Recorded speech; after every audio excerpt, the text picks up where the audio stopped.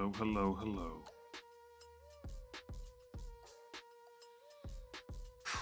What a day.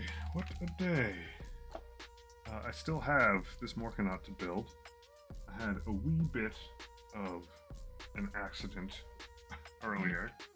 There's a doohickey that sits over the window shade. I don't know what it's called. It's a block of wood. And it sits right over this space. And it came down while I was out having dinner with my wife. And thankfully, it did not splash any paint. It knocked this cup of water over. It spilled some water. It spilled a little bit of glue, but nothing terminally bad. It missed my model, my Morkanaut. Basically, I came home and it was like right across this space. And it's not huge, but it definitely weighs like 8 to 10 pounds. But everything survived, so we're in good shape. Didn't kill the model. Didn't hit my camera that sits over this. Close call, so that thing's not going back up. But a little spooky, to say the least. Anyway, after that diversion, I did lose all of the rest of my, whatchamacallit, what kind of glue is it? My same stuff. This guy fell over. But it didn't seem... Hopefully it didn't melt this plastic. It sort of messed with my work mat, but not terribly so. So we're still in business. Could have been a lot worse, knocked some bottles like onto the ground. But like even if it had just hit one paint pot and sprayed that all over the place, that would have been kind of bad. And obviously if it had hit my camera, that would have been not so good. So I got lucky, and it's not going back up. And I'm just going to keep on trucking. But yeah, crisis averted. When I saw that it had fallen down from that high up, my first thought was like, well, it probably went straight through the Morkanaut, but nope, we're good.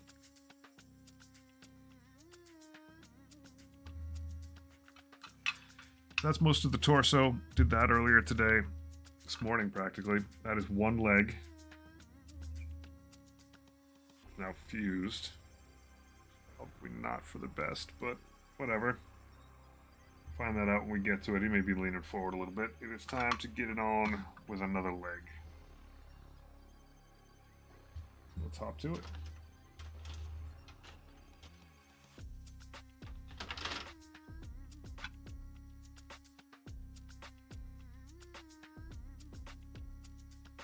Excited to be able to continue this with...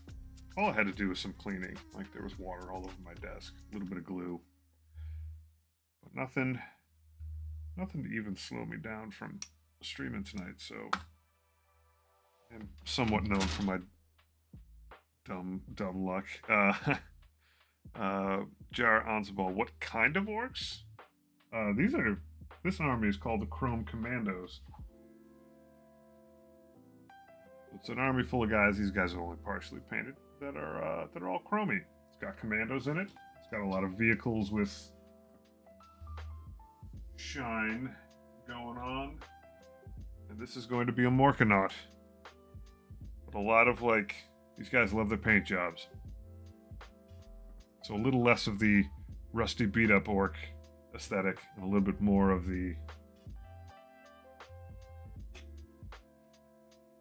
shine and glow. I like to think that these guys landed on a planet someplace that had a rad paint factory and they just fell in love. But the guy that I'm doing now is basically going to be the brother to this guy, the Morkanaut, which conveniently fits a golf rocker right inside. So this one gets this crazy. I don't even remember what this gun is called. It's like a Gatling of Gatling guns. The one I'm building right now will be a little bit different, and we'll get a little bit more of a purple motif. Thank you. I appreciate that. The whole army's like that, even down to I tried to make all the tanky stuff a little bit more grungy, but not too much. So even my grot tanks have they're black and dark, but even they have some chrome on them and some sort of camo chrome-ish going on. So yeah, one big shiny army. I got a set of 4 of them. I got these through sort of, I don't want to say nefarious means, but these are actually dupes. I'm pretty sure these guys got 4 of them. As long as you're here, I'll do some show and tell. A company in Ukraine called Black Legion Market, and I'm pretty sure most of the stuff that they do, they just they make a mold out of old models and then resell sprues made off of that mold. So I got grot tanks at a pretty reasonable price, shipped from Ukraine. They're definitely not official, but they are essentially recasts of the old resin models, and they do come in resin format. I think, if I remember correctly, it was like somewhere between like 25 and $40 shipped. Yeah, I've gotten a few things from them. I don't feel like entirely ethically sound for doing it, but I couldn't find grot tanks anywhere else. I got a Huron Blackheart from them late last year to paint and send to a friend because Games Workshop wasn't pressing it, and then like right after the new year they re-released it. But every so often I pump some money back into the Ukrainian economy. But they've always shipped my stuff, and it's always shown up. And it's a little weird because it's a recasting, but now I got a unit of grot tanks. Everybody gets shiny. Even Boss Snickerot, who just is an absolute stealth commando, rocking out all the chrome, gold necklace. See, these guys figured out the chrome that's. Yeah. There's a sheet for grot tanks. Like if you go on Wikipedia,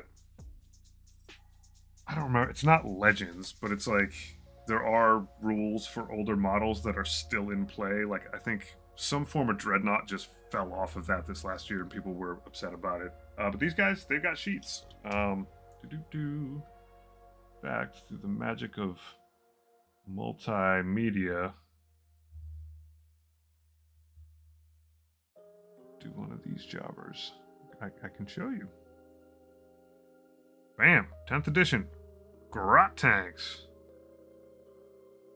So you get 4 of them. They all get different weapons on them. And for 155 points, I mean, you're putting 20 wounds out there. And they got some range on them. And they hit on 4s, because all the grot stuff hits on 4s instead of 5s. Are they playable well? I have no idea. I've never played as orcs. I've only played a few games as Death Guard. But I'm gonna play them. And I just like the idea of just having like a unit of 4 little tanks zipping around, each one with its own weapon, causing a ruckus.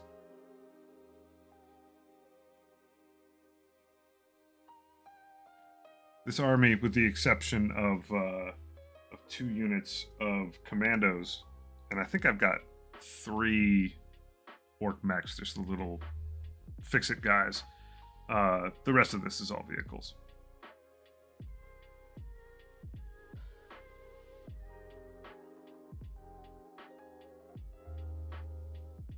Crazy Git Rancher?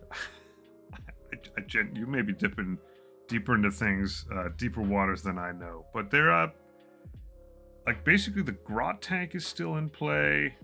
Grot tanks are still in play. There's like a mega tank, I think, which I couldn't, yeah. Which actually looks like a ship. Check out pictures of it, which I can. Like, look at that thing. I haven't yet sourced this. I haven't been able to find it, but it looks freaking dope. I do want one of these bad. Zodgrod. I don't know what a Zodgrod is. We're gonna find out. Oh, Wartsnagga. I don't actually know that much about this dude.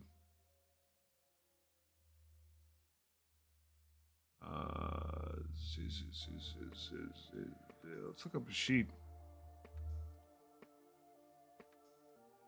So I'm pretty much like, no disrespect to the Snaggas, but for this army, because this is my first Orc army, I was like, I'm sticking with, I'm not doing any, the only, what you call it? God, I'm so tired. These are the only squigs that I've got, and they just come with the commandos. So I stayed away from the whole squig line, stayed away from flyers, and stayed away from all of the like power armor suit orc stuff, and just stuck with like buggies, dragsters, bikes.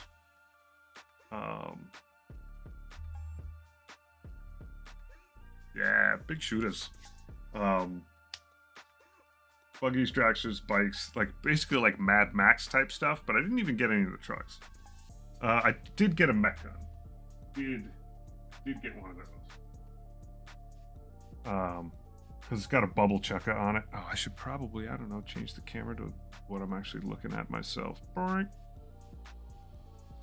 I do have one mech gun that I can drag around. But yeah, it's mostly vehicles zipping around. I've got the bigot boss bunker. I've got both fortifications. So I got the boss bunker. What? Until he's up here. Let's see if I pull anything down by moving my headset this far away.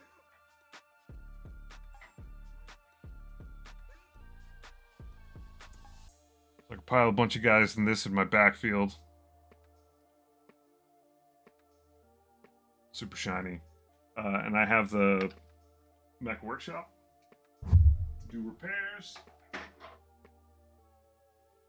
But honestly, this army is like probably mostly fluff. We'll see when the Orc Codex comes out, if they give a bunch of love to a bunch of the vehicles. But I just figured like a Mad Max tribe of chrome wearing, chrome shiny painting crew. I think you're probably right. I don't think I'm going to stop at this point. I always knew this was going to be like the gateway into Orkdom. And truth be told, I'm pretty sure a lot of people, while I got started on this project, were like, huh, that kind of looks weird. But when you put them all together, like on a shelf, it looks dope. And I know it's going to look dope on a table. With the whole gag of being stealthy and wielding a lot of chrome, like it starts to come together once you have enough models. It becomes meme-like in the army.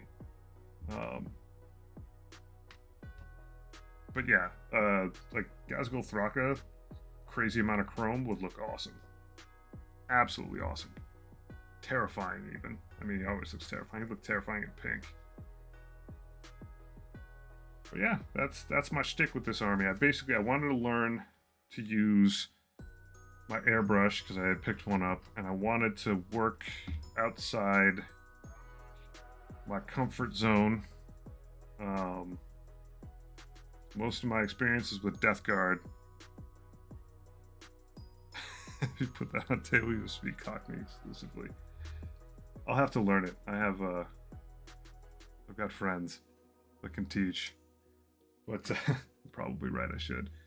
But yeah, it was an opportunity to like learn airbrushing, learn a bit of technique from people who just do straight up sports cars. I mean, there's a whole modeling community that's all just like crazy color shift colors on sports cars and stuff, and I figured I'd mix that up, throw chrome in as a theme, and keep it rocking.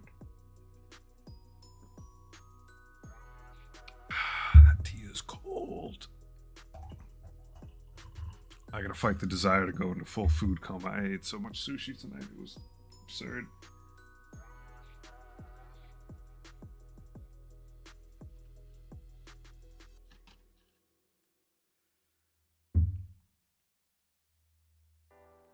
That's amazing. I hope so. I hope it's fun for other people to watch. I mean, there's been a lot of people who've been along for the ride. I took one break. in the last couple months to do, just like last week. I did a night rampager just to sort of break away from paint. So much chrome. But it's been a fun ride. Like, I don't know. I think every army I'm gonna do is gonna be like nothing heady, but like a concept album. Like, I'll think of some idea that I want to do that'll give me a lot of practice in a space that I'm not, like, take me out of my comfort zone every single time. The night was very refreshing. Yeah, this is. I might as well show that too, because I'm here.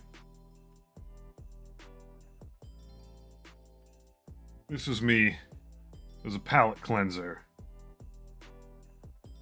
A corn-blessed chaos knight stepping through a crater full of blood and rebar and skulls and stuff. I did need a break. And actually, Maury, that was very much your doing. Like, I've been painting orcs for like 2 months. I'm like, yeah, I have been painting orcs for 2 months. This is where I got my Vim back for.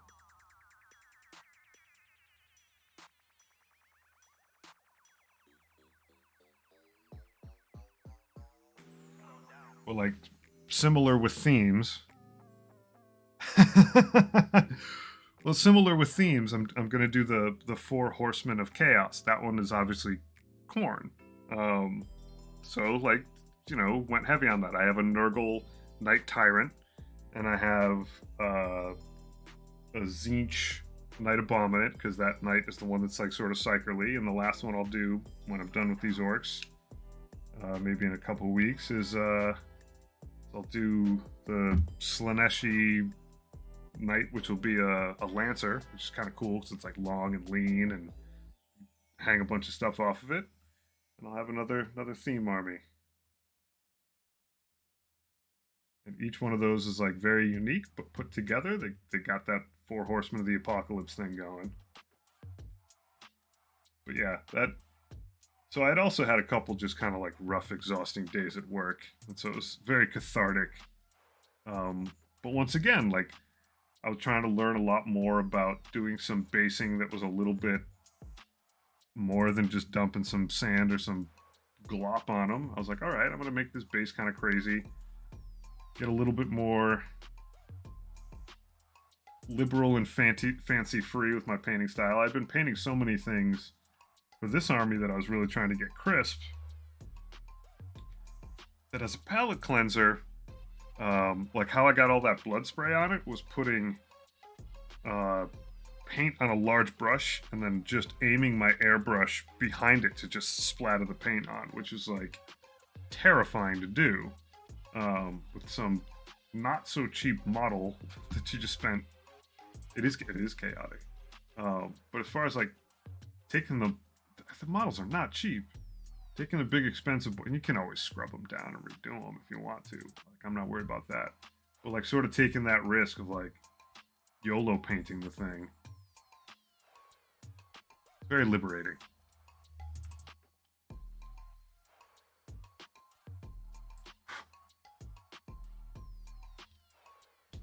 But now that I'm back on this guy, like, this is going to be all crisp airbrushing to the very end.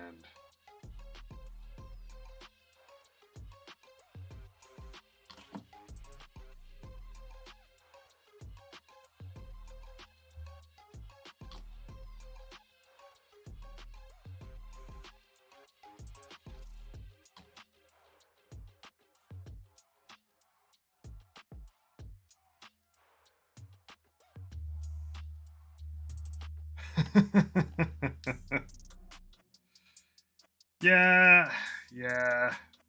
I'm a bit of a free spirit.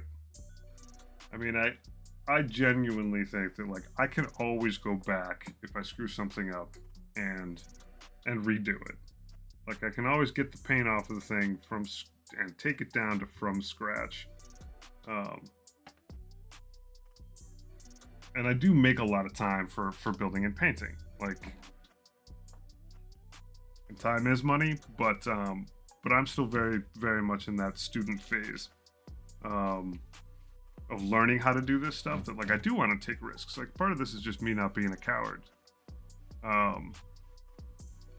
which like has very different meanings, but like even streaming is like me going like, man, a year ago I never would have streamed. I never would have done stuff in front of other people. I never would have put my face out there on the internet. Now I make my painting mistakes in front of people, so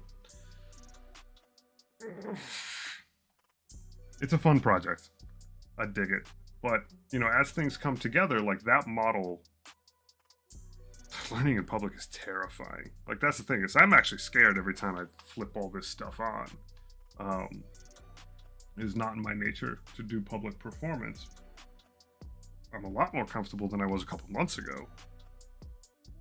But like by nature, being in front of people, speaking, not my thing. Whatever, it's a good project. Gets me out of my comfort zone. I'm not an artist. This is the most I've ever held a brush with paint other than like painting walls inside a house. But it is teaching me a lot and I love it. And it does have the benefit of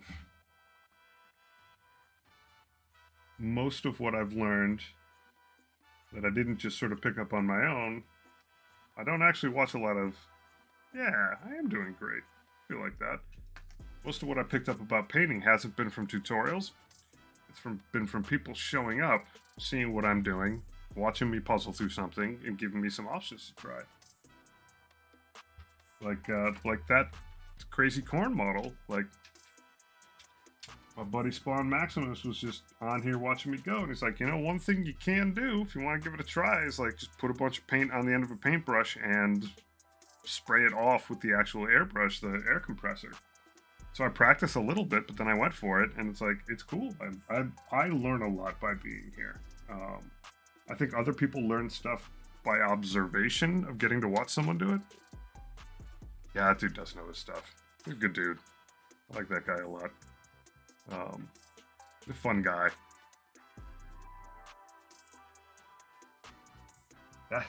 That dude knows how to bootstrap. Like, he makes a ton of his models from cardstock. Like, wow. He's got some really dope stuff.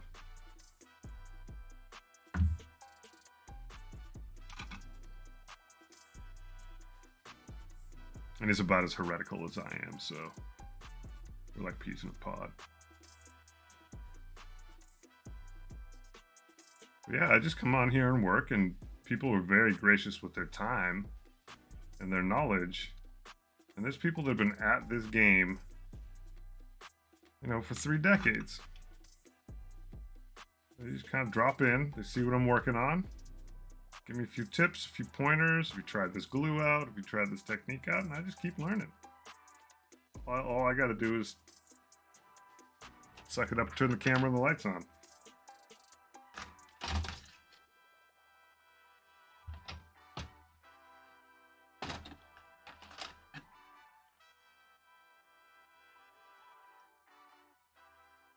I got started last year. I had plenty of fun just sitting around alone in my room painting. But having some nice folks show up, talk shop, talk about life in general. Have people watch as I do weird things like paint a whole orc army with a ton of chrome. It's fun. It's a lot of fun. Keeps me on my toes.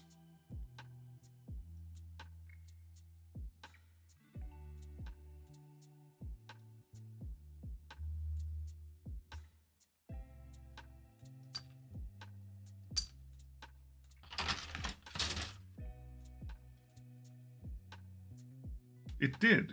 It absolutely did. And Henry Cavill is kind of like the ambassador to the game at this point. I think it's good, because, like, he's a real deal. He's been around playing it since he was a kid.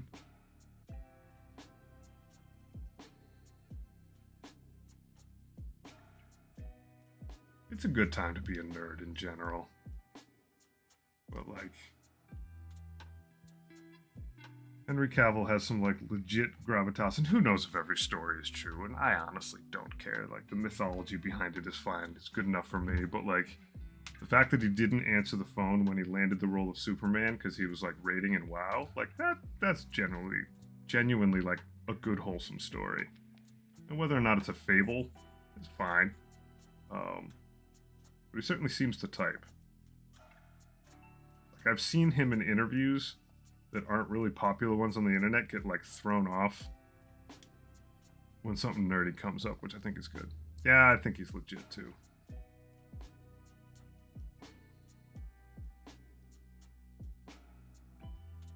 Like he was showing off, building his own PC before it became the kind of cool thing to do if you were a celeb, like 5, 6, 7 years ago. Like he was like posting on Instagram, like him at a table putting his own PC together, which is like a classic nerdy thing to do. Like, regardless of the fact that he's like some super fit, handsome dude who's an actor who's good enough to play Superman, The Witcher, and probably a space marine of some sort.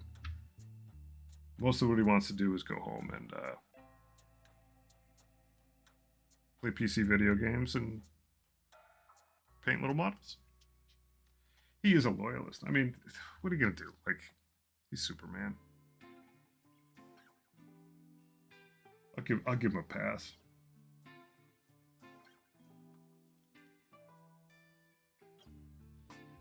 It is, but like, this whole thing's a celebration. I mean, part of the strength of the IP is that there is something for everyone. I think anyone who likes any faction in Warhammer has a character flaw. It's just a different flavor.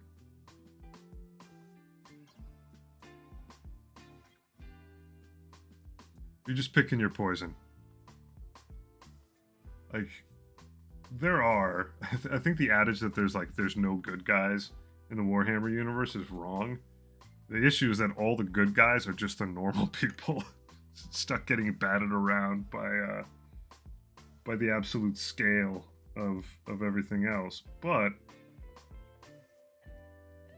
I think we've come to an age in human history where it's just like, yeah, maybe there aren't any good guys ourselves, and I think that's sort of why people gravitate towards the IP. It's like, you just celebrate what kind of flavor of bad guy you are. I think I was talking to Sector X, and like he and I both were just like, I don't know why anyone would like the Space Wolves, but I like the fact that there are Space Wolves, and I like the fact that they're there for someone who likes the Space Wolves. To me, they're just like, they're kind of meh, but I don't want everyone to like the same crap I like.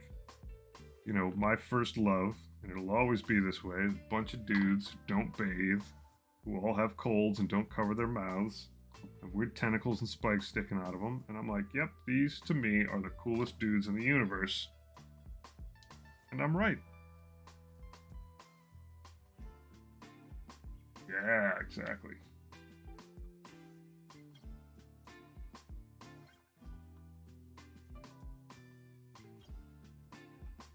Except maybe orcs. Like, the orcs do have a layer of like purity to them that I've come to respect more and more. Like, at least they're not acting like there's something else. But yeah, everybody's screwed up. It's a good universe. Makes for very good plot.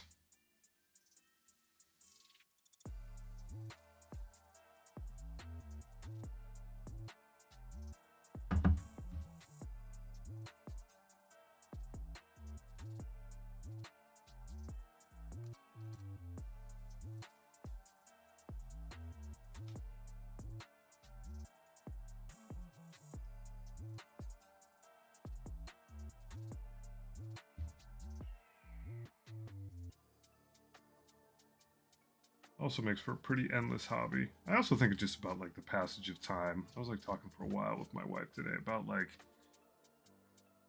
some people should probably not have kids. Some people should. Not because of anyone's ability or any of those weird arguments of like those people should never have kids, but like some people genuinely don't want kids, and so it's fine, don't have kids.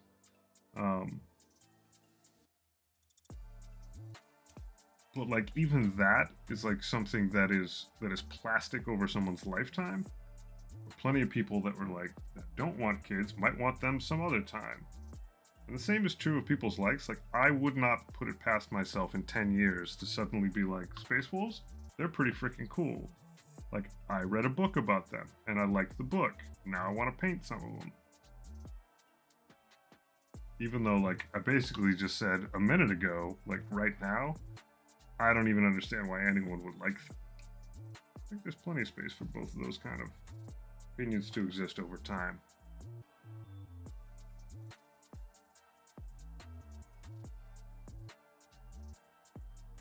Alright, I'll let that thing dry a little bit. I think I scuffed this guy up enough.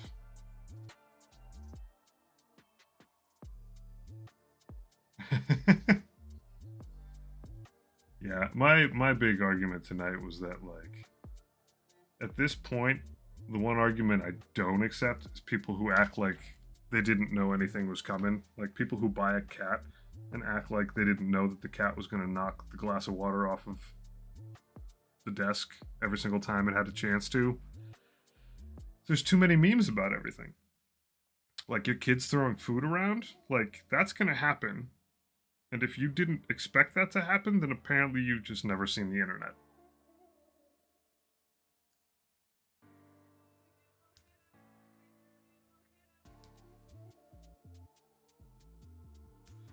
You could literally just watch videos at will of people giving birth to babies. People changing diapers and whatever. Like 30 years ago, there was a book like What to Expect When You're Expecting, which is like, oh my god, it's a crazy book because no one really talked about it. Did you ever play the mobile game Space Wolves? Not mobile game?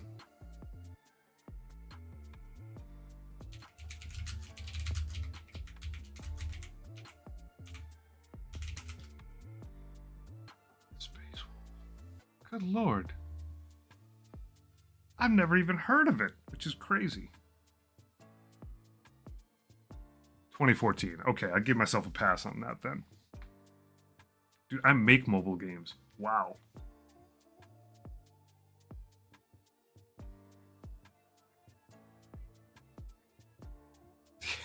It's like for real.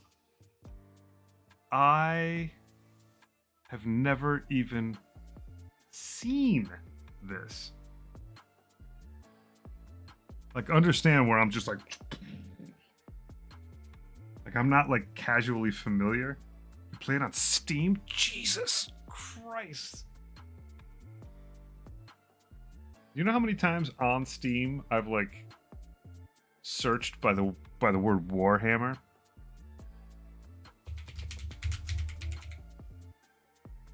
Space Wolf. Can you play it on?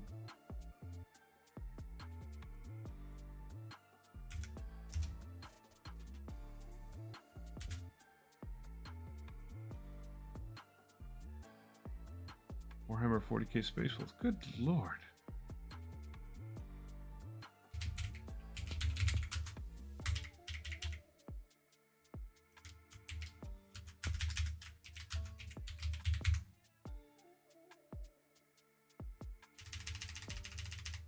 Hard to search for.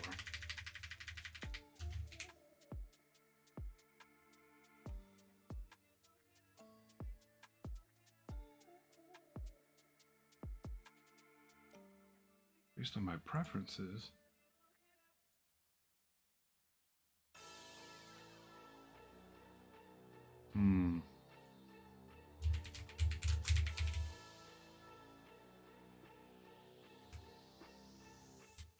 It is not showing up for me in search right now. Strangely enough. It shows in some of the drop downs that you could search by, but then it doesn't pop up for me. Hide. Maybe I hit ignore on it. That's possible.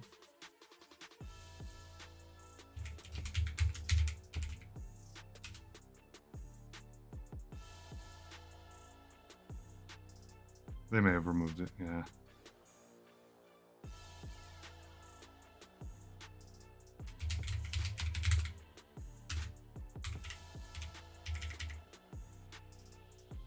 Colon space.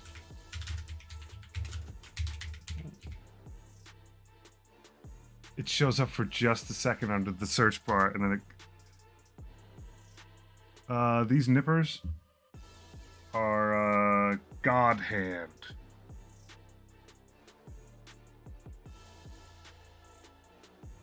And they're absolutely amazing. I absolutely love them.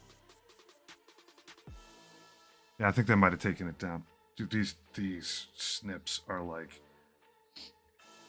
I only use my old Citadel ones now for like heavy duty stuff when I'm scared and I like don't want to accidentally hurt these guys. These guys are not fragile by any stretch, but they just cut through everything. And they are... The springiness on them is like really good and smooth. And honestly, most, like, I get these things pretty clean without having to like pull the X-Acto out because it can very surgically get back in there and snip away on these guys. The God Hand snips, 10 out of 10. Full endorsement.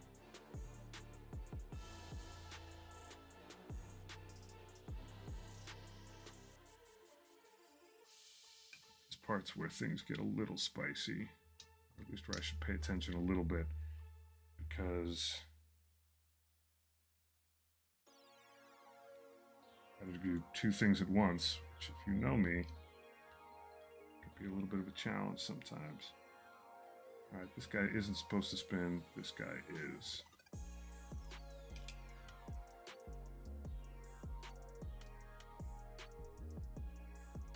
Yeah, the God Hand snips, absolutely phenomenal. There's very few things that I find like a game changer and all the stuff that people sort of suggest. Like, I'm like, okay, I can see the difference of why I'd use this tool over that tool, this glue over that glue. So the same stuff glue is pretty awesome. But like, I like to just try a bunch of different stuff, and I can decidedly say though that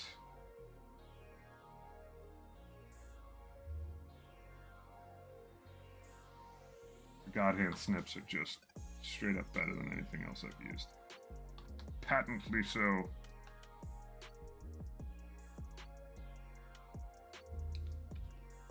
Oh, fell out. Don't fall out, buddy. I don't have time for shenanigans right now. Patience for it.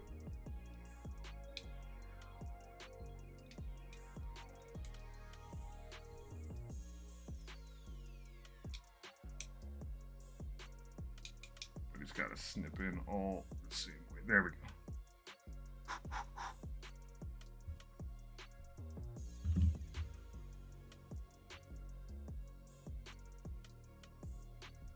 However, these sanding twigs, oh my god, these are the bee's knees. Well, but I got these super early on. I think I was watching that Miniac dude, who I like a lot, but I haven't watched much stuff of anything lately because I just paint and build, paint and build, paint and build. But those twigs, so good. They get between all kinds of spaces that are really pain in the keister. They're cheap. You get a whole stack of them. It's a 5mm sanding tool. In the spirit of, I try a lot of crap. DSP. IAE. 5mm.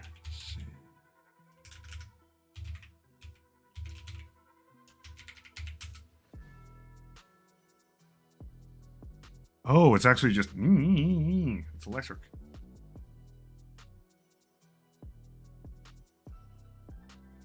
Ooh, ammo tapered sanding sticks.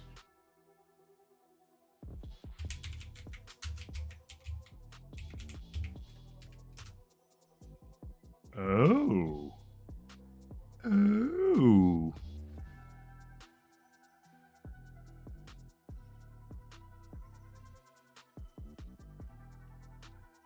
Don't mind me as I go onto Amazon.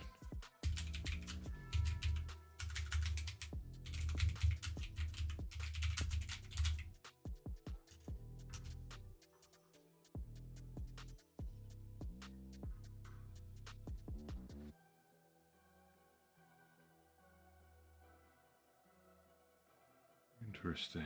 Interesting.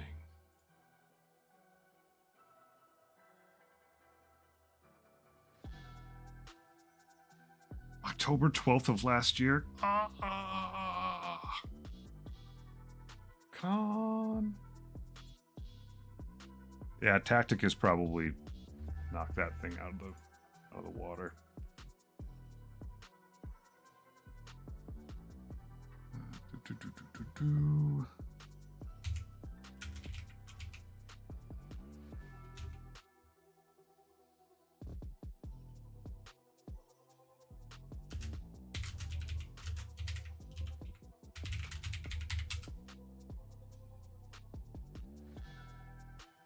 All right, I will have to pick up some of that stuff.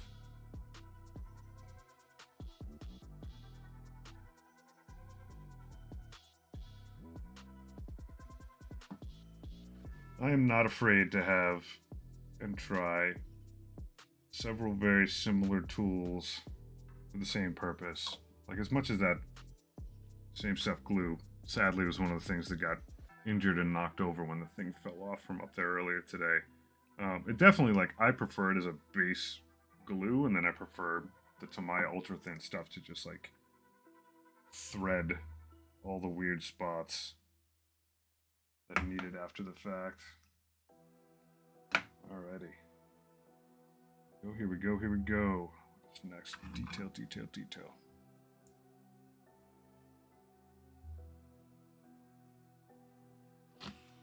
Weight thingy, is that 40? That is 40.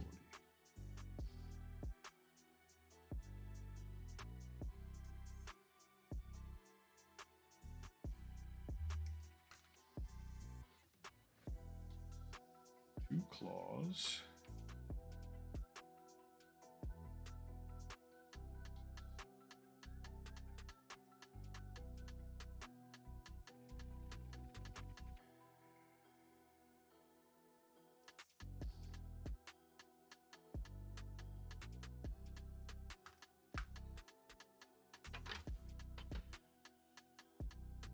This guy, who I remember from the other side, fit really bizarrely, but it's his business.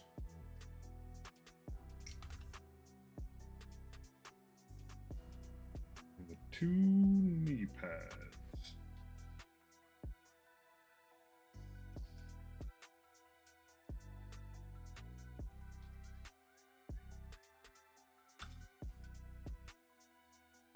Yeah, and by using something electrical, like, that's if I'm still catching the right person talking about the right thing.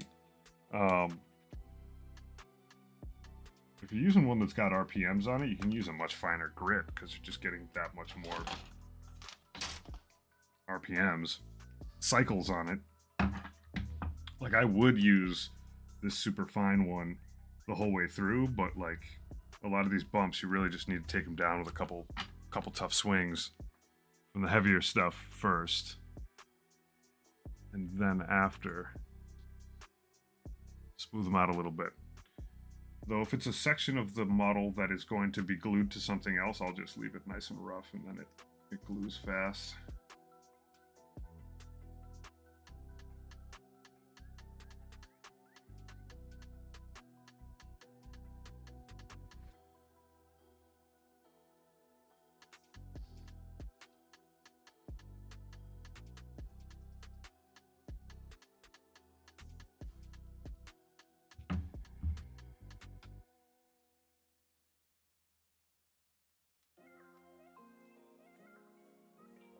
Yeah, I tried with a Dremel at one point, and it was just too much. I mean, that thing like kicks off at like 10,000 RPMs. It's just, and it's cumbersome, even though it's a tiny tool, relatively speaking.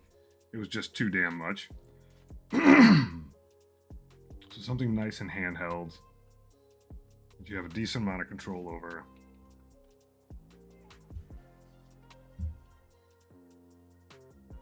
Sounds like it's right up my alley.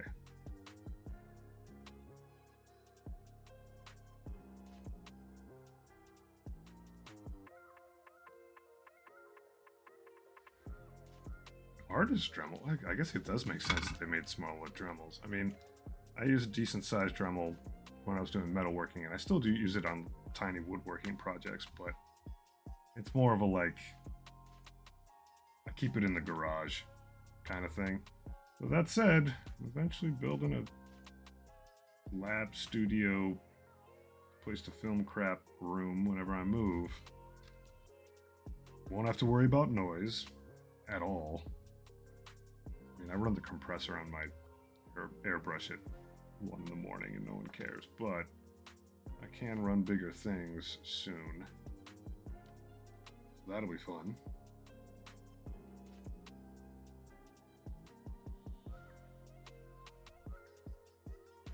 You need to start thinking bigger than just this tiny corner of a desk.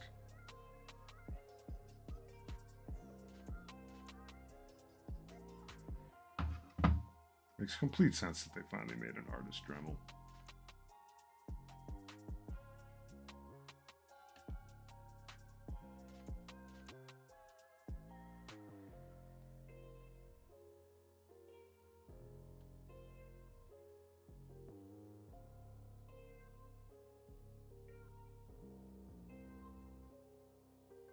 I'm using one right now. Love it.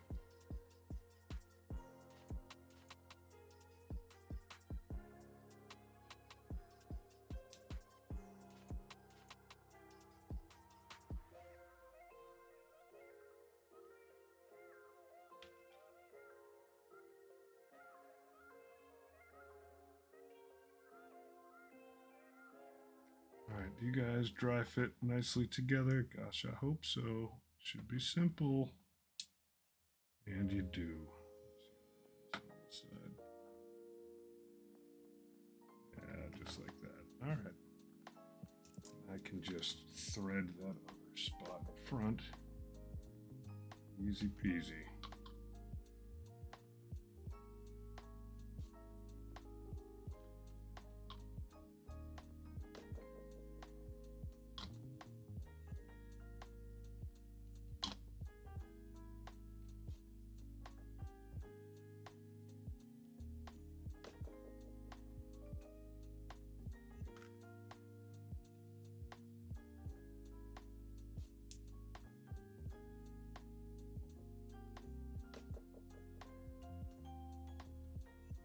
Woodworking is awesome. Admittedly, most of my woodworking now is just fixing crap rather than making crap, but I still have a couple projects like in various states of built from last year, but I definitely I don't go into my garage in the middle of winter and do nothing.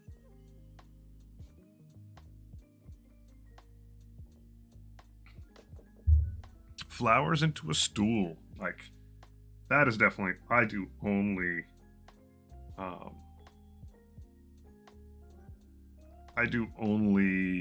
don't do aesthetic things. I do very utilitarian woodworking.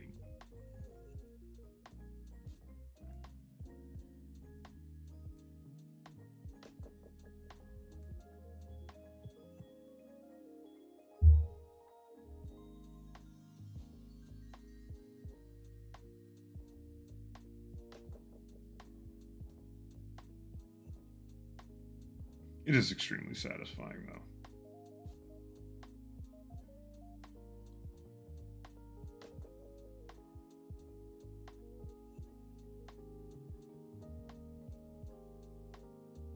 I think everybody should do some amount of woodworking.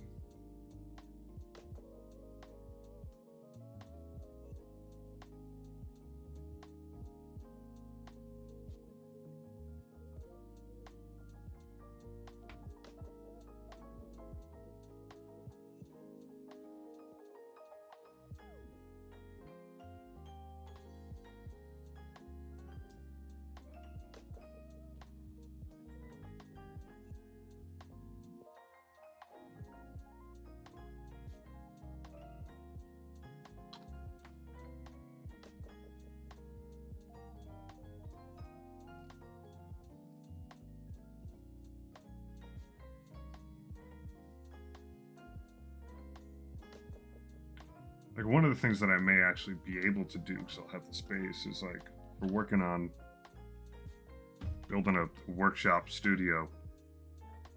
Just build out all the shelving for it. Like, I'm a little bit tall, so most of the stuff that I would buy off the proverbial shelf to put together is almost always too low for me.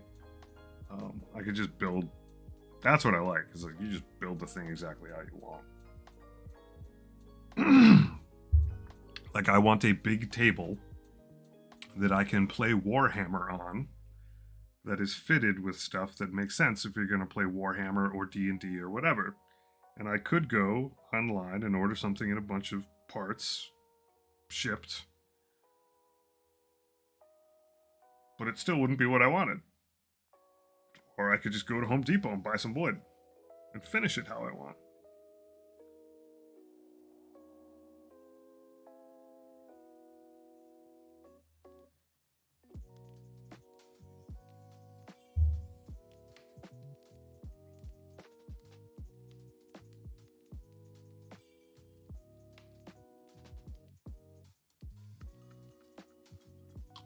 Like, I imagine there's going to be a certain window of time where some of this stream is actually going to be me just building out the new space.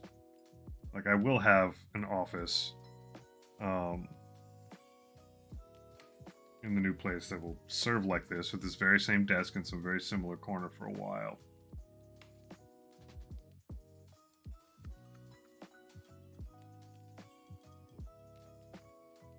But then we'll have to expand. Probably take people with me along for the ride.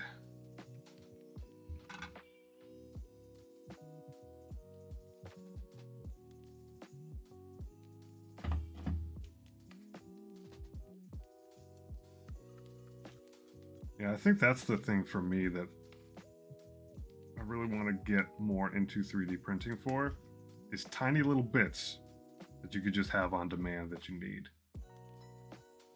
And you just measure them out, print them out,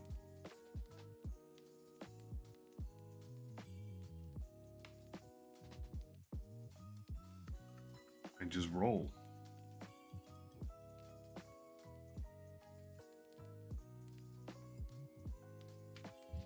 Like, what a time to be alive and like run a D&D campaign and like over the course of a week print out a bunch of just monsters and terrain and crap, like paint it. So good. All right, how did I do this one? Yeah, about that far away. That's good.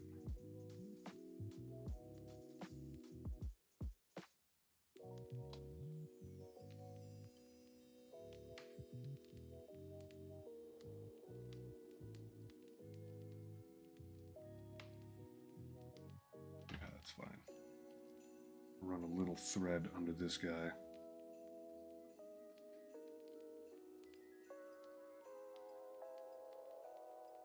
And if you're savvy about it, a lot of times, if you're like me and you're not that good at woodworking or whatever, some of those little bits are what kind of bring the whole thing together at the end, when like it's a little off this way or it's a little off that way. Being able to add a little strange shimmish part or some handle off of something that like wasn't going to make sense.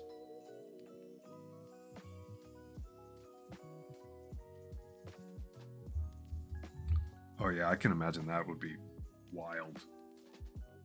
Wild. Taking everything you've got like in Blender and just like, oh, I guess I'll just print it out.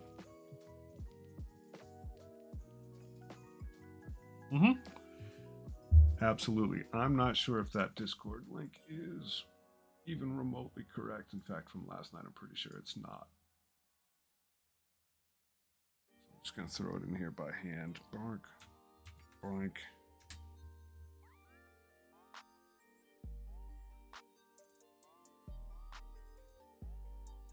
Edit invite link. It's set to no limit. Expire after. Never. Never is what I want. Generate a new link. Copy. See if I break Streamlabs by messing around with it. Bam.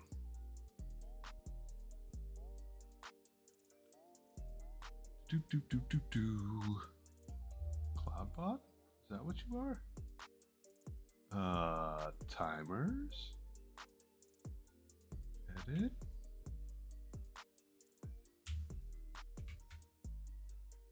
Confirm. Timer updated. Old link is not working. Yeah? Yeah?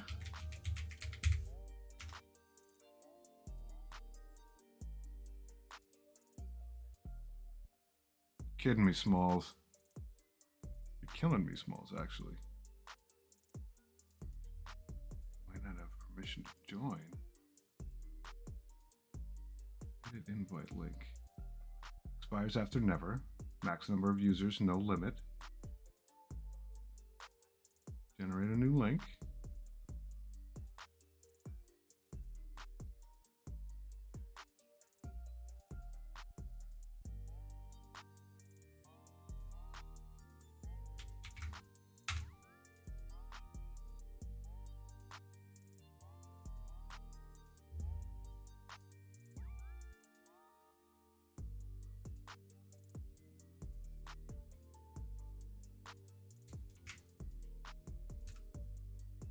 Try that one out.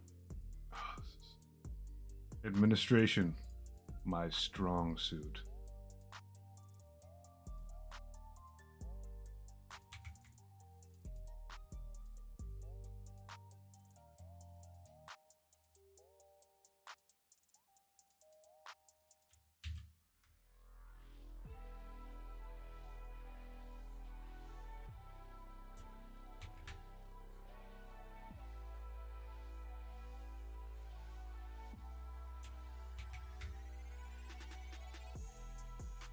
Oh well, we'll keep rolling.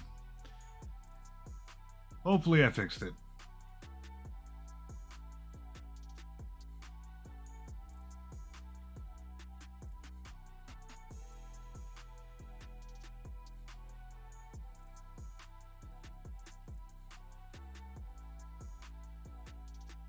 I'm sad about that Space Wolf game. It looks dope.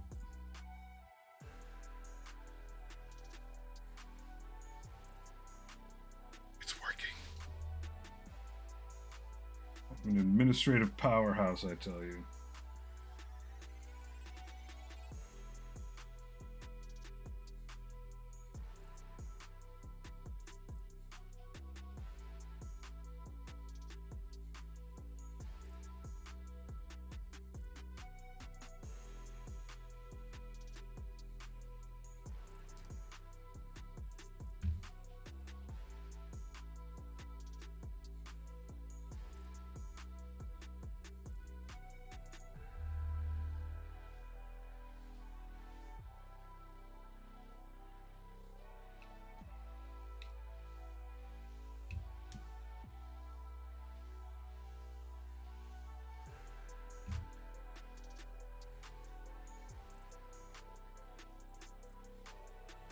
Let's just go straight on.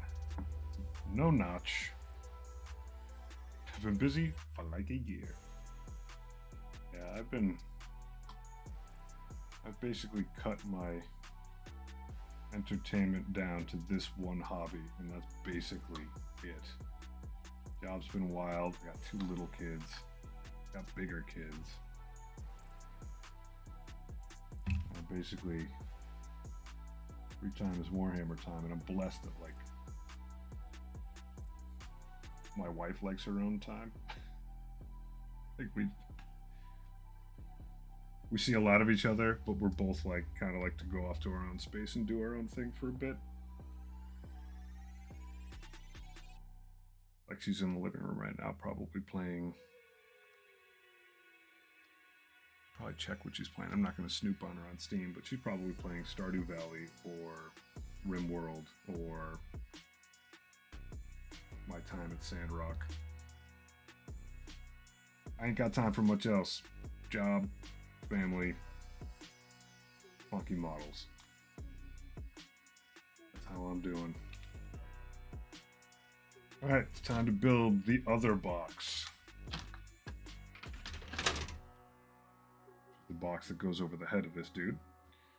70, 71, 82.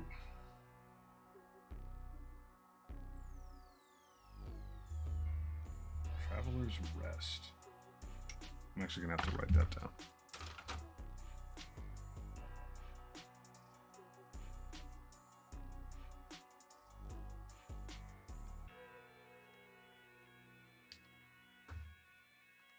I'll have her check it out.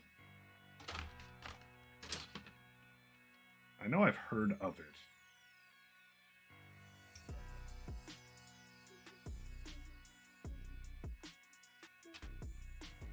Fay Farm.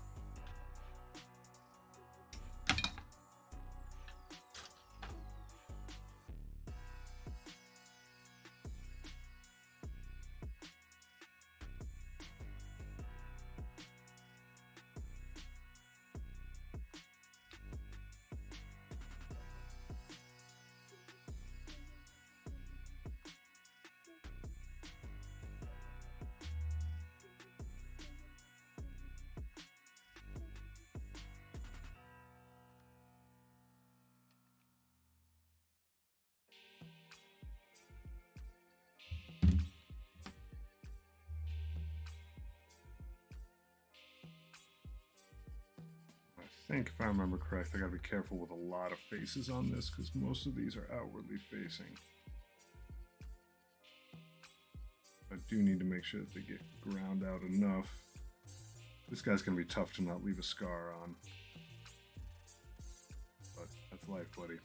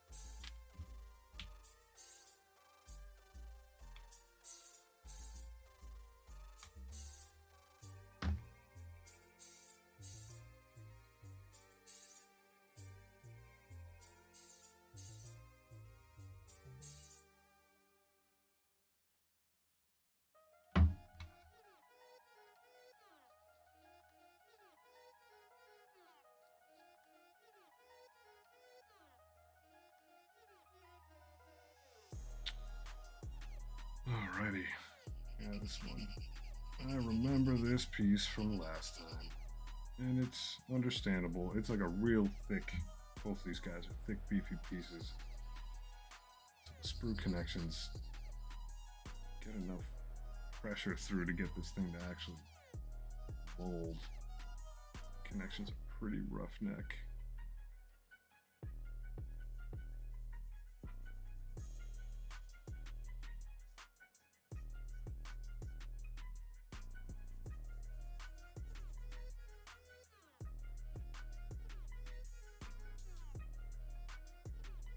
These guys still need to get gone.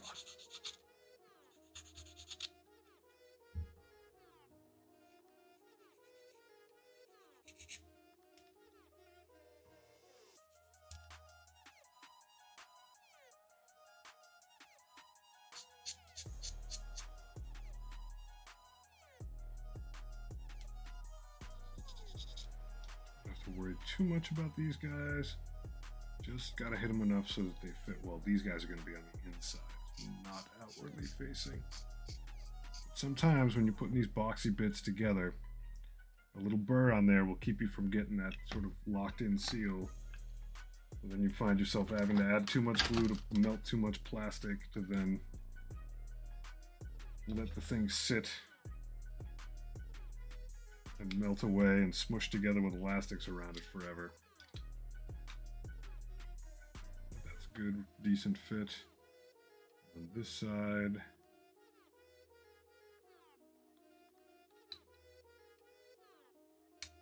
that's a good, decent fit, so I think we're safe. When the top goes on, that's when things will get spicy. Outside, buddy. Alrighty. Glue this guy up.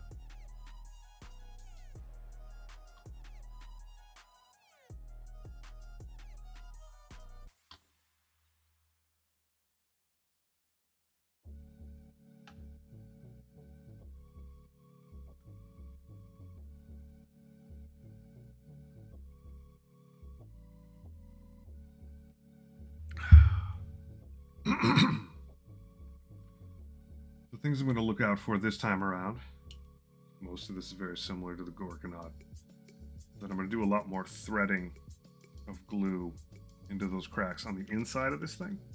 Obviously there's some spots you can't avoid hitting on the outside, but before I go to the next step and put the top on this, I'm just going to make sure I get some dabs of some ultra thin glue on the inside here. It'll stick better, seal up better, it'll sort of capillary pressure its way in. Before moving forward, I definitely want to get that going.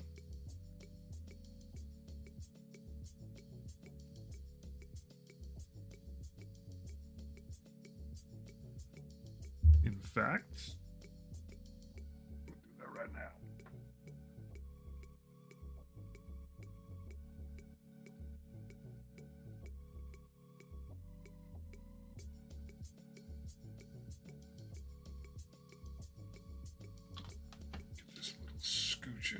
Yep, it's a little bit of pressure this way. So I don't know if it shows up on the camera, but I can actually see that like there's a tiny amount of warp in this. So it needs a little pressure this way too. This piece did not fit on top quite so easily the first time. Absolutely okay in the end, but hindsight's 20/20 if you let it be. And these long, flat pieces tend to get a little bit of warp. Even if it's probably even just some of the warmth in your hands while you're handling stuff. And I obviously manhandle everything. I'm not exactly full of grace. This one is going to go...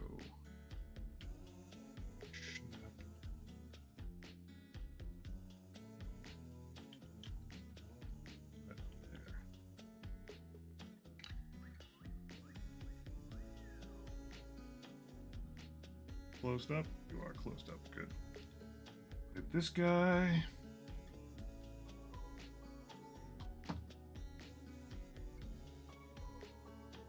Long.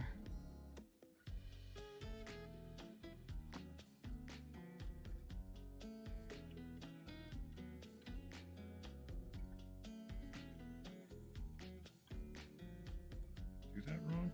I hit the wrong face. Ha! Next step.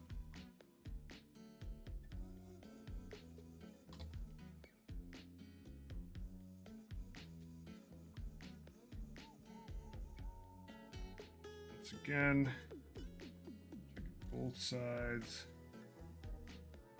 I'm gonna put this guy right here, and I'll apply some side pressure to it. Too much. Gentle. Keep it straight, but a little bit of side pressure on there will be good. There we go. Sort of watch it drop into place a little bit.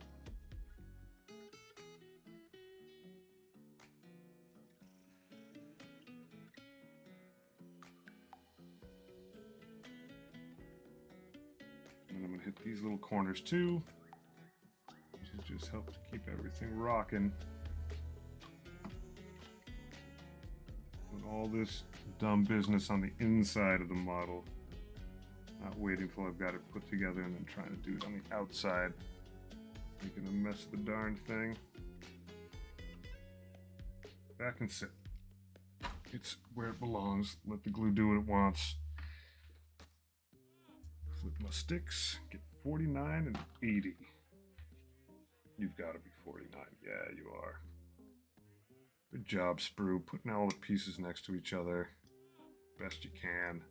I think it gets a little flaky near the end with some of the like horns and spikes that come off of this, but for now, everybody's being a team player on this sprue. I like that.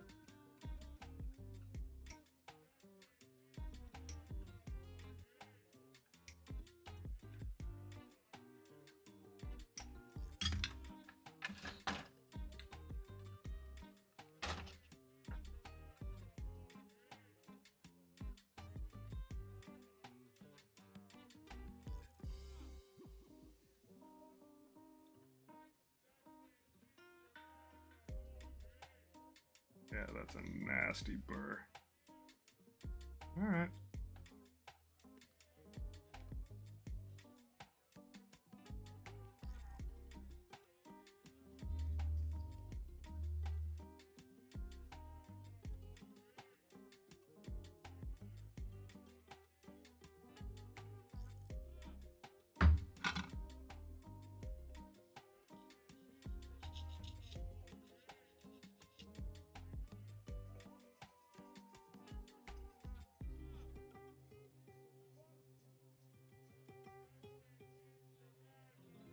Always just run your finger over it.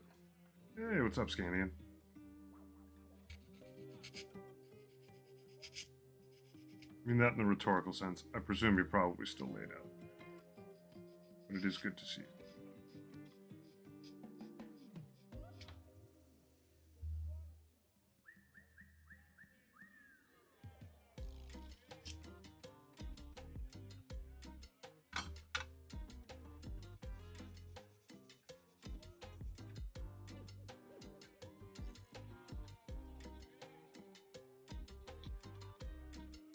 Grab my brush here.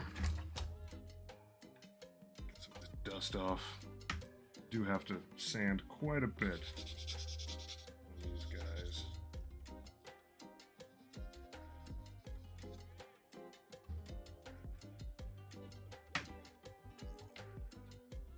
Make the best of it. Catch up on some reading. I might recommend the Eisenhorn Omnibus because it's 8 million pages long and pretty good. I'm back on that, having finished Volume 3 of The End and the Death. I have to say, I do like some Inquisitor PI work in the 41st millennium. They're good reads.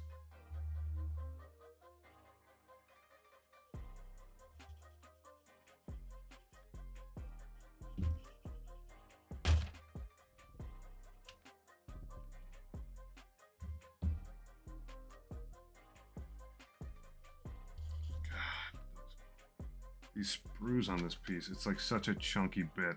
So every connection to the sprue is just equally chunky. There's a crazed scar on it. I made you spend money? I'm honored. I'm honored.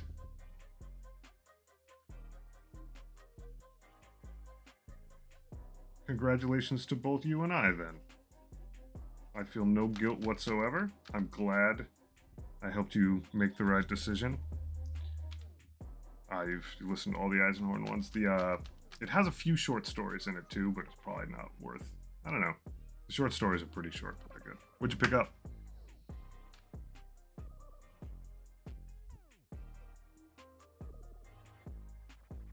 How were you positively influenced by this stream? That is what I'm really getting at.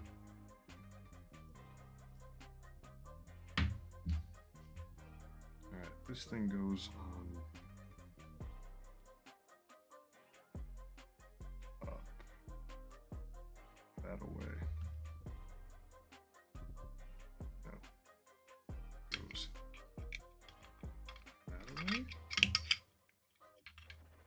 part that was super weird? I think it was.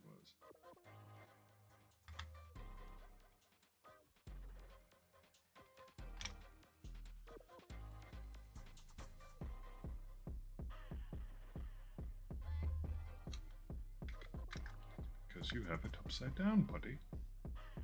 But that goes right on there. So I gotta just glue this whole thing.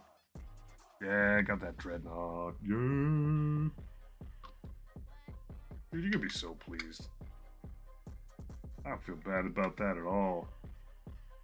You'll never see me apologize for even nudging someone towards picking up a dreadnoughty. They're fun, dope models.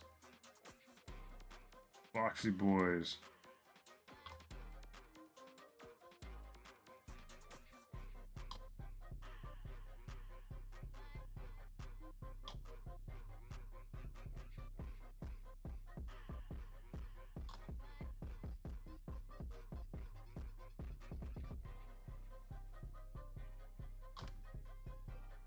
Congratulations. You made the right choice.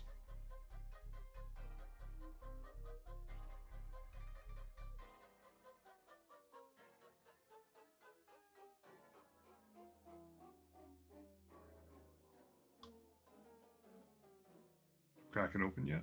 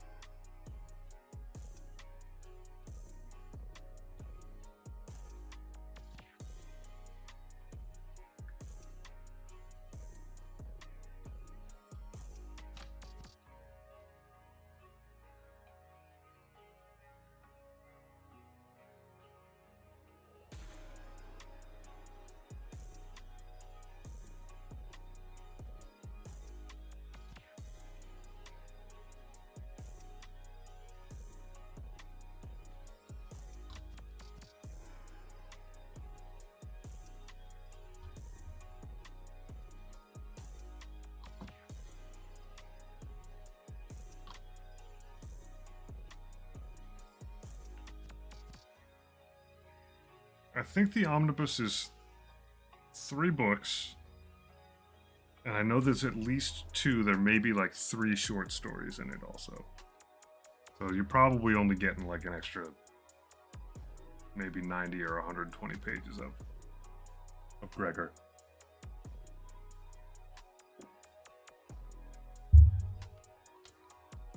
But like one of the ones that I just read was like a super short, is like not a full book by any stretch. But it was cool. It was kind of just like some side gig he was doing. They're kind of like just little windows into inquisitorial business. Alright, this is not playing as nice as it could. So I'm going to pressure it into behaving.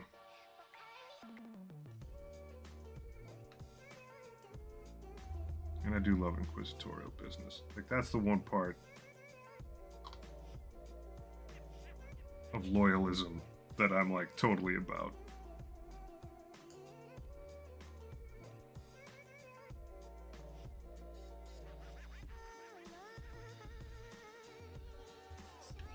I don't think I've actually gotten to the one about the accountant. Unless I read one and forgot it.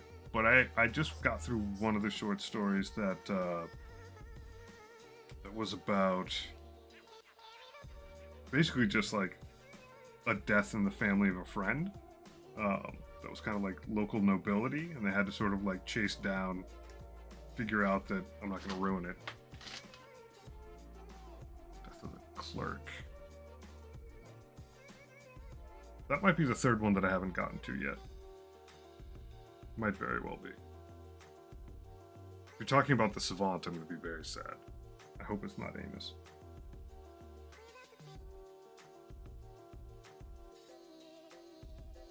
Turn to the house leader. Oh, you know what? No, I may be getting stumbled up on uh, on the description as clerk, but I think you're talking about the one with the Glaw family.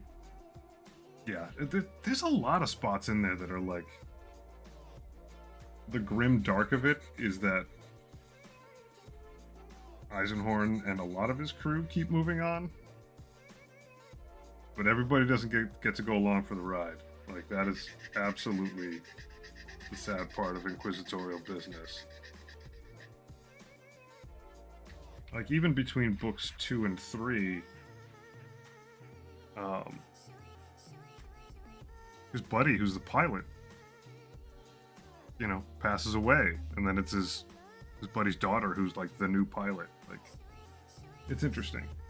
And obviously, when I was spouting at the mouth talking about who Henry Cavill's going to play, I hadn't read anything about Eisenhorn, and I could see that being something that would be tasty for him to play. I still don't think it is. Still think he's going to be Garfield Loken, but I get it now.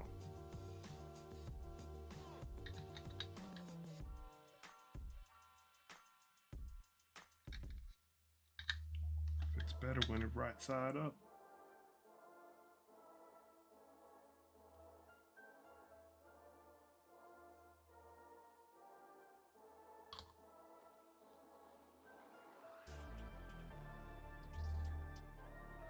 I did see him in Man from Uncle.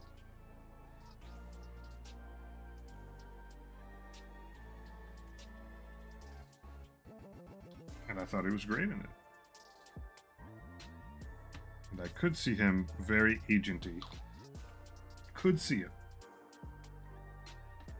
Most of my argument isn't about what he could do, or more of a globalized look at the IP. I thought it was awesome. I loved the old show. My parents got me into the old show when I was a kid. Because they both thought it was awesome, and it was, it was before my time, but it was still recent enough where you could catch it on like syndicated reruns back when syndicated reruns existed, and I loved that show. To see the sort of update with him in it, I thought was pretty cool.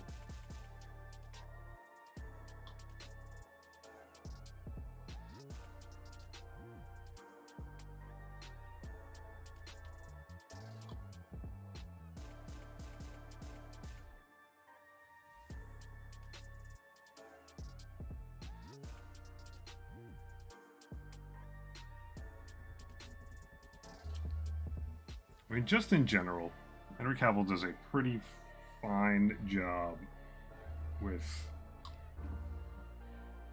interesting protagonists. I mean, honestly, to be able to split the difference on doing Superman, which I thought he did a pretty good job, excluding the part where they had to mask out his mustache in weird scenes. I thought he played a good Superman, and I thought he was great in The Witcher. And then all the other stuff he's done, I would love to see him play a villain. And maybe he's just waiting for the right moment to come to really go full villain. But at least in recent times, he's been, pretty thoroughly good guy of different amounts of light and dark.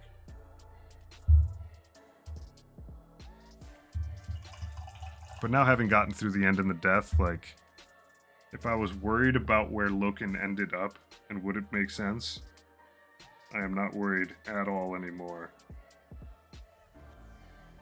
He would. You know what I think? I think they're just waiting for him.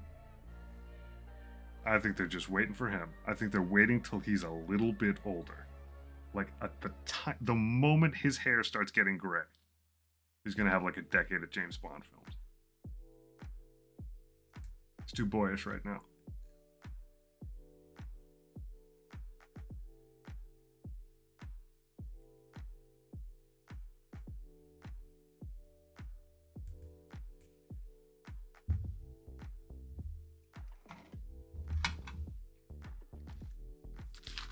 Like they caught Pierce Brosnan right when he was turning that corner. God, I can't remember the name of the most recent guy. God, how can I not remember his name? The guy's an awesome actor. Daniel Craig. They caught him like just as he was like turning that corner. Like there's a certain amount of distinguishedness of age that I think needs to be in there, or at least they expect it to have in there. Oh, that's right. This is the Motor City moment of truth. I got to put that thing together. So I think they're just waiting on him, and I think he knows it. I liked it, but they were clearly trying to like change direction a little bit, to make him a bit more rogue element, and I can respect where that was like probably hit or miss with a lot of people. Like I thought it was an interesting twist.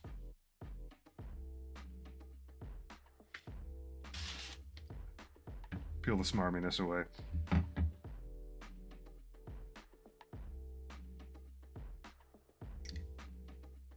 But he is a very different Bond. And like I think should be polarizing.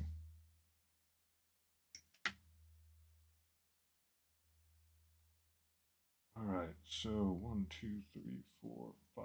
1, 2, 3, 4, 5, 6. Of course, there's 6 of you. 56 is over here. All right, that's not too bad.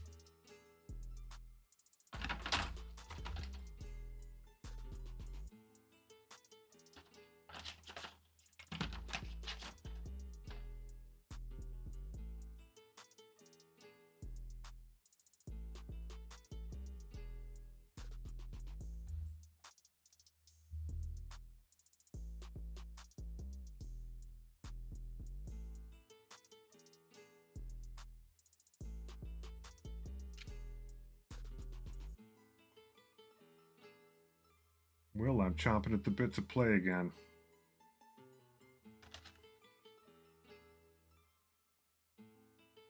And you may at any time elect to switch sides if you want. Don't think just because I love Death Guard. This time around, I think could honestly be either. Absolutely either. You got space to play too. We are both rigged up for it. I will double check and make sure that I don't have some like strange obligation right after it, but I could definitely come up north. Oh, this time around would still be Old House. This would be the last battle of this house. At least with us. Who knows? Maybe Henry Cavill's moving into my house someday. Or it'll be on the market long enough that you and I will just come here only to play Warhammer.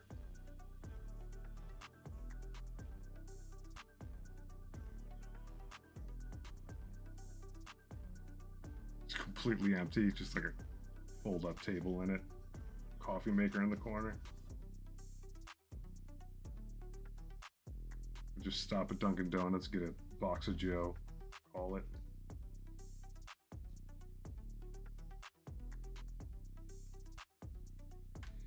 Strangely enough, the toys, well, the toys themselves will be pretty early. I actually have like an exit plan where I'm probably just going to be working on an Ork Mechs in the very tail end of it, but like all this stuff behind me will get moved out. The shelf behind me will be moved out. I'm probably gonna have to like still be working in this office for like maybe a week after, I would think. So I'll just be driving to my old house to work, which is pretty hilarious to me, its own way. Put that twig. But what I'll leave here, maybe that won't work. I don't know. I haven't really thought about it too logistically. I basically can't move this office over there until the internet is set up there. Which reminds me, I should probably get the internet set up over there. Ah, poor twigs. But the toys are going to be hand moved. Yeah, let's do it up here. It'll be good send off for this house. It'll leave this house with good energy. But yeah, in the future, it does not always have to be here.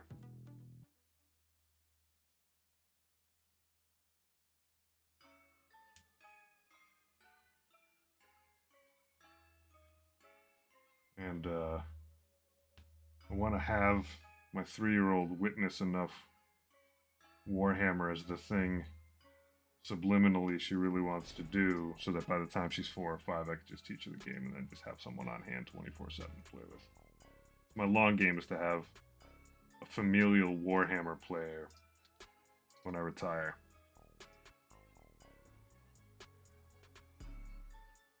Dude, she was eyeballing the toys on the table and the dice, and you could literally just watch the gears turn. Like she wasn't grabbing everything. She was like, these aren't. She was not treating anything on that table like it was toys. It was like, like, what is this thing that I know is probably not for me, but sure looks cool? She was mad dogging it. Like, I got pictures. She's just kneeling there, like, just staring at it. Put me in, coach. Put me in. What is this BS you are doing?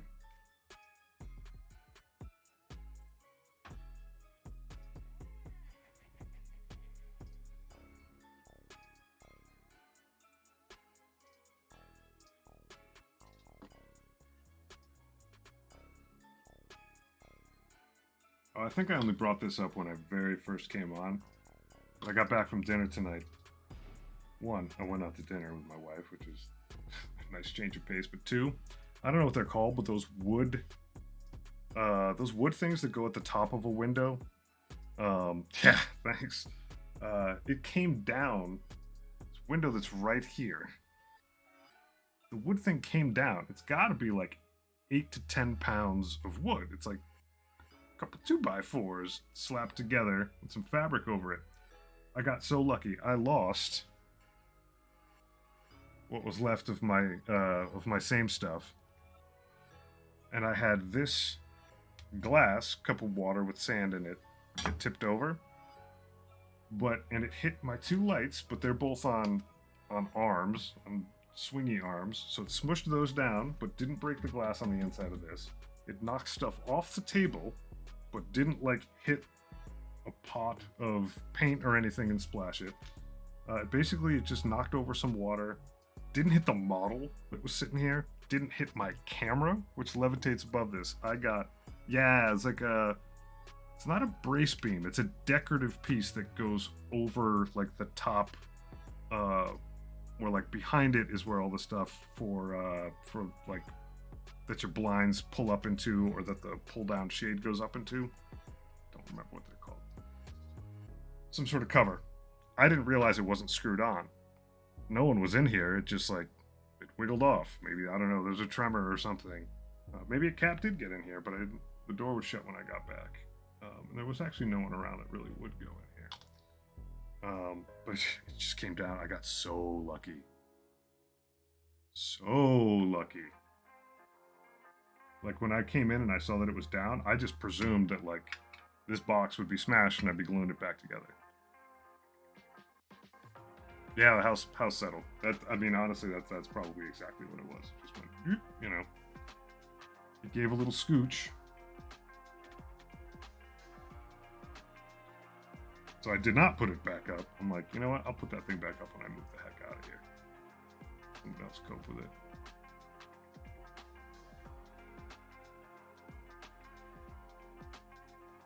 But super lucky. Like, it was like 2 paper towels worth of cleaning. That's that.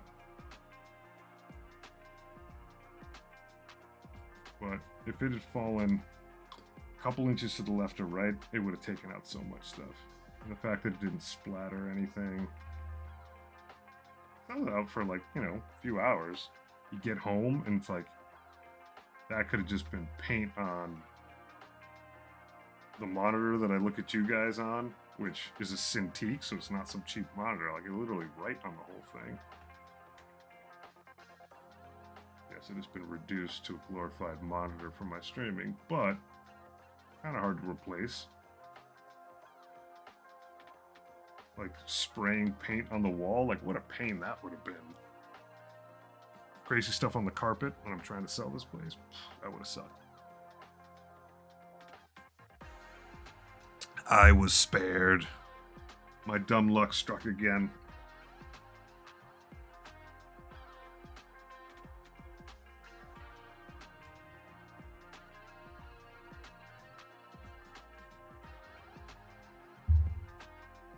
Dumb luck in spades.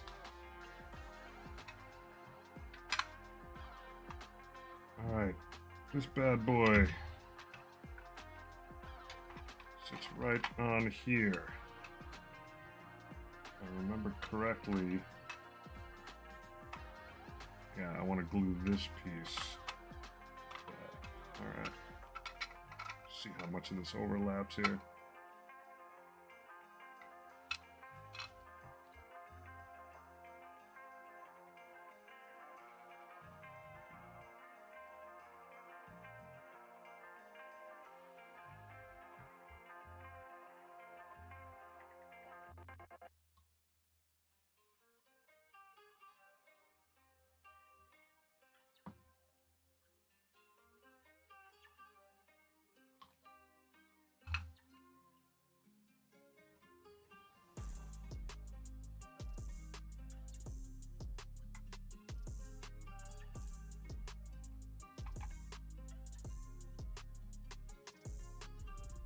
The lintel. That's what it is. What a word. Good job. That's what happens when we properly crowdsource the I can't think of the word, can't think of the word. The lintel fell. It wasn't screwed on. Now the lintel fell. Big old hunk of wood.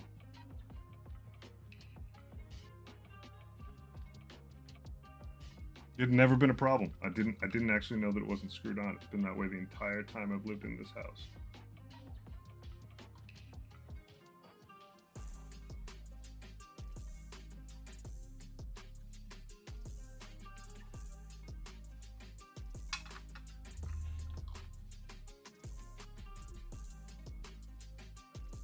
It was just resting on the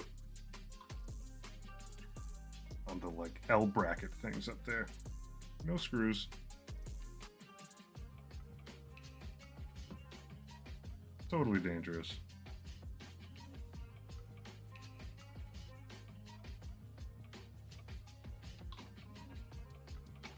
Like, it didn't even have screw holes in it. Like, the previous owners just put the thing together and just laid it up there. It was kind of wild that I hadn't run into that this entire time.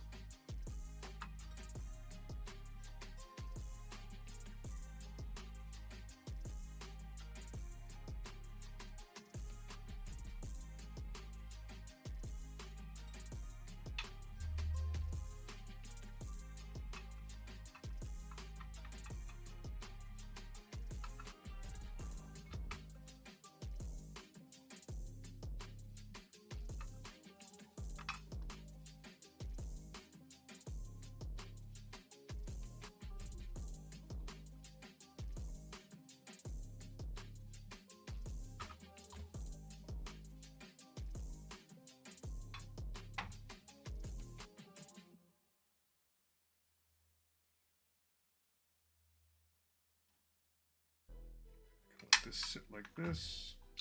I think I can. Good. 57, 58. Okay, so nice and easy to find. That would have made me very sad. I mean, I would have just glued the thing back together, but man, to come home and have your Morkanaut get murked,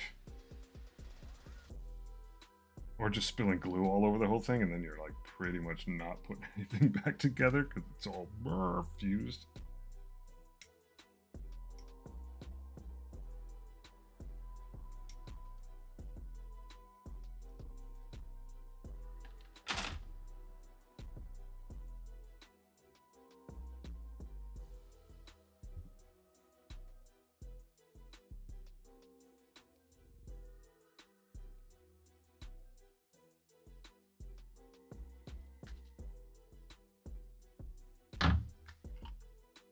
Houses, man.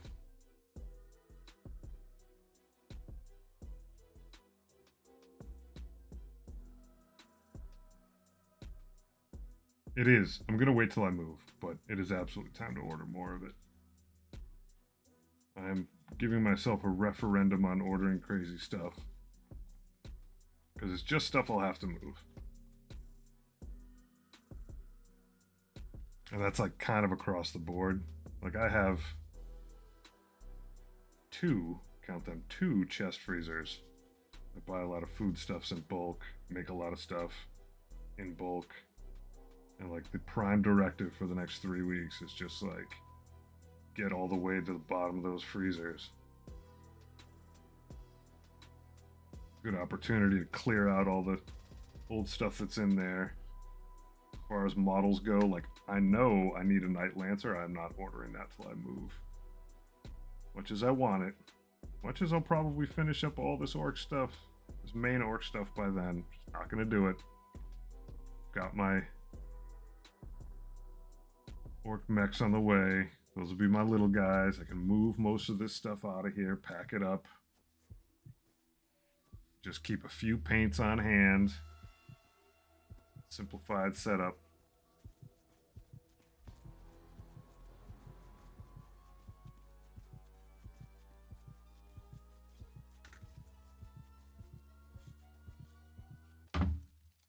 Then when I moved in,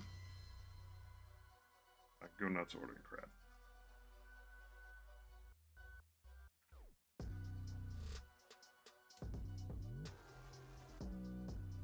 And I have to be a good citizen in this regard because I've told my whole family to stop buying new stuff. Put a referendum on stuff. Things.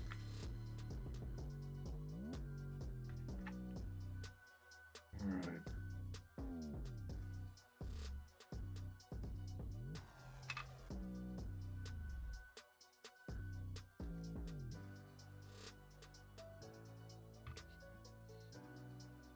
Oh, the two nubbins fit in like that. That's where they go. Just like that. But I do miss it. I was pretty sad to see that bottle emptied out. I think it mostly just evaporated out. Like my desk definitely has some amount of discoloration. But all in all, could have been about 50 times worse.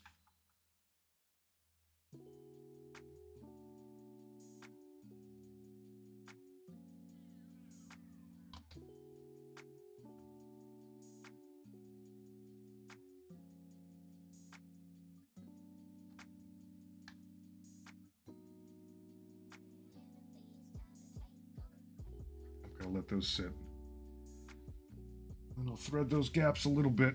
This definitely needs a minute to meditate. Making good progress, though. I know the weapons are complicated. They took a little bit more time than I thought they would last time. And this guy has a bit more adornment on his back. Tesla coily crap. But in theory, if I had to estimate, this guy might get finished up next weekend. Possible. I don't think based, especially because I'm going to try to theme base Morkanaut and Gorkanaut together. So actually, when they stand next to each other, there's something in the middle sort of connecting both bases-ish. Not connecting physically, but thematically. But you do get a lot of mileage when you airbrush. And this guy's going to be airbrushed just like the last guy was. So thinking about, properly putting down a couple coats of mask here and there. Like once the airbrush is cooking,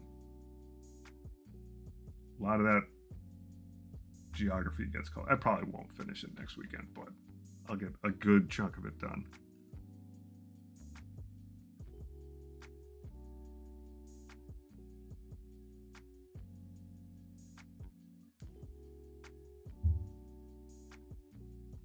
These guys went, well, the first one went way faster than I thought it would.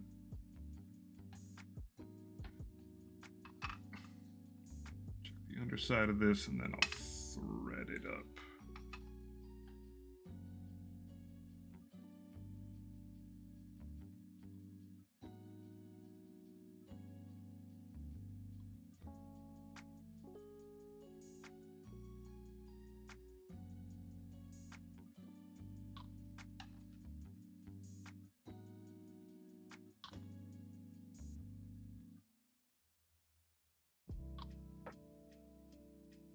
Alright, this guy didn't actually get on there that good.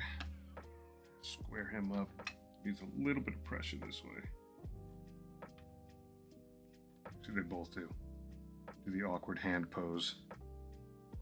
As much as I routinely dread not having a couple extra augmetic arms, for larger models, I am blessed with, like, big hands with long digits.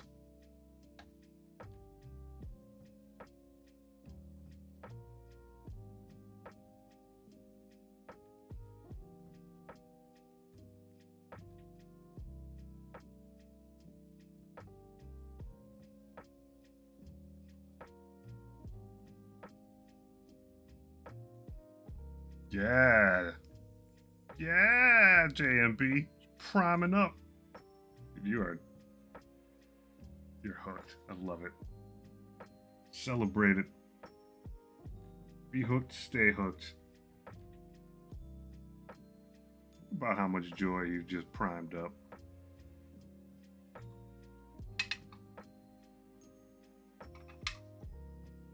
Baller.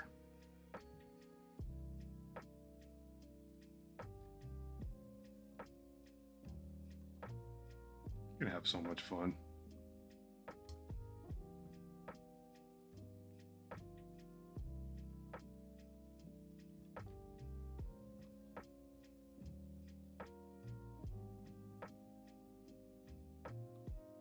Charge.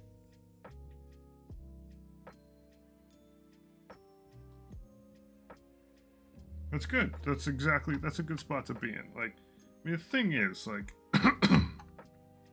I'm not playing the role of the devil. Like, I can make a very sound, justified argument. You think about the money you spent, and you think about how much time and joy you're going to get out of it, especially that time factor on top of it. It's kind of multiplicative. Like, if you went bowling, it's like, what, 10, 15 bucks an hour, buy a couple beers, maybe get a pizza with your buddies, spend like 2.5 hours bowling, like, dropping a lot of money for 2.5 hours. You buy a model, man, you're like building it, priming it, painting it, and then who knows how much play you'll get out of it. And it gets to sit on the shelf. It's extremely economical. Like, I make this argument about video games all the time. I drop 50 bucks on a video game. Like, kind of games I buy tend to be like strategy games or roguelikes or whatever. Like, I'll get 100 hours easy out of that game. 100 hours out of a $50 game? Like, how many other forms of entertainment am I going to find for $2 an hour?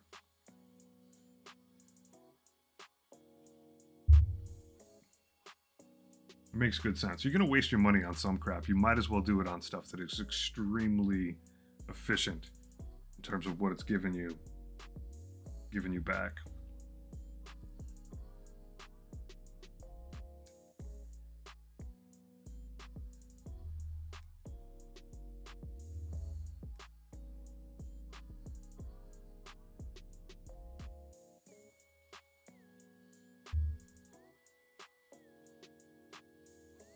hiking with your dog. I mean, dogs aren't cheap either. Get an amazing amount of joy out of pets. I got 3 cats running around this house. Like, I gotta buy food for them, buy litter for them, take them to the vet. I gotta tell you, having pets is another one of those cases. And they're not, I mean, they're things, but they're not like a thing like a, paintable soldier. But good Lord, like, my cat that passed away last year, 19 years old, and he was a baller. Absolute dope cat the whole time. A great guy to have around.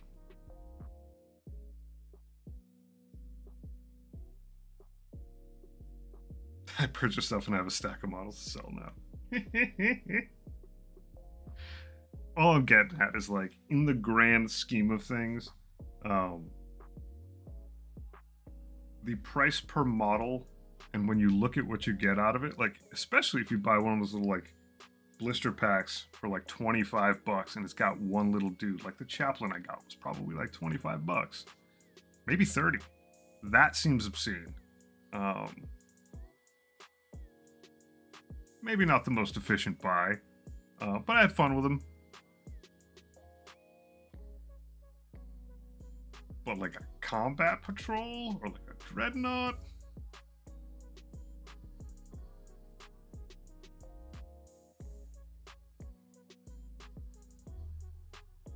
yeah, I'm gonna wait till my little kids get a little bit older before we get a dog. But and I do love dogs. I'm more of a cat person, but I love dogs. But I mean, kids horribly expensive. As far as the entertainment and joy I get out of them, not too shabby. Obviously, not in the same realm as like Warhammer stuff. Kind of a different argument, but. I have done plenty of wasting money.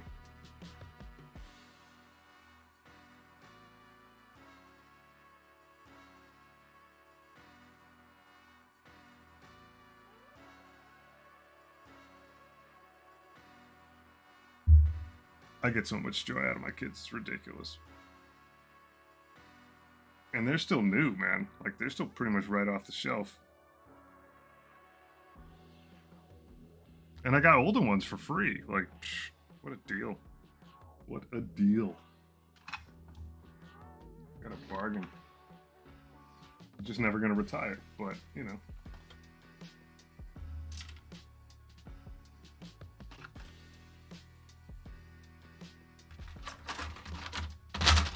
See, what I did, so I don't have to worry about trading the kids because I waited so damn long, didn't find someone that I even remotely wanted to have kids with for so long that, like, I was established.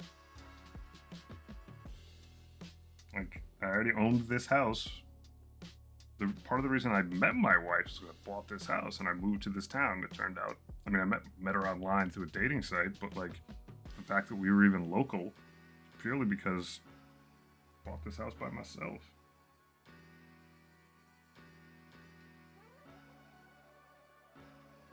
I am still dumbfounded as to how people manage to have kids in their 20s or frankly almost even 30s. Like, it's hard.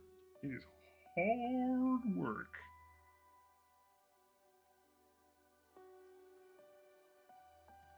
And I don't have a lot of energy for it. But I'm out of my days of like struggling to support myself. And I didn't have to drag them along with me through it. I got lucky. I got real lucky. I was like very, very much like I'd made my peace with the fact that I was probably never getting married and have kids. And I found someone, but I was totally in that boat. I was never like, oh, I'm never gonna get married and have kids, but I was old enough. I mean, I think around 40. I was like, yep, all right, I guess I'll just do my own thing, like date people and whatever. But I never put that much. I never felt like I had to get married. And it just all kind of came around pretty quickly. Life will surprise you. This guy guy I gotta sand up quite a bit because he faces right up. I'm also a stepdad. So I've got, by my own loins, I've got a 3-year-old and a 1.5-year-old. But I got a 12-year-old and a 24-year-old. I got like the package deal out of it. And like, we're cool. I don't agree with every last thing they do, but I wasn't around like to raise them from scratch. But like, we hang, we chill. They all live here. Part of the reason I'm moving is because I went from buying a house as a bachelor to having a family of 6. Yeehaw!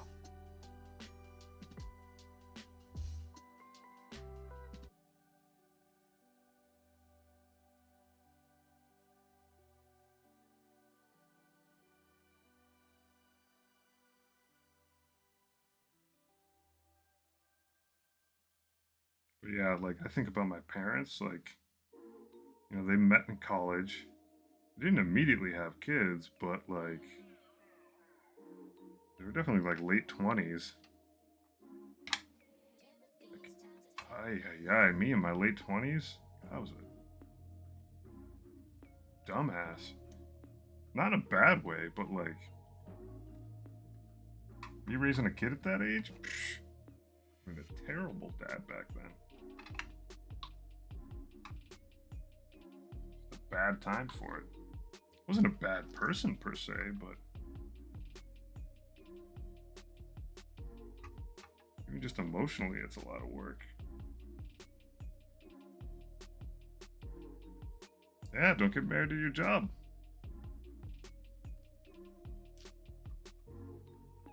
I mean, the thing is, like, it's, you gotta leave yourself space for more than one thing. Don't get married to your job. Don't turn your family into a job. Be dynamic, but have some separation. Oh snap! You gonna show and tell? Bam.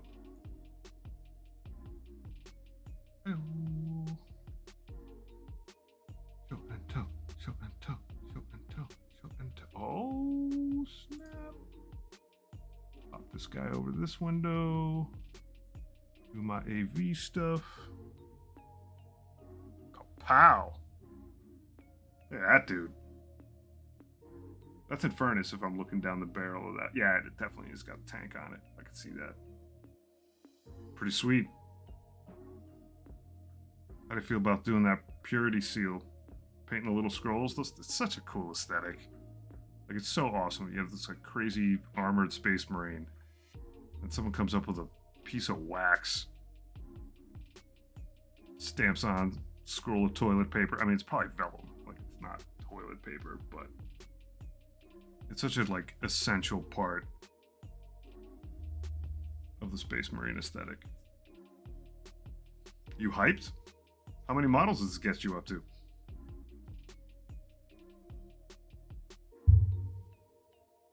Those sucked, yeah. You're gonna find though that like over time, like stuff like that, absolutely just like abysmal early on. And I'm not gonna say that it ever gets easy, but like 12 cooking. But that stuff does get easier. Your eyes, the visor things, those look freaking dope. Like those look really good. Like, you nailed that.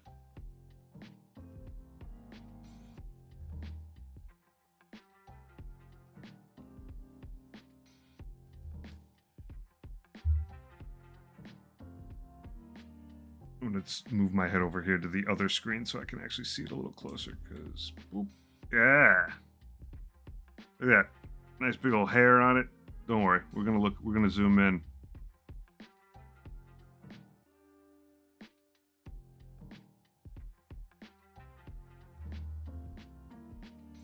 I ain't gonna tell you how you do your biz, but I generally do these little doohickeys last.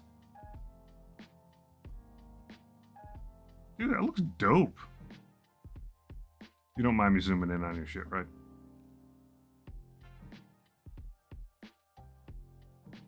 That guy's balling.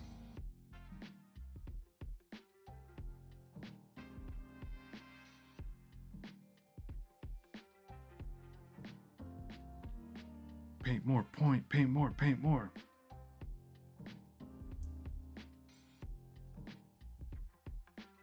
So there's a little thing in Discord when you click on the picture, there's a little thing that says open in browser. When you do that, there's another like plus level and you get right in there. I think the most important thing, and I think it is actually very important to look at your models in super close up, like after a camera takes a picture of it. Not to be like super critical of your own stuff, but you realize very quickly that while you're sitting there staring at it and looking at it and like biting your lip and being like about this or that, you put the thing down on the table, it looks awesome. And like everybody's stuff super up close, you see that it was like a human hand that painted it.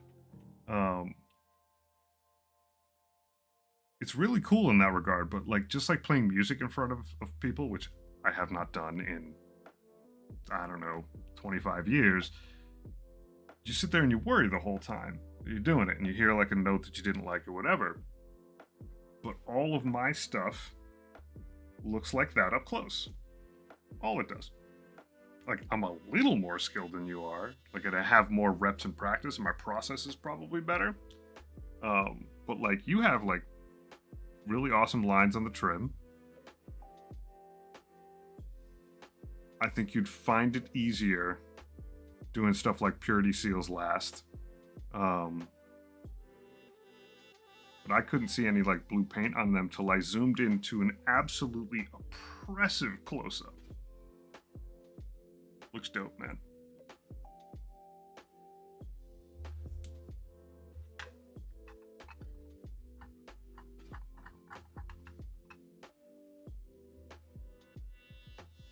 Like when Will swings by and plays my Sisters of Battle, like some of the faces on those things, spicy. Spicy.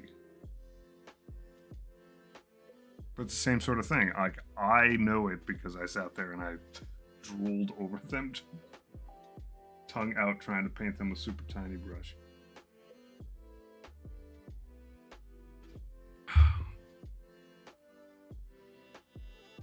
Good. That's awesome. Wait till you actually start rolling dice. Get that guy killed on your first turn. Just the summarial, important first lesson of Warhammers that you guys are going to die left and right.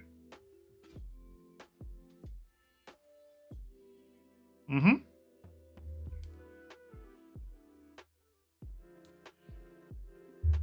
And the thing is, everything you do, you're going to get better. Everything you do, you're going to get better. You're going to spot things on that model you just painted like 2 months from now. Like, oh, that was a detail I probably could have painted. Like, if you're like me, you'll be like, I'm not going back and painting it. Like, that's cool. That was one of my early models. But like, if I look back at my Poxwalkers, all kinds of details that today I wouldn't miss. Wouldn't possibly miss. I'd miss them the first time, but they'd absolutely be one of those things where like I'd be in a step and I'd be like, oh, I think I'm done painting metal, and then I'd turn the model over and be like, I'm not done painting metal, which I say like 3 times every session. But back then I just wouldn't even see it. I'm not going back and painting those guys. Those are my first dudes, and they look baller. I keep saying baller, but they do look baller. They look dope.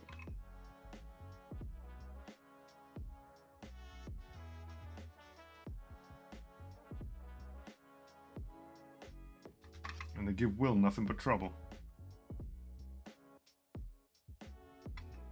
I said this a little earlier. I don't remember if I said it quick, Will, but if you want to play my Death Guard, and I'll switch over to Sisters at any time, I'm down for that.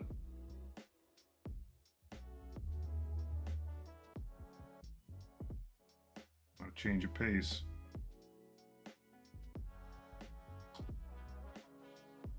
If you want to run with a crazy mad crew of Poxwalkers and Plague Marines and Typhus, you just say the word.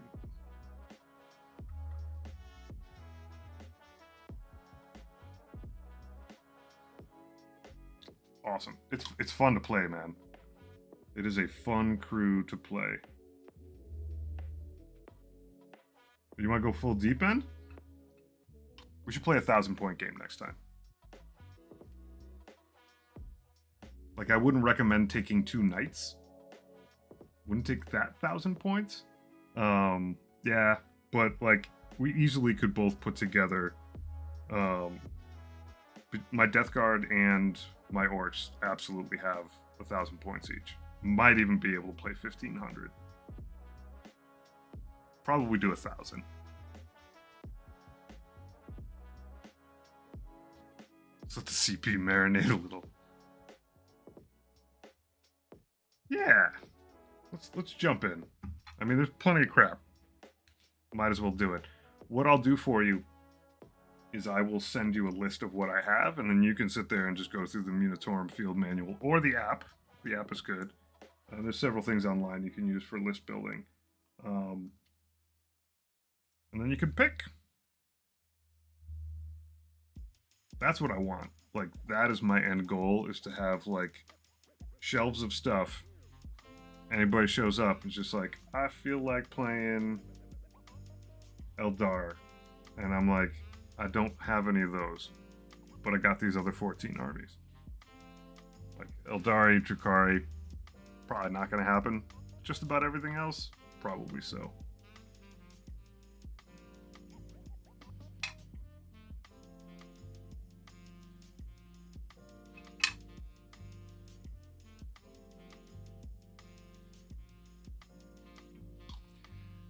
The thing about this Orc army versus the Death Guard army is the Death Guard are absolutely going to outshoot the Orcs, hands down, and the Orcs are going to absolutely outspeed the Death Guard, hands down. Like, without a doubt. It's like, it's a very fast army, because the Orcs are almost all vehicles, versus an exceedingly slow army. Like, those Poxwalkers move of 4 is like, oh my god. Even if I have some Terminators by then, I don't think I'll have Terminators by then. That'll be it. That'll be a few weeks after. But like, most of my Death Guard stuff is so dreadfully slow. But when you like lock in melee, they do work.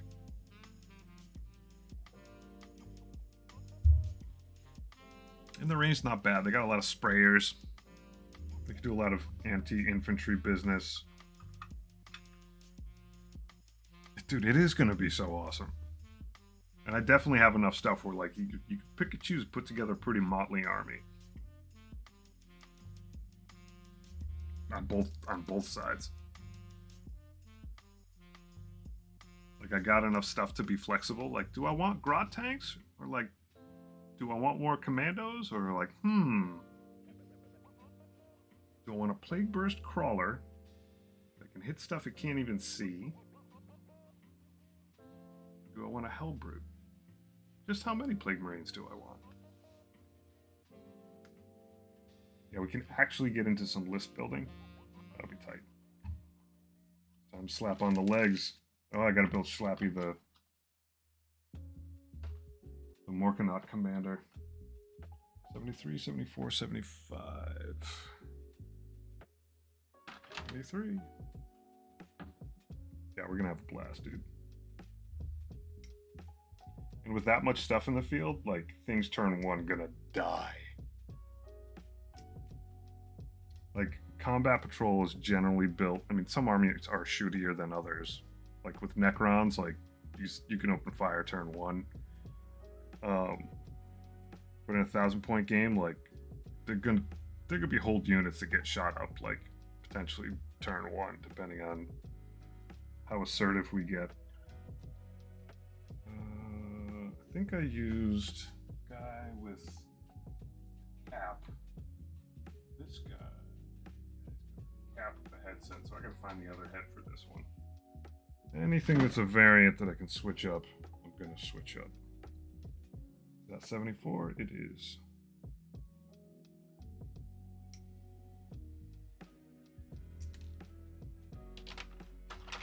And we will definitely have to take up a larger section of that table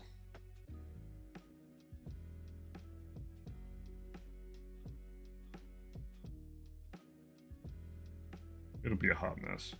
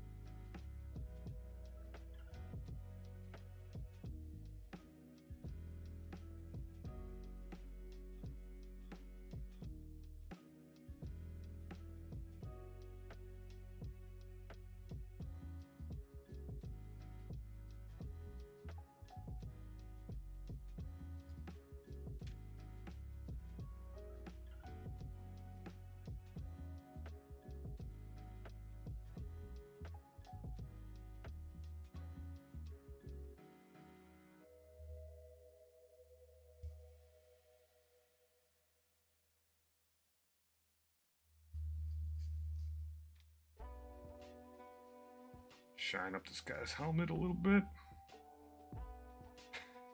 This guy looks awesome. He's got huge teeth. Yes, I know he's an orc, but he's got big teeth for an orc. The fact that this guy's in charge is just testament to how dope orcs are. This guy's a total goon. Got like a Blood Bowl helmet on.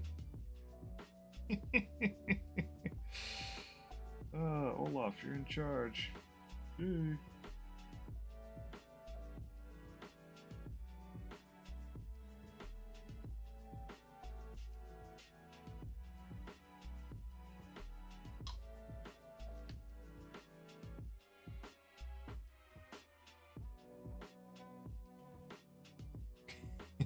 It's so funny. This dude's just like peering over the edge. Large and in charge. All right. Moment of truth. I want to go the legs. Is there a nubbin? There is a nubbin to make them straight. All right. Oh wow, that could have been precarious. If I had put this spike thing further forward, wouldn't have even sat on here right. All right. Guess I got lucky.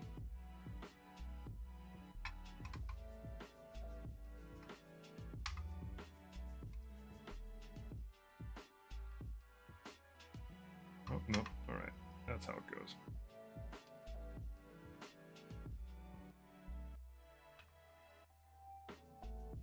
Well, that might be problematic with the kneecap. The kneecap thing on? Ugh. Maybe it was better when I did it backwards. This might actually be a little bit of a pain. All right. For laughs, how do you look backwards?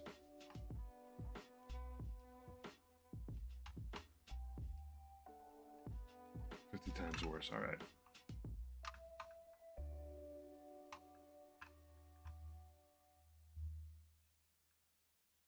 Yeah, that kneecap thing. I guess I did it too low. I mean, it's fine. The guy's gonna sit no matter what.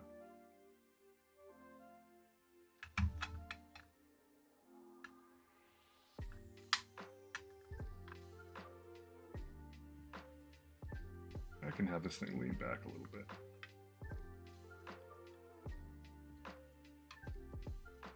Alright, what I am going to do is just take these little nubs off of here because they're not going to help me in this situation. I don't actually want them to line up the way it is on the box at all. I want this guy to sort of sit on his haunches a little bit more rather than be raised up. So I'm better off just freestyling it.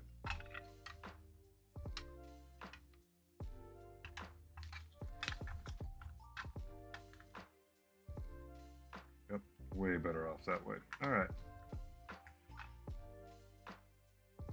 Normally, I really like those kinds of guides where there's a little nubbin and a little slot here.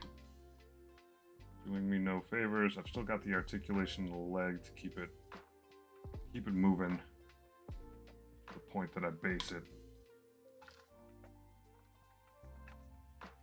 Having this guy be able to sit down.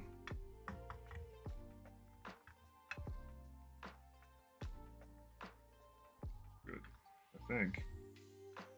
His legs gotta go behind this though. Uh-oh.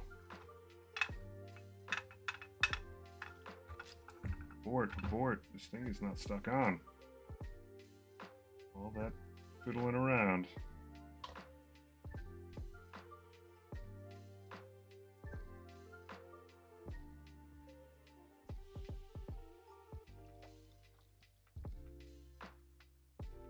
I think part of it is that this thing fused and I was not aware. Alright, try this one more time. I do have to mind that the door has to open.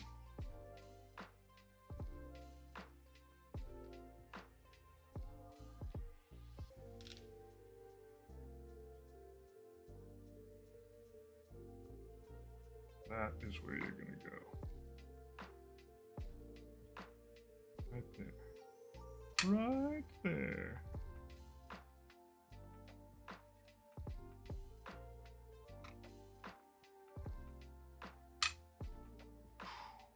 Alright, now I just gotta hold this in place. Spread a little bit of glue in. So that I got my thumb on this bad boy.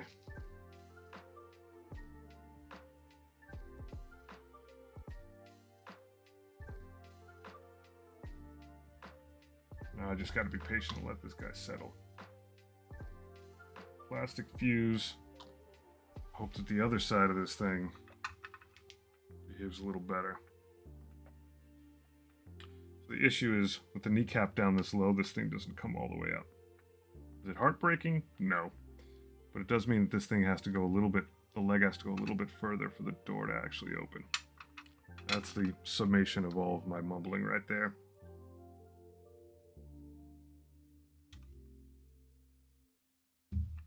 I do hope that craw sticks on there good.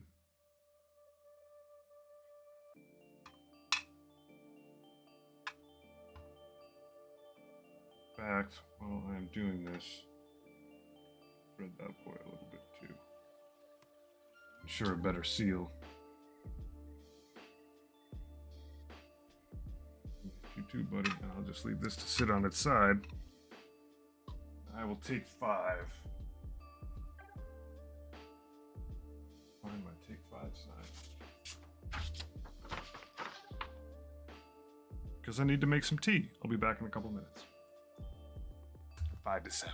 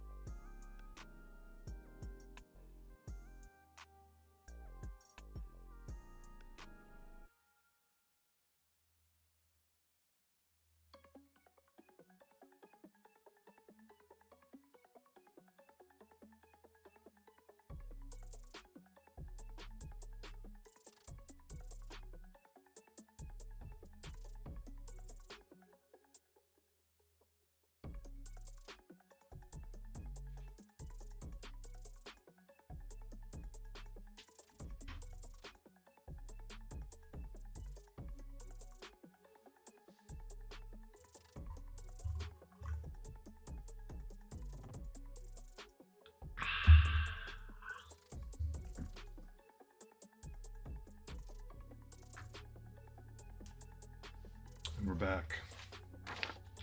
Better than ever. Alright. Hopefully that is fused. It is. Alright, now for the other leg.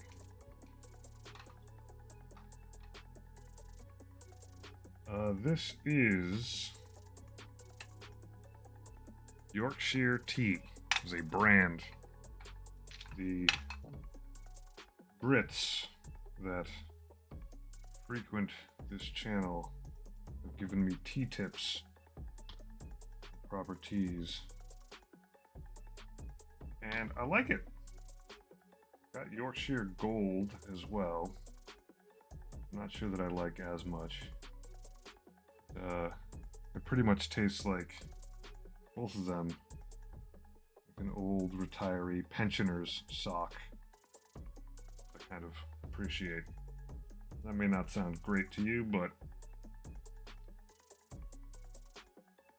it feels thematically appropriate. Working in Great Britain's greatest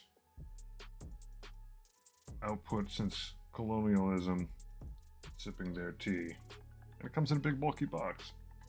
I mean, I'll get in trouble for the comparison. It doesn't taste like Lipton tea, but as far as the stuff you get at the grocery store that comes in a large box of a lot of bags of tea, it is definitely that. It's good though. I like it. It's musty.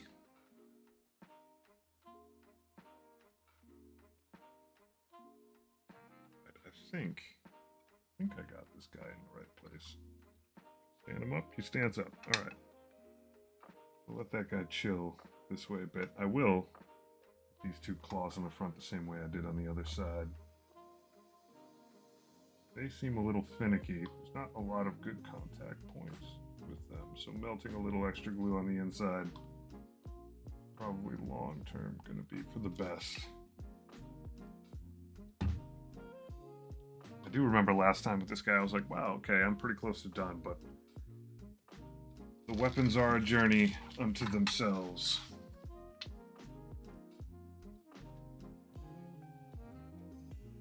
I can get started with those if I scoot some stuff back at this terribly messed up table. So his brother had the claw on the left side. This guy will do the claw on the right. I'll sneak forward. Yeah, I think I do.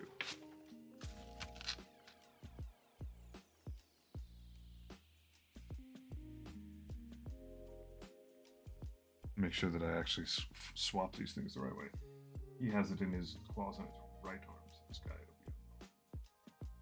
it'll be facing me, it'll be like that. That guy right there. Let's get this. What the heck is this gun even called?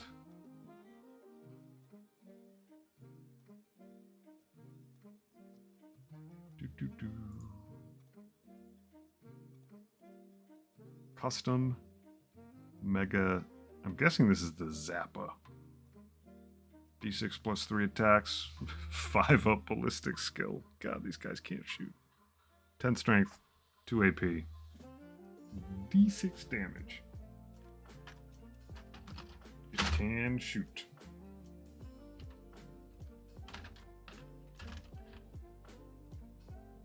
I think this is the most interesting part of the model to me.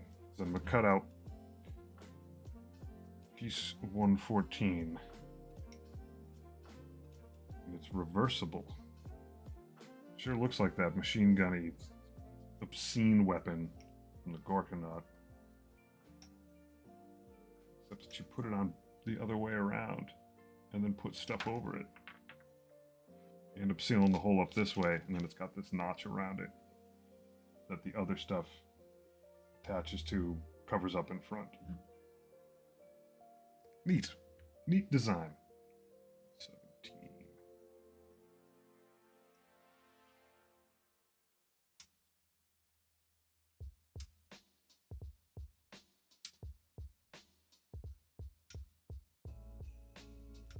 Use the same circle to close the gap. And it's backwards. Fitted to just be a notch for something else to sit on.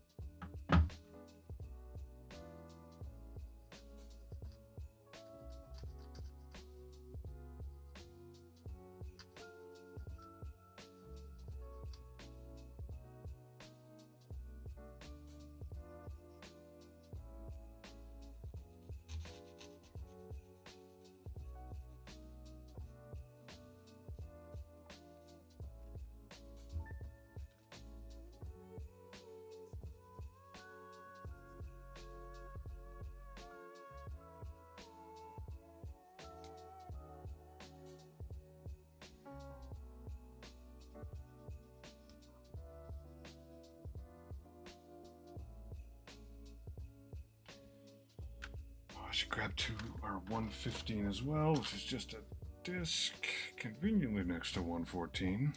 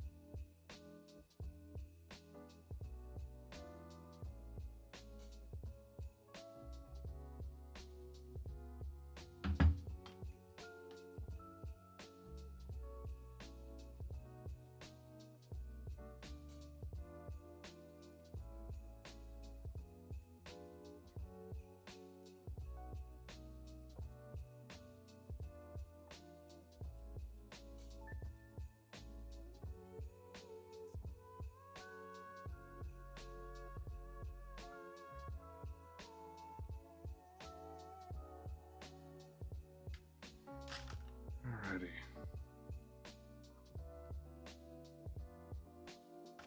Oh, this guy needs a little bit of sanding too.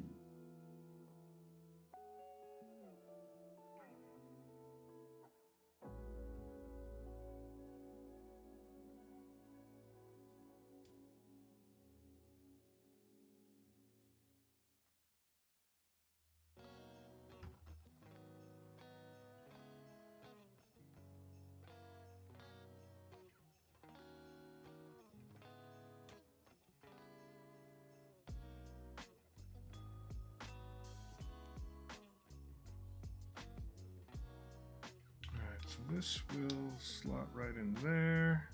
Should clean the front face of this guy up a little bit.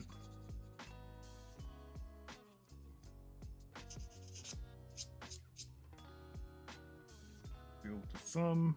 Yeah, just a little bit there.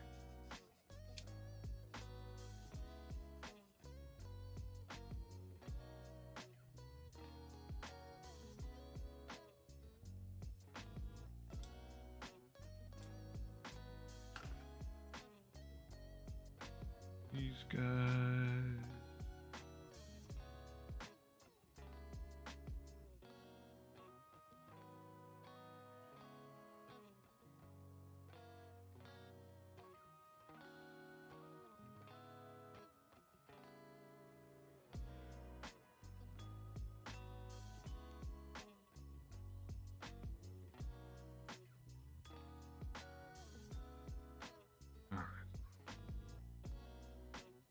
This guy just slides right in here. Does he lock anywhere? He does not. Not popping and locking. Alright, that's good. See which way he goes. He does have to snip in there.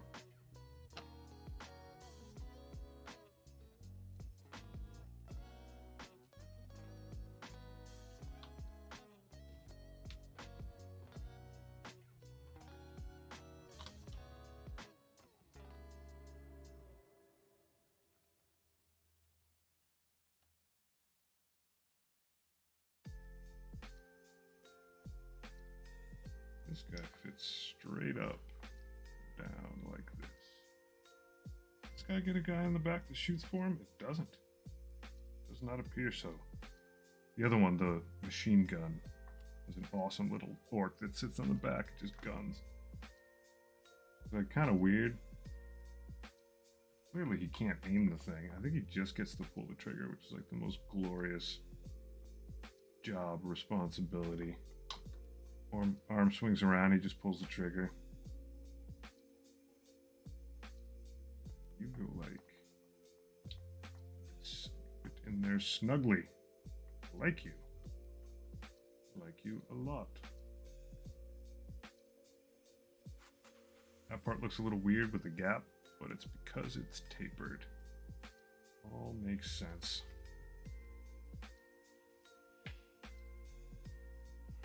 So I want the pink version of the instructions. Pink. Atom, I do. Alright, pink it is. Okay, gonna be weird with the arm. 116. Oh, I should do that bit first. 83 and 84. Snip, snip, snip, snip. 84 and 83.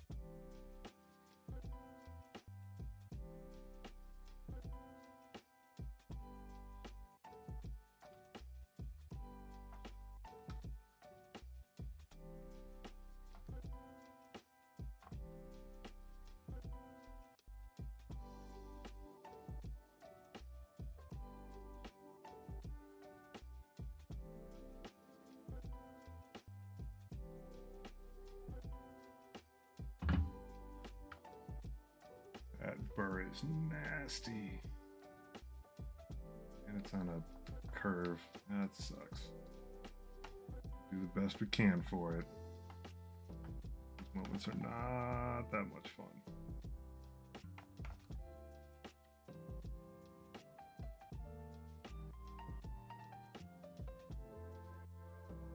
I don't want to take too much of this down. We're using a pretty darn light touch on it. The other side, better, but not great. A lot of times the first few strokes with sandpaper or a twig kind of reveal to you just how bad the thing is. That wasn't terrible, but pretty gnarly.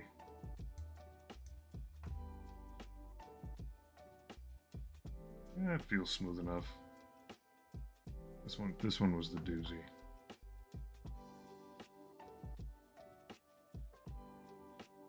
So these guys are at least semi-spongy, and they bend. And you can basically get them between like two fingers and give them a bit of a bend. So they're not terrible for this. But when a huge piece is sticking out, like, it just kind of stinks.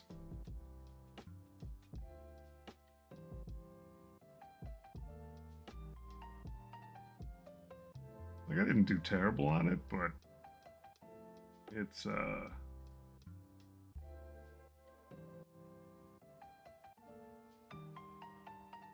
I had to sand like a much larger space, I guess is what I mean.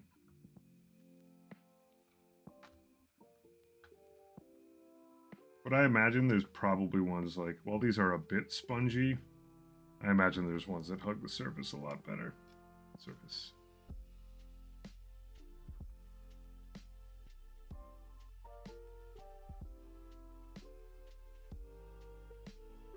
Always another tool to get into the repertoire, says I.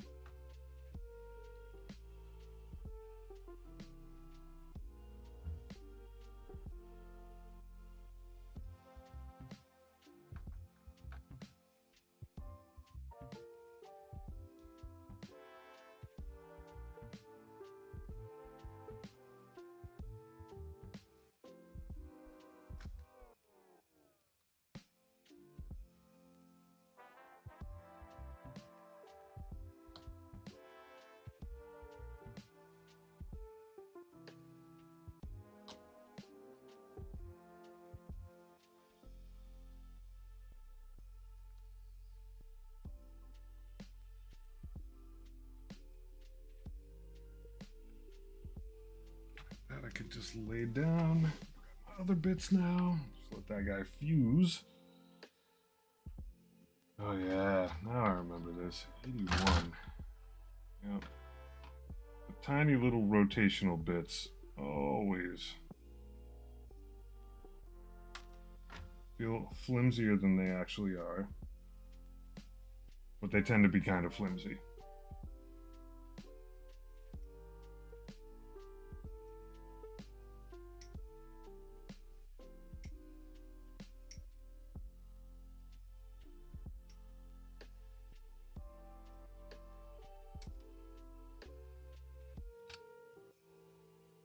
This would be long string of cable 118.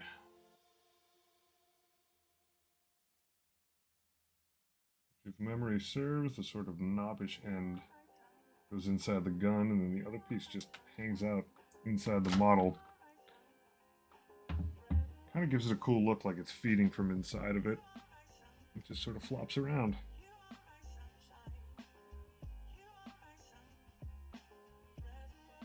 Like for the other version, it's just belt-fed ammo. For this, being electrical, a bunch of cables.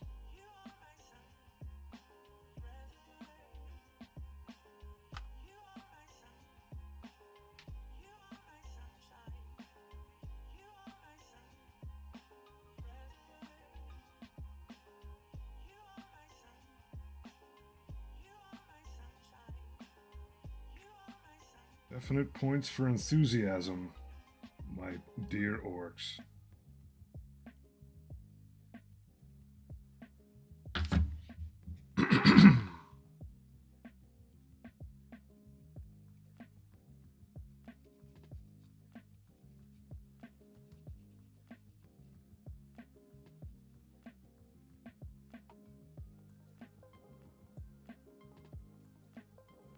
I was gonna risk it all. Dude, they're great models.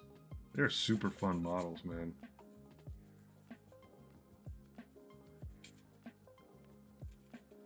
Some of them have some like pretty wild rules on them. Like the is it the shock jump dragster? Look this thing up if I remember correct. I don't remember all the details of it. When I was picking these things out, I was just like, oh, that sounds neat. Let's look this guy up. Shock jump dragster. Yeah, shock tunnel. Each time this model is selected to advance, you can remove it from the battlefield and set it up somewhere else. No closer than 9 inches.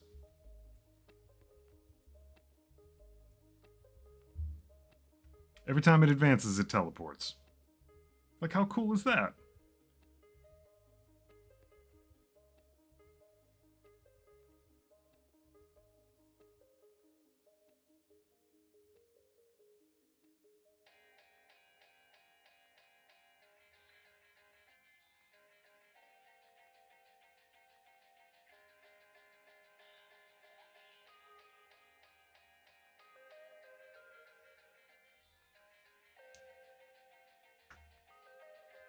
I'm a bike mechanic by trade, so I wanted to convert them so hard into choppers.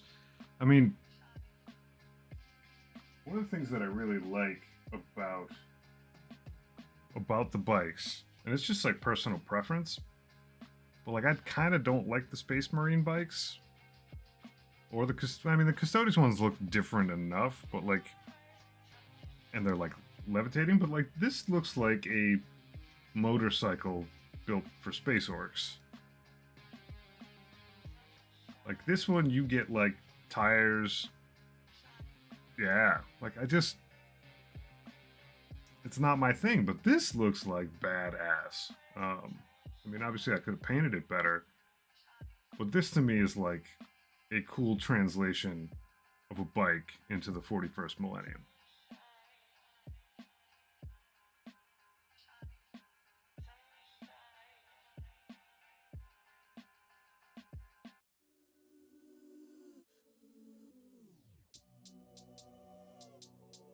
Like this one is swiftly taking over as one of my favorites. It's just like blowers everywhere. Crazy spikes coming out the front. I gotta clean this thing up. I kind of junked up a couple parts of it while I was finishing it up, but like,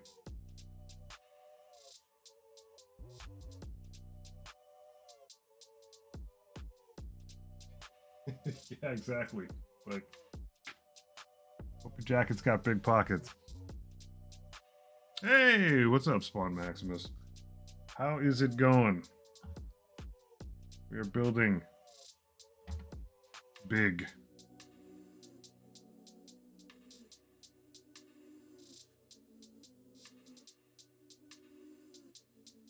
And thank you. I love that thing. It is a cool purple ride. Getting the job done. This thing goes into this thing with no glue, and then this thing gets into this thing over it with glue, but not enough glue to get into that hinge. Sure thing, buddy. Whatever you say.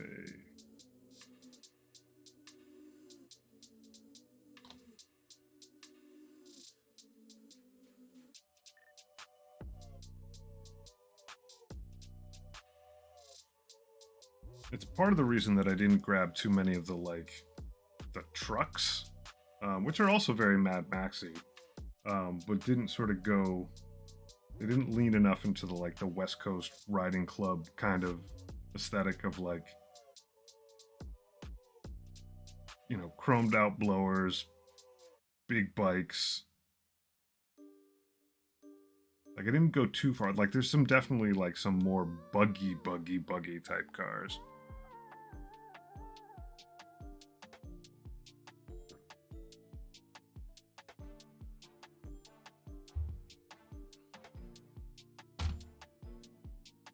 Like these guys are definitely a riding club. They happen to have some tanks in their army, and that's fine, but vehicles themselves all work with those shiny paints.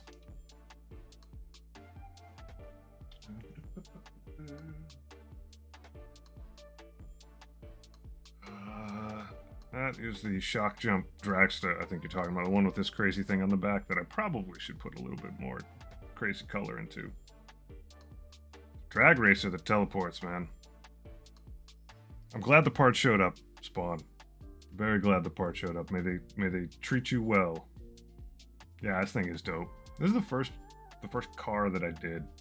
I probably need to varnish this sand down a little bit. But it's cool. I mean, it's just got guys hanging off of it, having a good time. Driver's definitely fiercely looking down the road. Teleporting car. Yeah, as soon as I started looking at the vehicles, there was ones that I knew I could choose and ones that I knew I could leave out, even though eventually I swear to you, own all of them.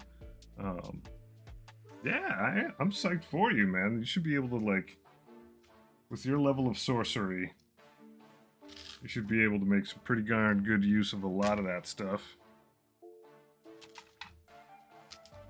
Like, as noted, bodies are going to be the tough spot, but I'm sure you'll sorcery your way into making something work.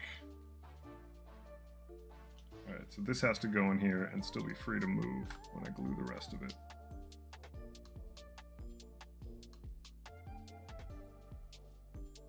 I mean, that's what it is, man. Straight up sorcery that you do. You're wild, man. I love it.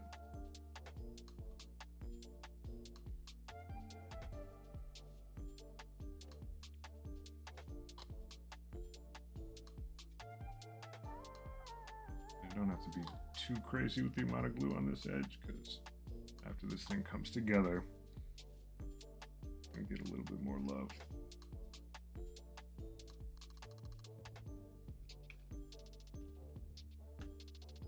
Need it too. Give this a bit of pressure, but yeah, exactly. I'll do my best as usual. As a wise way of putting it. I will give it hell.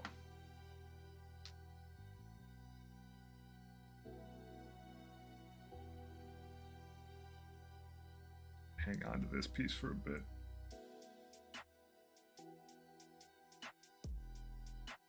Make sure it actually sticks. Keeps this relatively loose.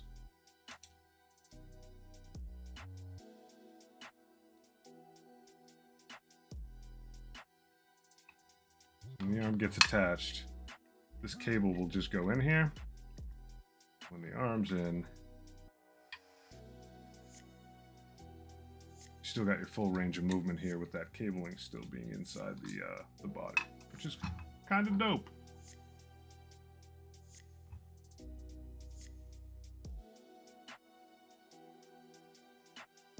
Don't think I actually need to thread this guy up at all. I think push the glue everywhere it needs to go. It's actually pretty sloppy outside, but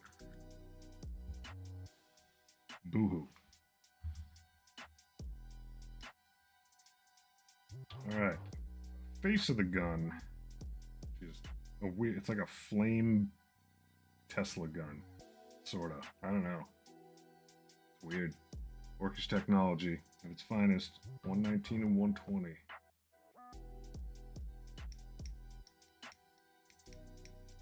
There we go.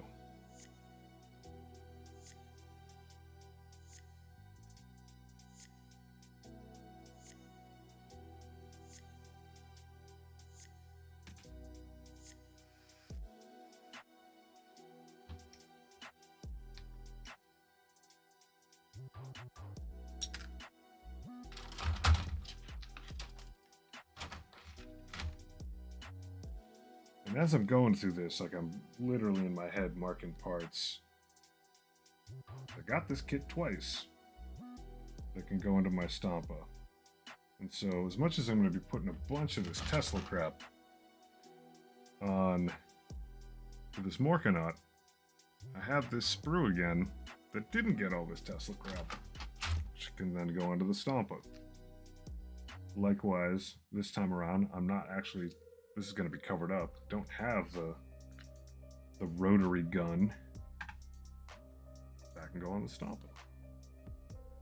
Coming out of his chest, most likely. All the bits.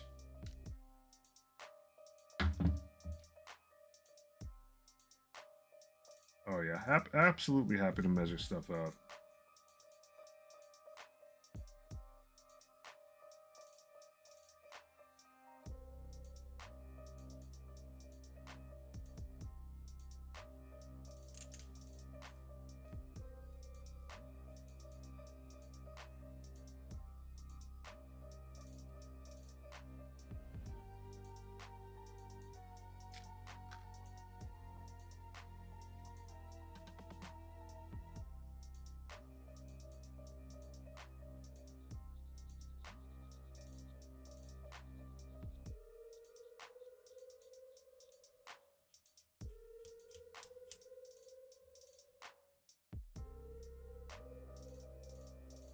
Just happy that stuff found a good home.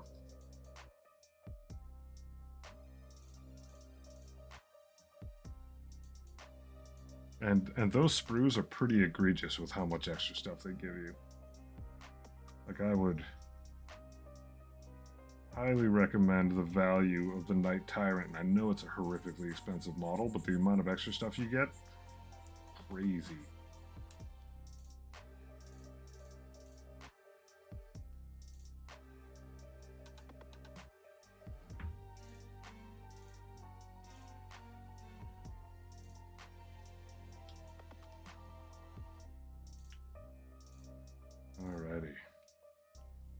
guy fits nice, so we'll just glue it on up. Good progress being made.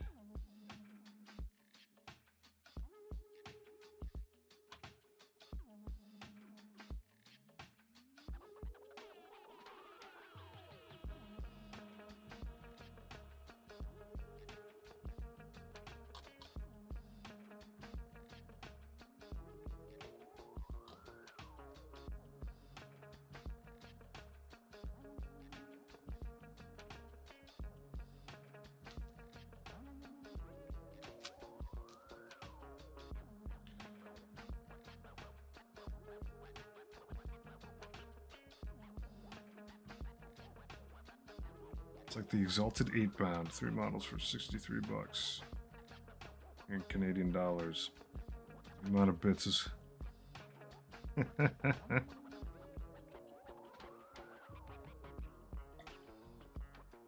Yeah, some models are just like that. Like the the Hellbrute. It just has like a pile of different weapon combinations for it. You can kind of go nuts.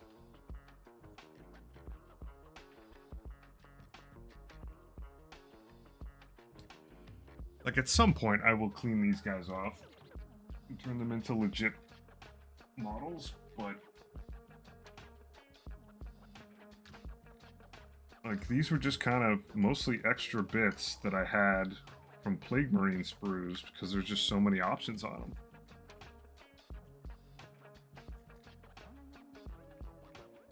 I mean, you get like probably 3/4 of an extra Space Marine on every Space Marine, Plague Marine on every Poxwalker sprue has them. It's just got this extra section of it. But like, I think even if you buy Poxwalkers by themselves, it's just like, it's like the body with a leg and then the other leg section. So like, sure, you got to find some arms and a head for them, but those are all over the place.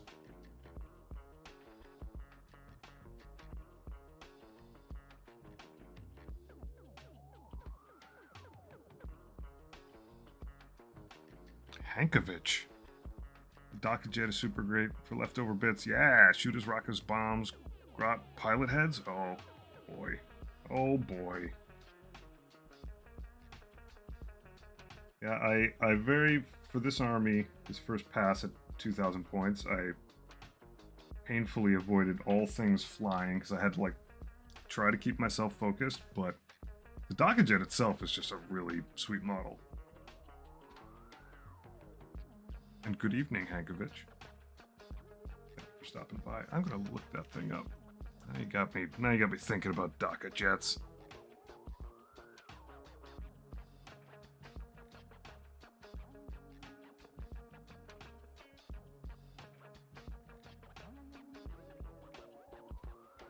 That thing's just flipping cool.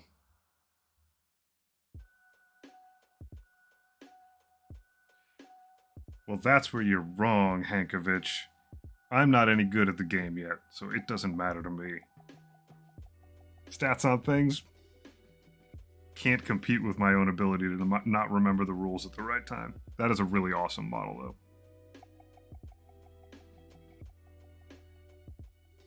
That's right, that is the one. I think we were talking about, I think Scanny and me were talking about this the other night. Somebody was, but like it's got a lot of variants of how you can make that thing look. There's no die roll that will make or break a game of 40k for me yet.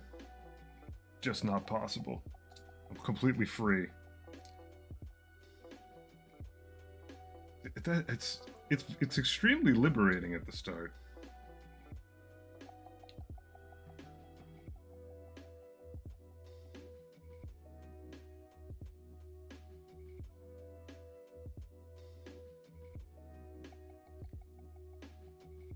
Unlike that, though, I could screw up how I glue this thing together. That's an absolute possibility. Oh, did you? Yeah. So this part sucks. What's funny is there's no nubbin when you put this thing in, but it 100% matters how you put it in there. There's no way for me to actually put this in straight. You win this one, Games Workshop. If you look at this, I've literally done it exactly like 1/12 off. Like as a 6 shooter, I would have needed hole at 12 and 6, and what I've got is hole at 3 and 9.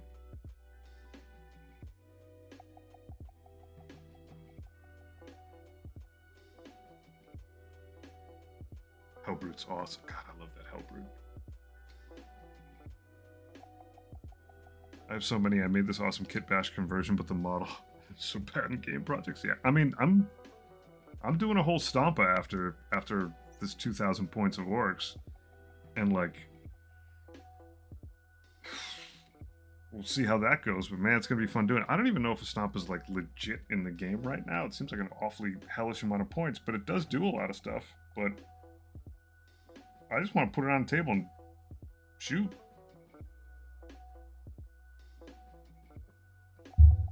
It's not the model's fault if I can't roll 5-ups. It's my fault. I gotta do my job.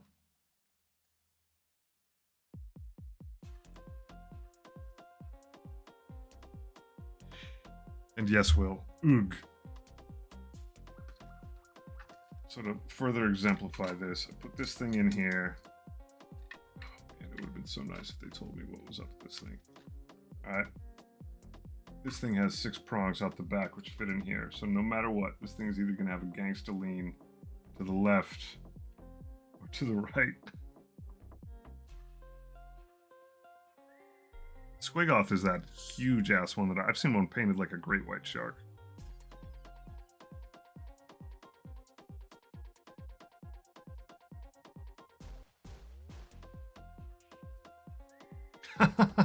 Thanks, Hankovich. I think you're probably right.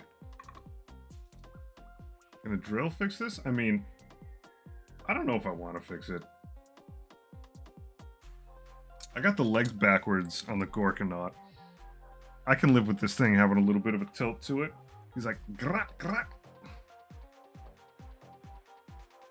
Yeah, like the Stompo, like I'm planning on a lot of the body being parts from the Arctarius terrain set, because it's just like full of great plates of cool stuff with like valve doors and stuff like that. I've got some metal mesh that I can sort of cut out like it's chicken wire to sort of like fuse over parts of it. And I got all kinds of orc bits from doing an army. I'm just going to lay it all out there. I may buy some other stuff. My biggest concern is the weapons, because it does have a crap ton of weapons on it.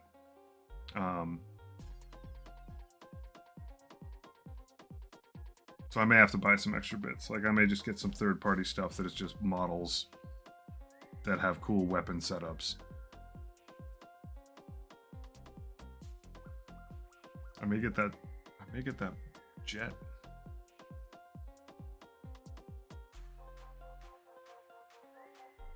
You know what? It's orcish technology. I'm absolutely fine with it. This guy's going in as is.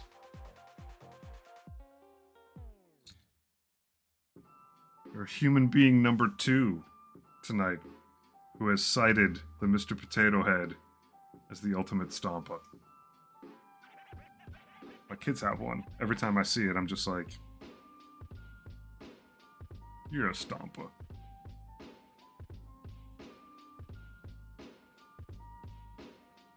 The Tater Titan. Oh, it's so good.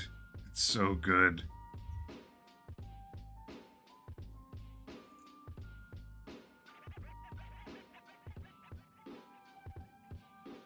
Part of me wants to threaten this idea I've had in the back of my head for a long time, because I watch a lot of Dora the Explorer. It's got little kids. Is actually getting like Big Titan and then the like War Dog version of a Titan and doing Dora paint job and Boots paint job for the two of them. It's like big old creepy half moon eyes, like the hair, the like pink top, orange shorts bottom. Let's go nuts, man. When it comes to orcs, anything goes, including weapons. I hear you, man. I hear you. Alright. Let's get this thing in there. And I do want it leaned that way for sure. Not that far that way. That far that way. Good.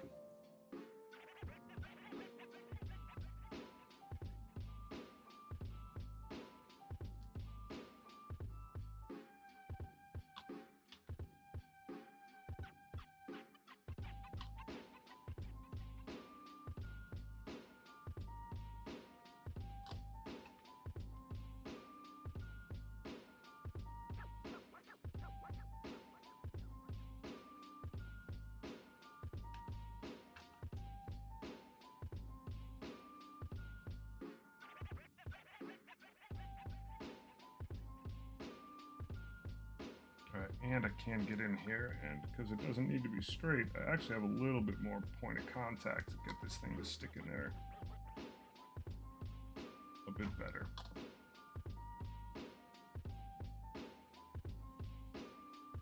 Alright. It does get the under jaws. So clip those guys out and put them on there. That should be 90 and 91. 90 and 91. This is identical to the Morkanaut.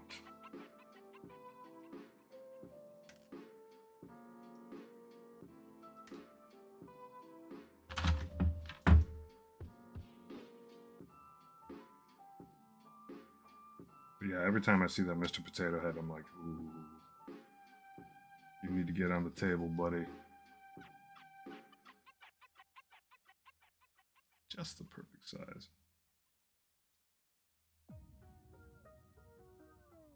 I'm actually thinking about getting another off-market reprint set of grot tanks because they have really good, like, triangular sets of treads, and using that instead of like feet. Because like, if you look at these dudes, we're not expensive. You get a variety. Treads like this. Some of these lined up at the bottom, pretty darn sweet. And then obviously the set does come with a crap ton of, albeit tiny-ish weapons.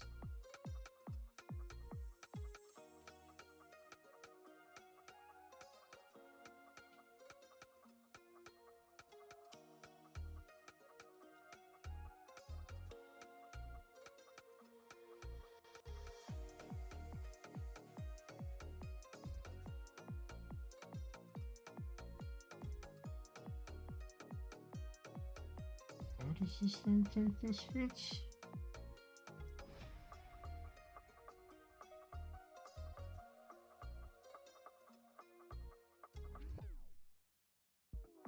Oh yeah, it's gonna be totally off to the side. I might leave these things off because it actually just like exemplifies how. Well, maybe it doesn't. Maybe it's straight. This part was weird last time.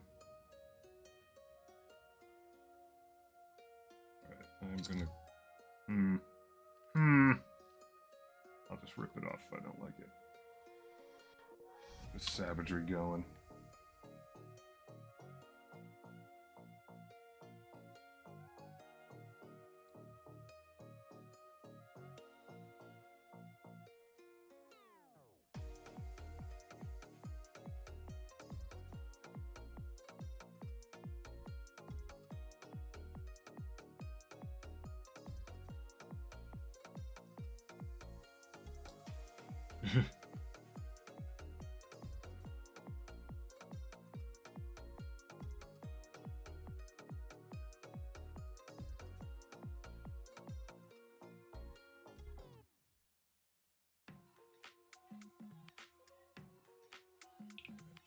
Hold that way, and I can get in there with a little bit more glue on the back to hold the teeth together.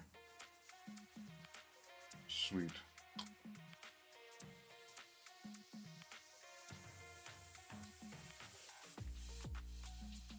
If I lay it down this way, can you sit? Yeah, you can sit pretty good. 125 and 130. Okay, so this just gets like some tubes sticking out the back. And 130 is where. Even on this sprue? Maybe it is, maybe it ain't. 125.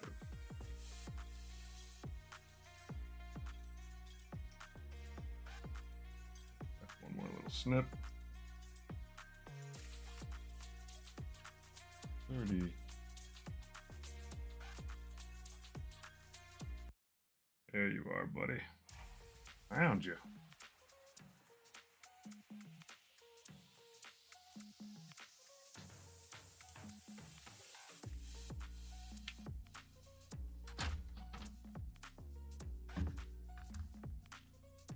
And this guy, both weapons will just attach on separately at the end. In fact, I think on the last one I left the legs off too, which In retrospect, I probably should have done this time. Considering I'm airbrushing it, it might be a little... yeah, it's going to be a pain in the butt. I just made my life a lot harder. Though, pretty sure I could probably just slide a card in there and be okay. I definitely left the legs off last time. Oh, I am in for it this time. Can I get an airbrush in there? I mean, at least these things still articulate. So if I pull this thing this way, slap some sort of card in there.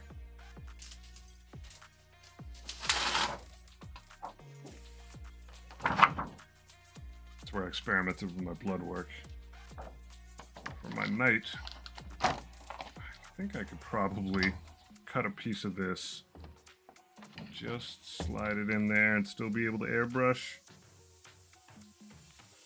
Yeah, it'll be a pain, but it won't be bad. That and a little masking tape. Got a little bit ahead of myself, and those things are not coming off of there. Dope.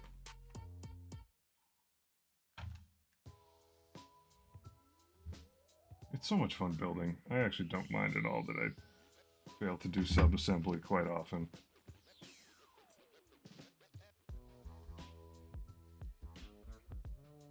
Makes life interesting.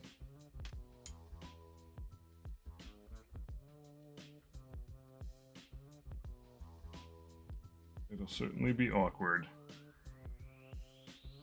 Fan on, compressor going, a mask on, getting all that crazy, at least I think it is. I think it's going to get the crazy lacquer paint. Turn this guy around. Should fit right on there, and it does. And the tube thing goes on the back, very Fallout looking.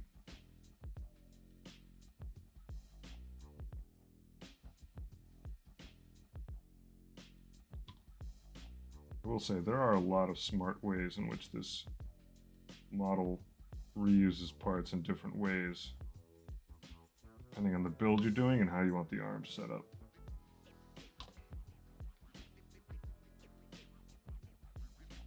SMRT smart. Just a little dab over here. Seep in. Go.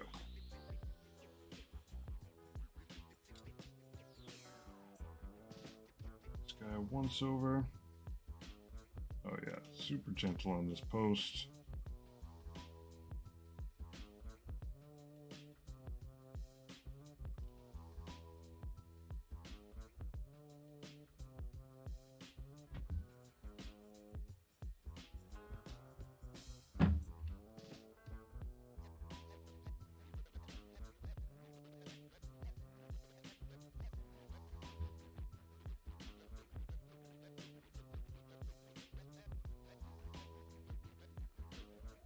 Right on the end of it. Seriously? That is an awkward spot to sand, but oh, it came off nice. All right. No worries there.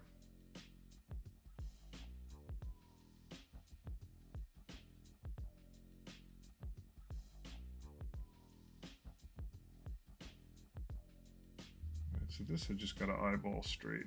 That's okay. Not too terrifying.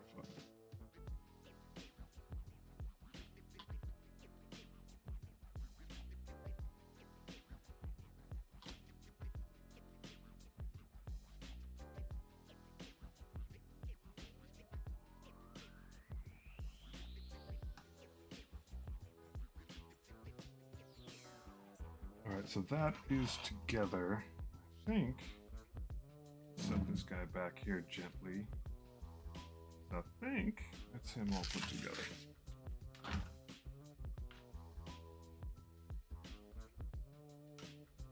Constantly looking back over my shoulder at the Morkanaut for reference.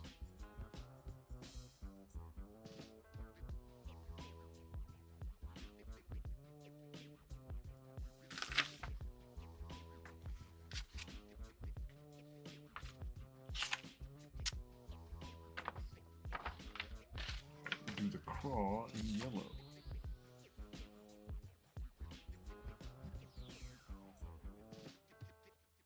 3 and 124.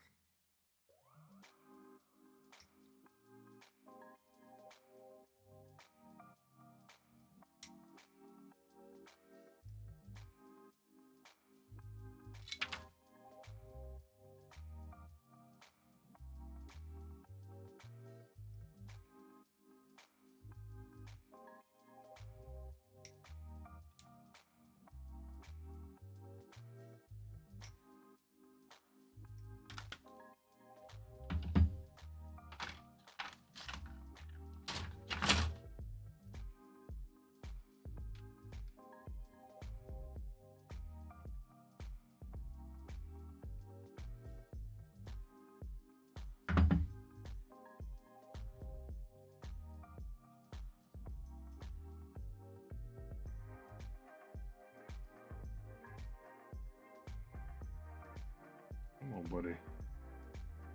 Nasty burr.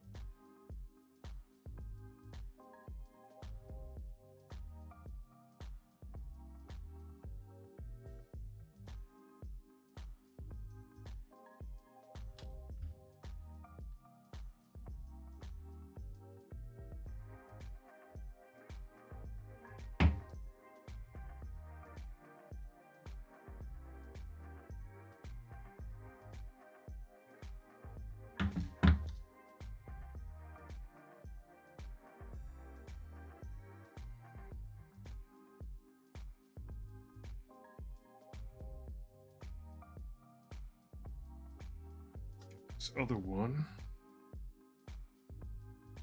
I still have a little piece there that I gotta shave up a little. All right. Oh, you're unhappy. I'll smooth you right out, buddy.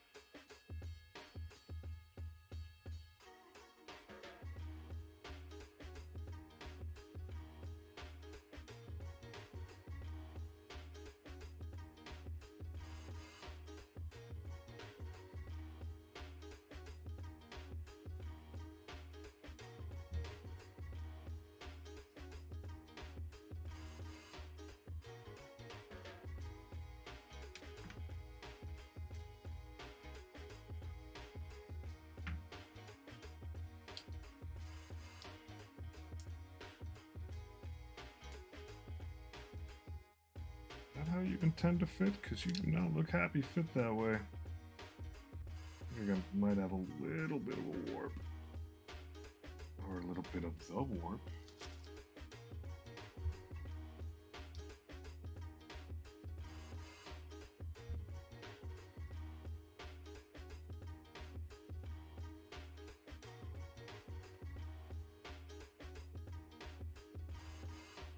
Alright, it's a little bit of a squeeze, but it'll do.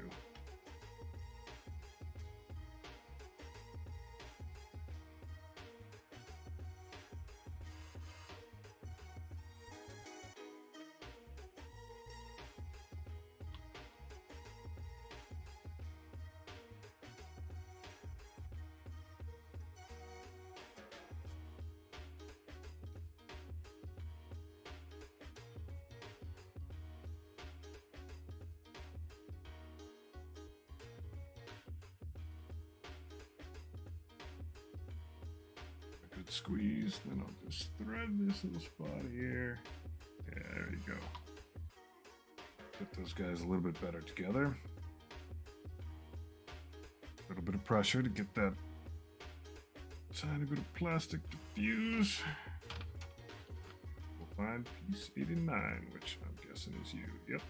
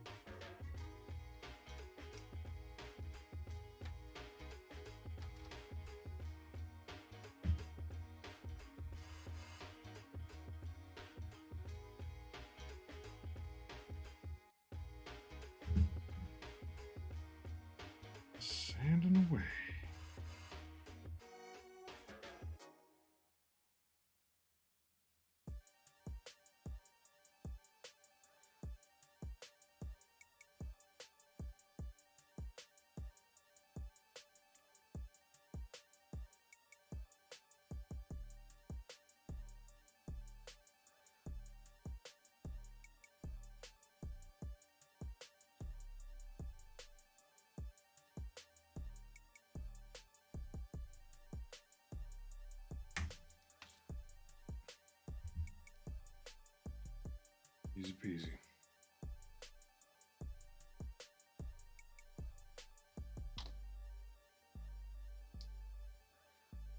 Good solid fit.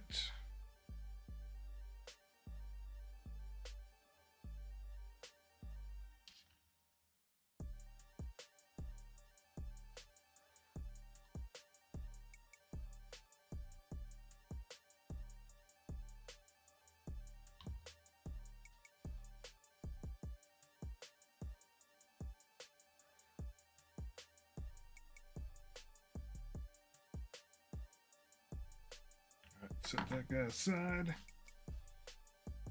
22, 121. You guys are obvious.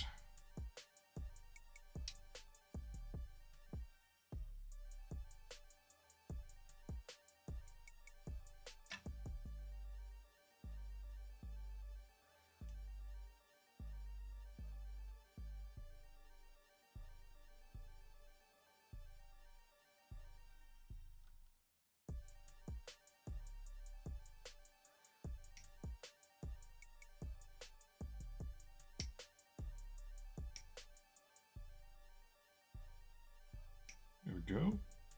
Pop this guy out.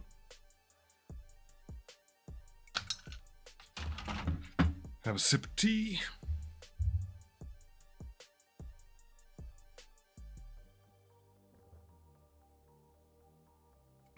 Good stuff.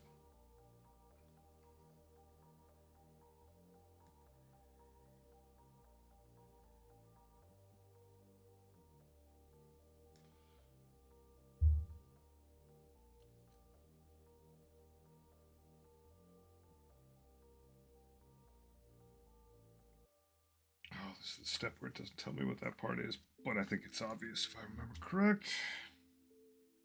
Oh yeah, look at that burr. Top of the morning to you, laddie. What's going on, Eddie?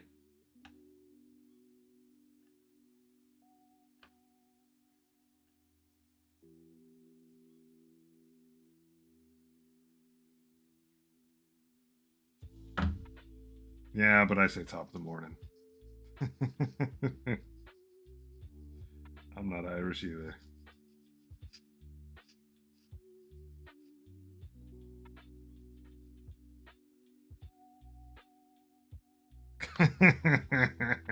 Good. You got the whole rest of the day to get angry.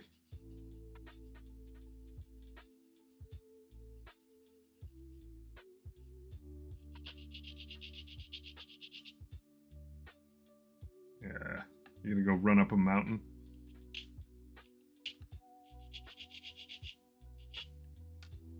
You mad lad?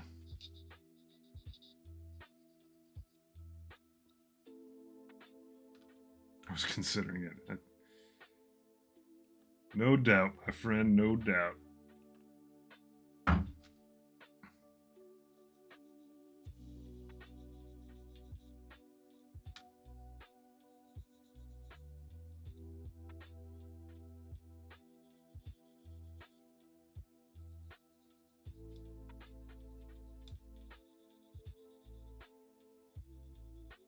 More power to you, literally.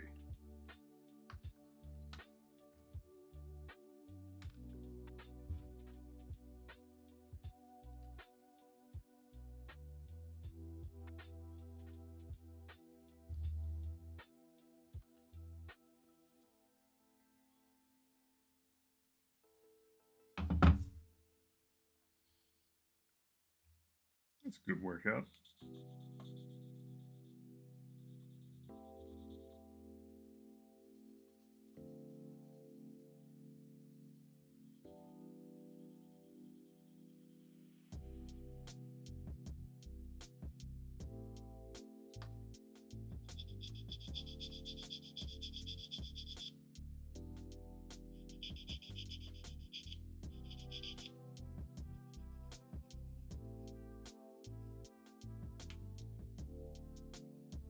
I'm not such a fan. Deep lakes, I don't mind. Ocean freaks me out. Saw Jaws when I was very young. I live in New England. where we have great white shark signs up every once in a while. I didn't mind swimming in Hawaii because I could like see through the water. The ocean here, I don't really go much deeper than like chest depth. I don't mind pools. I had a pool for a while. It was an above ground pool, but I got rid of it. Lake swimming, I love.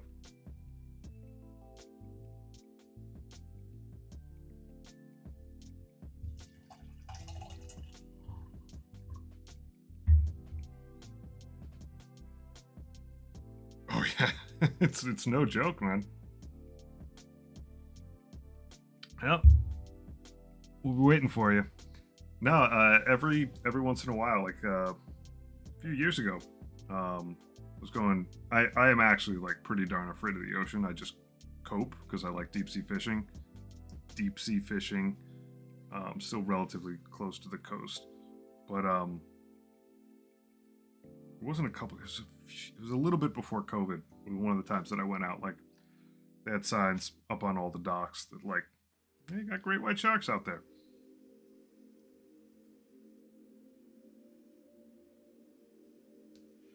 Like they're beautiful animals. I'm obsessed with them, but I don't want them anywhere near me.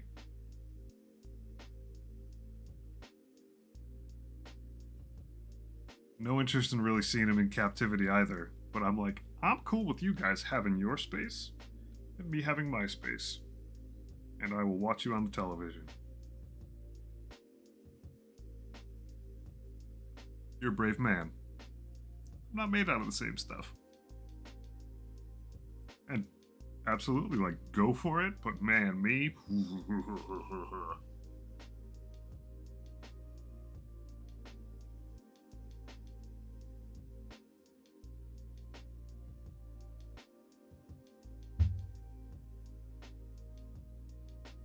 But I do love them from a distance.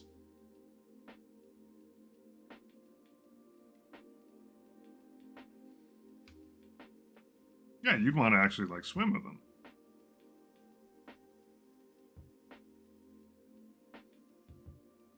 I did get to see some hammerheads out in Hawaii.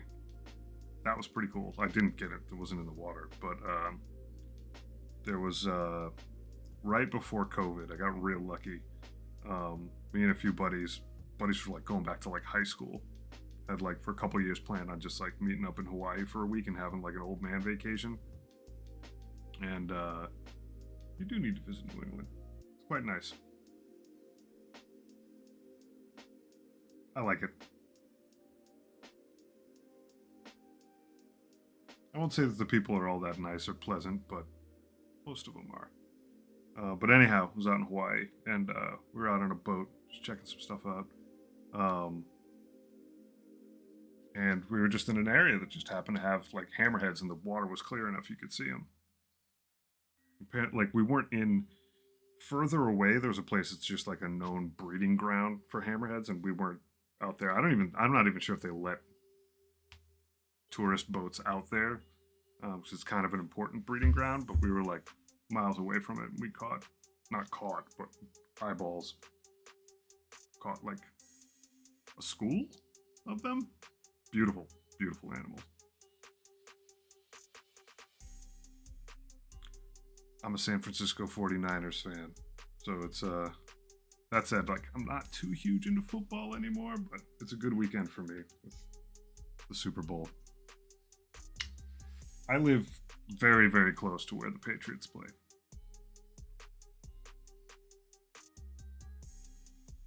Very, very close. To the point where when I used to commute to work, that it affected my work. I'll put it that way.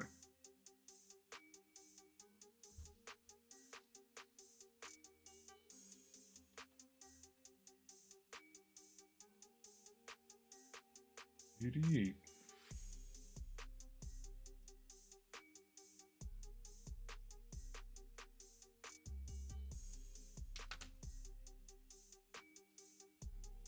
Sets of claws. Ah, yeah, that's down here. 126 and 133. The tube. Infamous tube.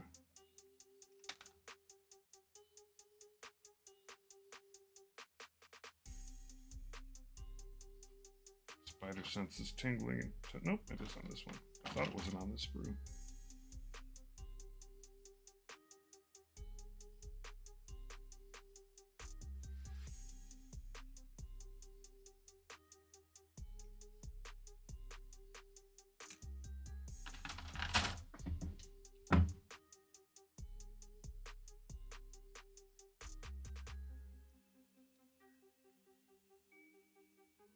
Yeah, we are kind of blessed up in this area with like a decent amount of pro sports teams to check out. Where I grew up in Connecticut, basically like halfway between Boston and New York. My dad was a Yankees fan.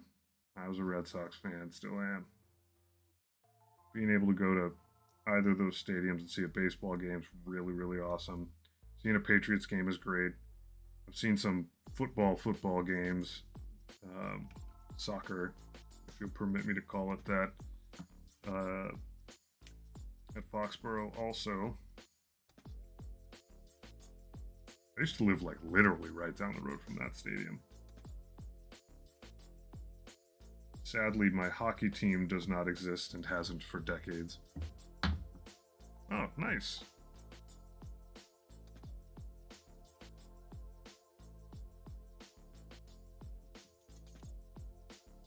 My precious Hartford Whalers were moved to North Carolina.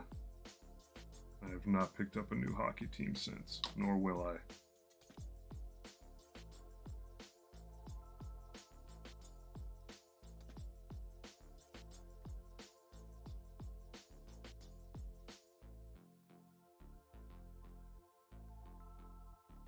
And for basketball, we have the Celtics.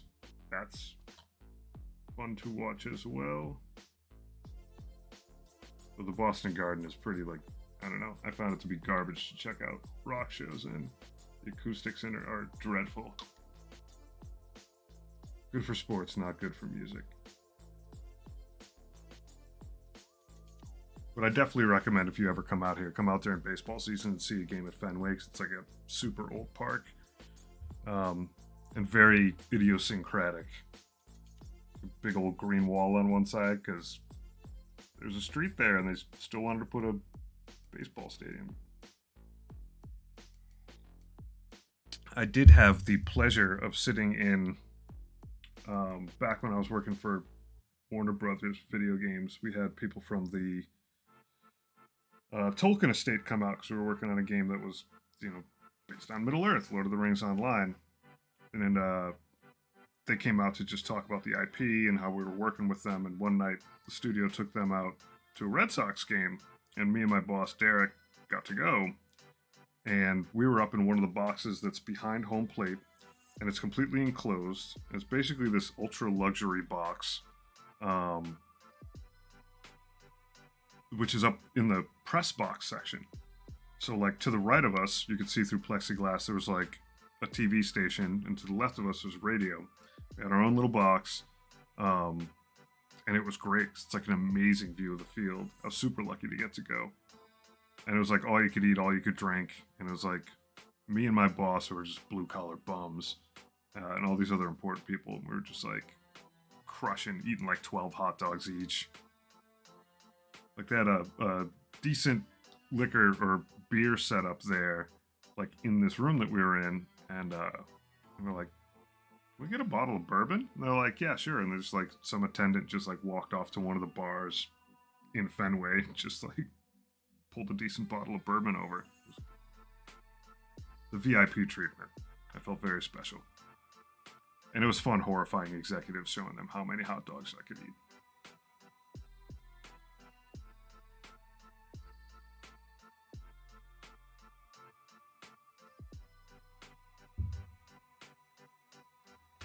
Hot dogs and bourbon. It's about as American as you can get.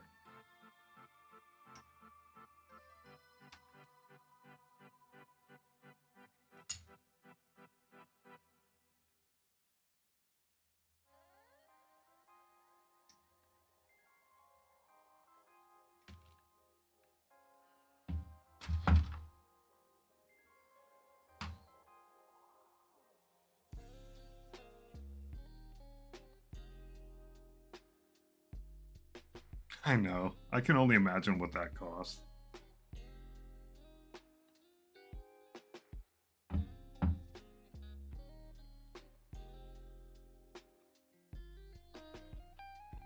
I mean, those cats just have budgets to spend on that kind of crap.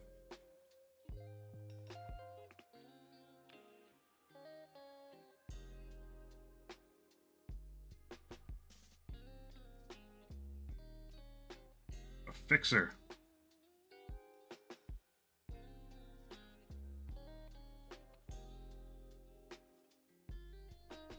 I can imagine.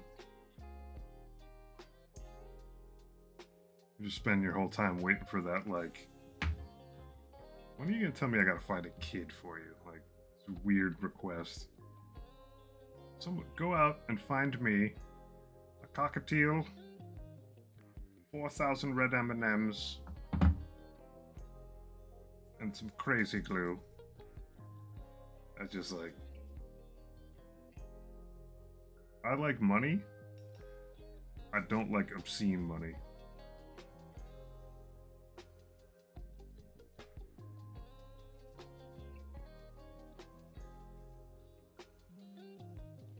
So speaking of obscene money, and I think maybe this story got told even here recently, told somewhere.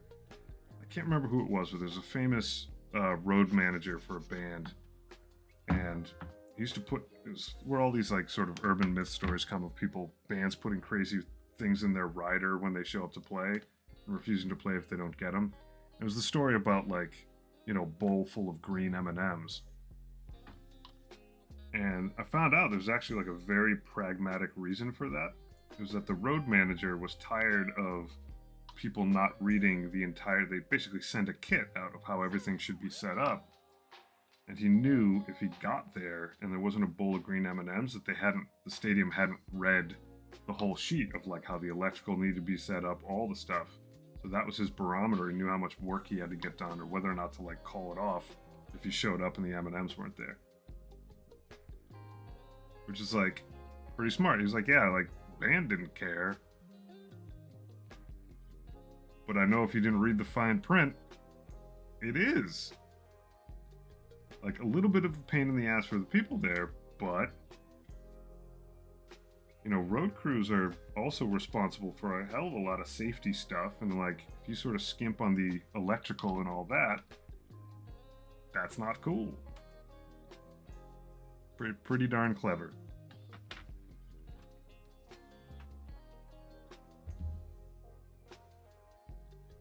And it's the kind of thing where, like, when you go into the green room for the band, like, you see that immediately or you don't. And you very quickly, from the moment you show up, know exactly who you're dealing with.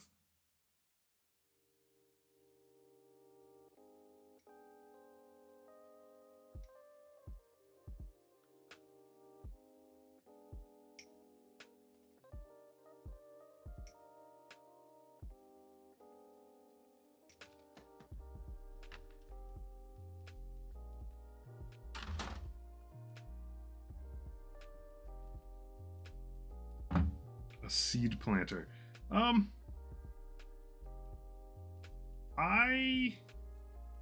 I do some stuff for pretty roundabout reasons.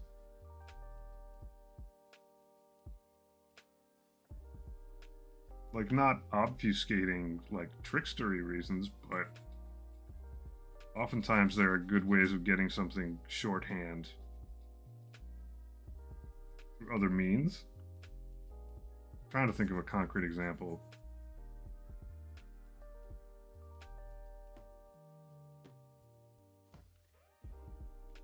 Oh yeah, there's absolutely a method to everybody's madness.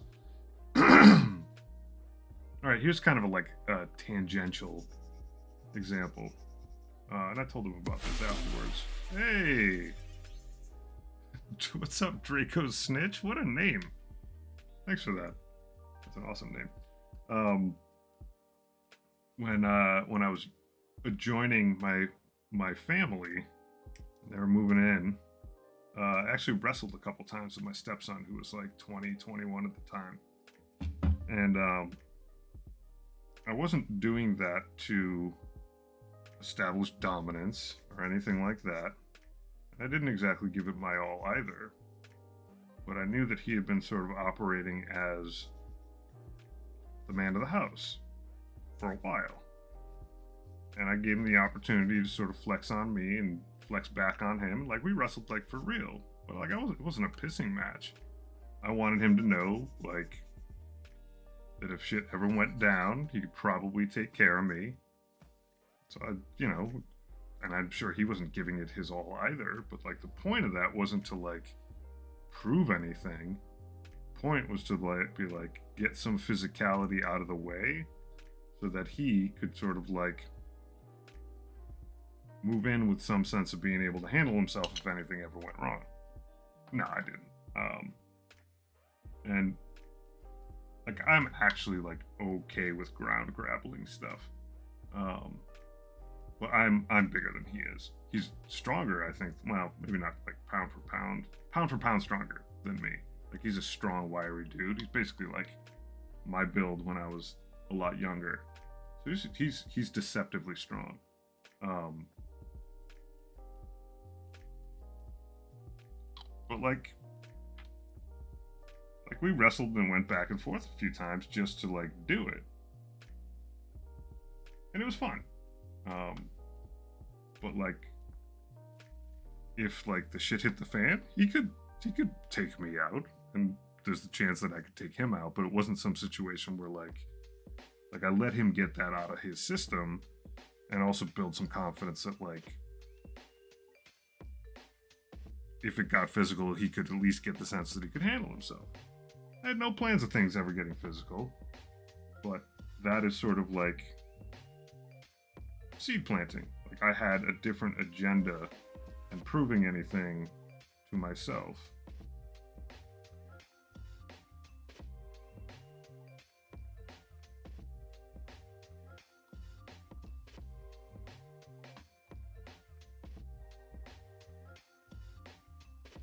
It all kind of worked out. I don't even know if it was necessary, but I tried to put myself in his shoes. Here's a very classic example of how I do this. Like, I try to find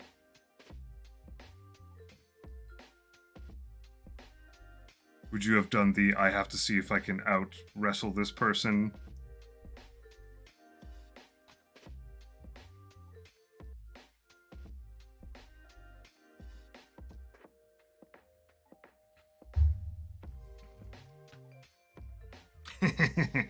Well, I mean, to me, it was more important that he have some sense of comfort and like feel that I could get him into some holes that were very uncomfortable, but that he wouldn't get swamped.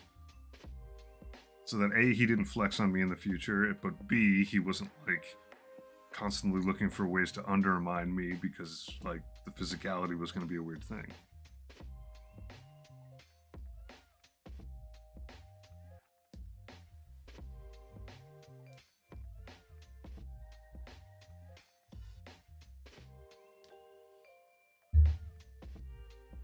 You bite ears off? Is that what you're saying? I mean, the thing is, they weren't real fights. That was the point. They were entirely like, "Hey, let's wrestle a bit." In a real fight, like I would bite someone's throat out if I had to.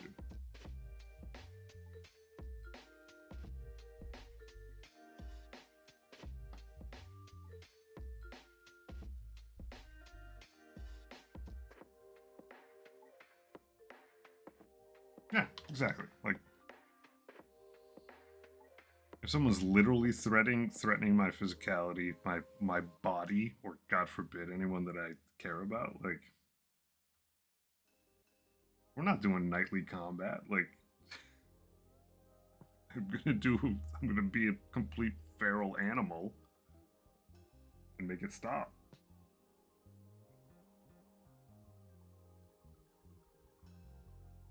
It shouldn't get to that point. It just shouldn't. Like, if you're there, sorry, we already went through 38 steps that never need to happen.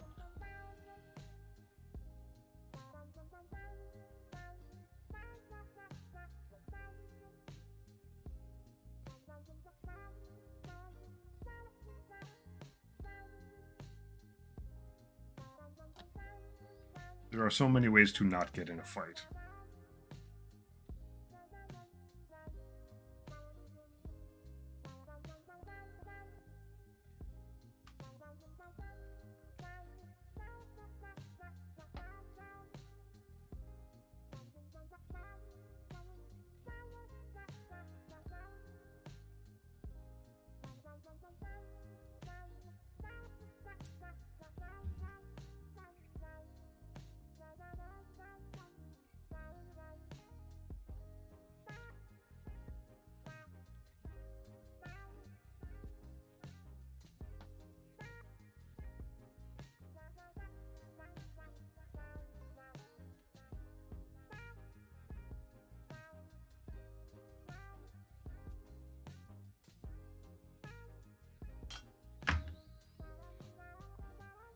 Alrighty, where the heck does this crap go?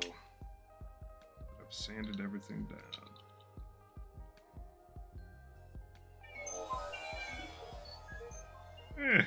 Hey. Oh, did you get popped an ad? I forget those even exist.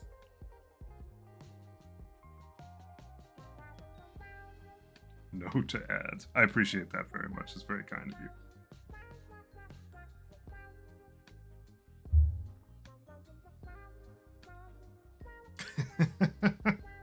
I don't actually have them set to turn on, so I think they just go. Oh, that's right. Your badge was gone.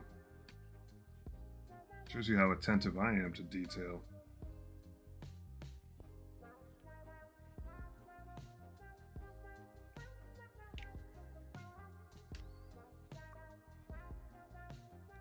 This thing goes in like this. Oh, this part is complicated. That's right. Now I remember you. Dreaded craw.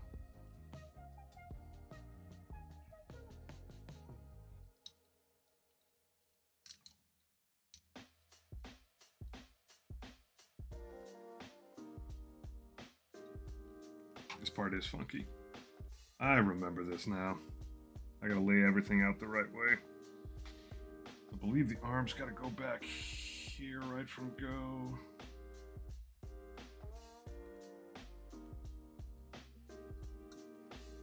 It doesn't get glued. Whole edge of this thing. Excuse me, light. Pardon me. Alright, this thing. Yeah, fighting story time.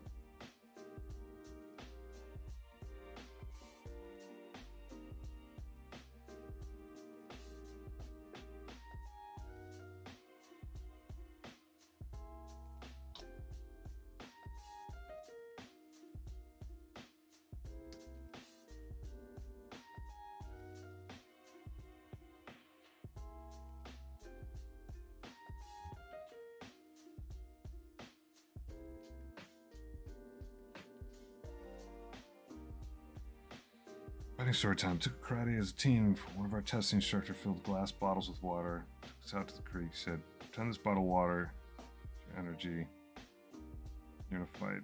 How do you spend it?" We're all like, poured it out in various ways. Some steady, some opened it. Some took the bottle. We failed the test. The instructor took the bottle and smashed it on the rocks. Yep.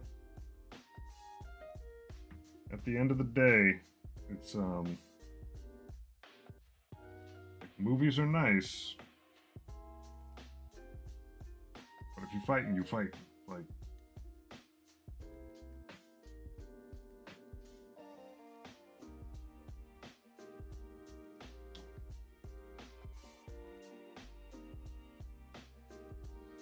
if it gets to that point,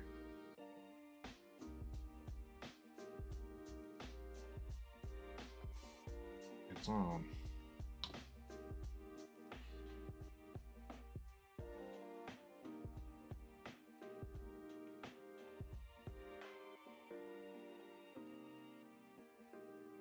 This is so awkward.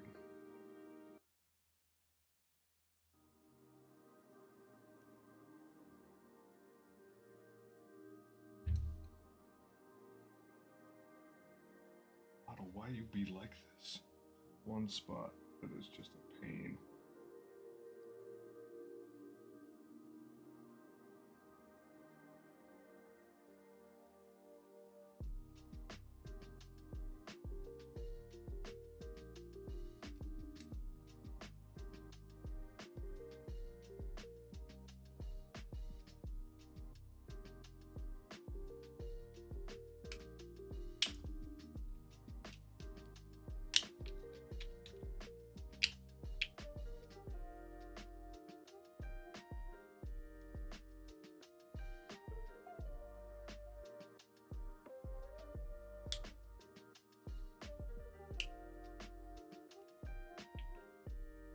Please be right.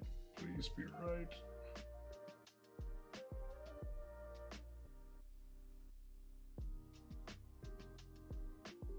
Milling.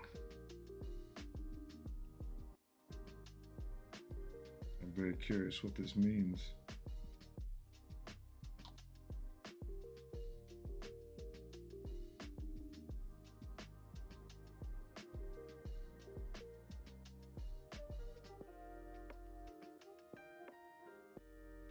Oof, oof. Fit together, buddy. Fit.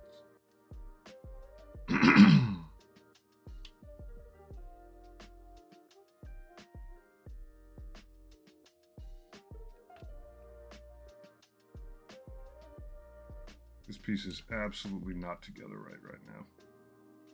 Oh, dread. There we go. There we go. Oh, nope. And then that piece came out. All right. Flip everything back around. This way. Sneak you in. There we go. I'll one arm it.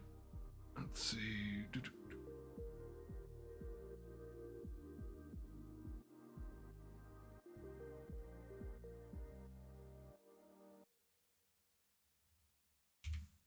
Para.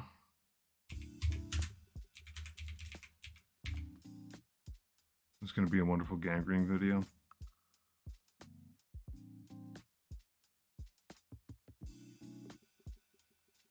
Oh.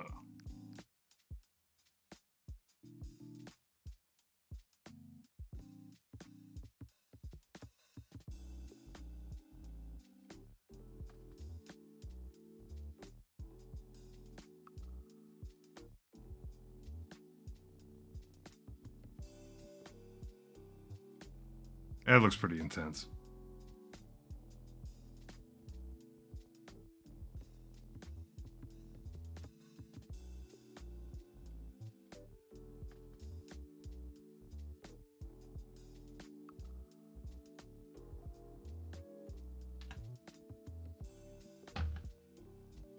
So you guys just tee off on each other is pretty much what I saw there.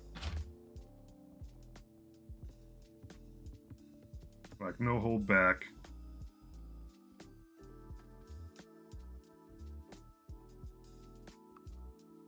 Yeah, you're just haymakers all day.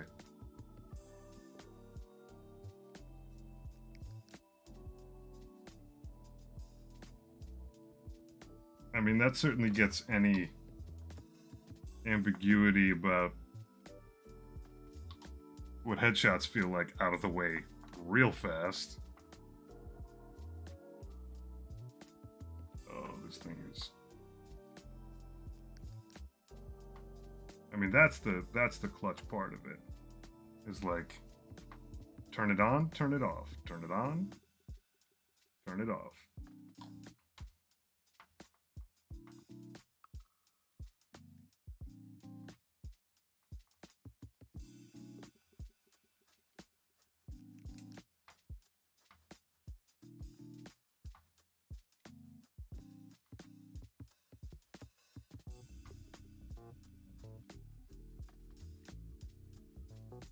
That's wild.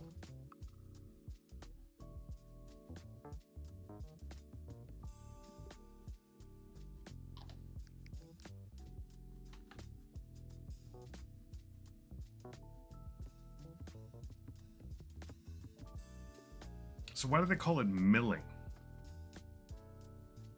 I have a thing for etymology and terms. This thing fucking upside down. I did it upside down. What a bum. What a bum. I struggled with this piece last time too.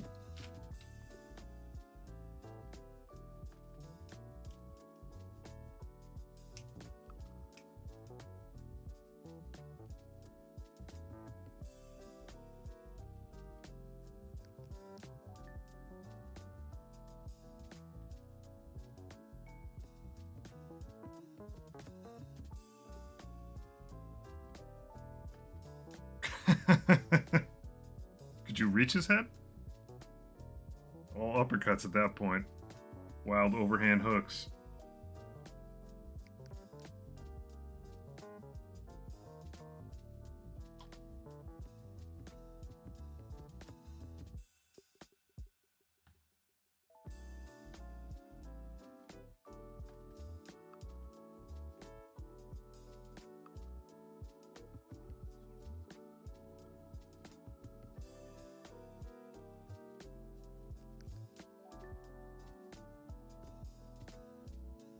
thing is, within reason, like, you can get bashed up, you'll be alright. Like, obviously mistakes do happen and you can bash someone up too much, but like in a controlled environment,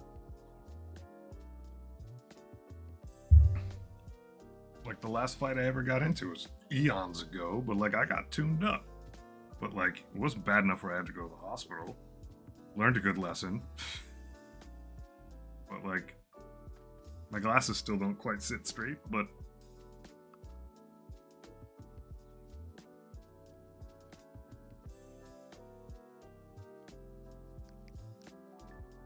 yeah, exactly. Like you gotta keep throwing. Like if someone's gonna knock you out, they're gonna knock you out. Like especially when you're not able to throw blocks and you're not throwing any body punches. Like if your bell gets rung and you go to sleep, like there's not much. You're not allowed to defend yourself, so you might as well just swing for it. And you have to be able to take the pain at the same time, which I think that would be the part mentally that would get to me. It wouldn't be the physical pain of it. Would be knowing that there was a clock ticking somewhere and not really having any sense of how much time is left.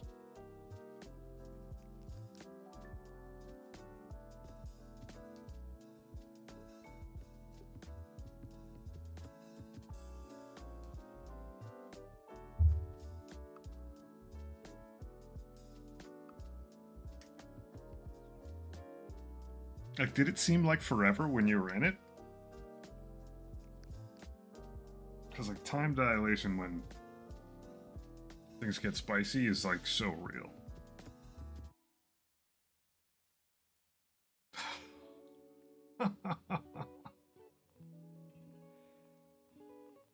Wow, that's actually interesting because you've gone through the whole arc of like the ups and downs of like endorphins messing with your body so you can do like a loaded march and all that, and then just rock'em sock'em robots afterwards.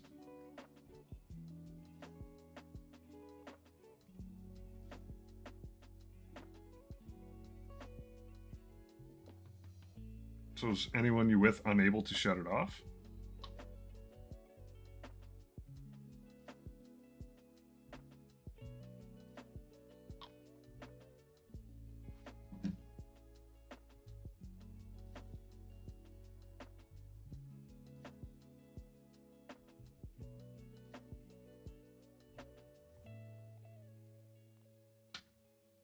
So I didn't have the audio on. Is this like literally one of the like late pass fail things, or do they do this like early on to weed people out?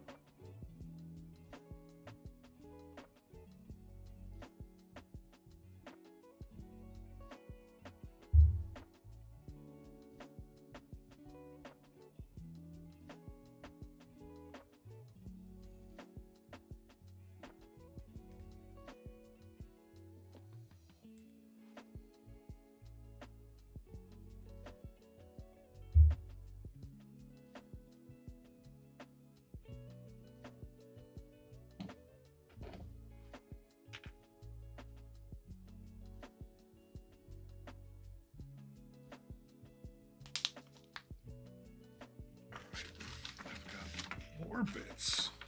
Got both arms done.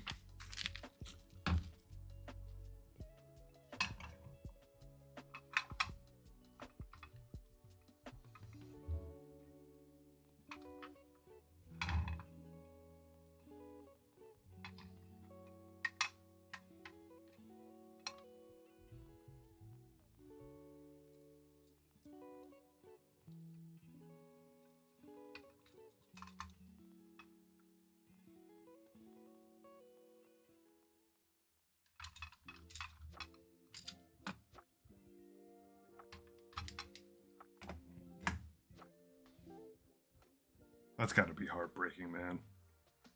Being one of those people that are like,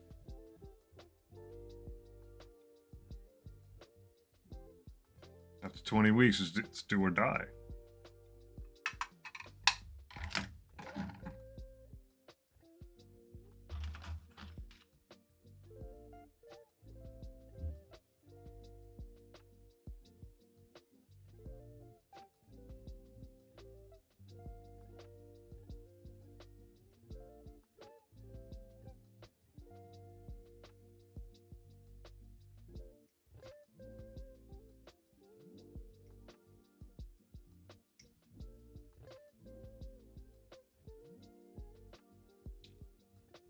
Is P just para? Presuming that's what it stands for. Purely on that 1 week.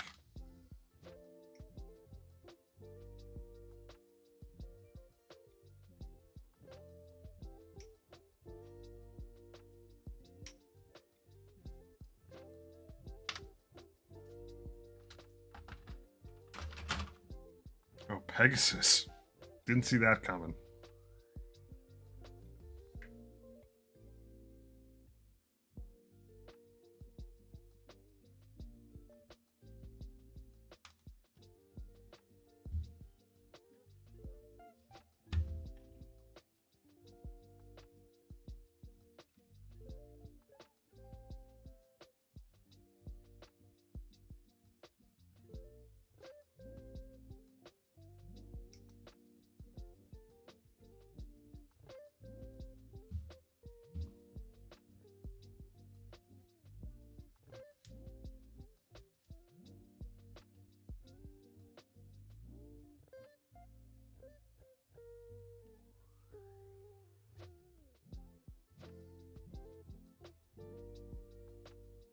Oh, if you fail, you gotta wait 6 months? Like, can you even? Wouldn't you just be, like, gone at that point? Like, fail again and it's over. I mean, I guess not. I guess you're still doing, gosh knows, whatever. I mean, obviously, if you get shipped off, you're kind of screwed, but...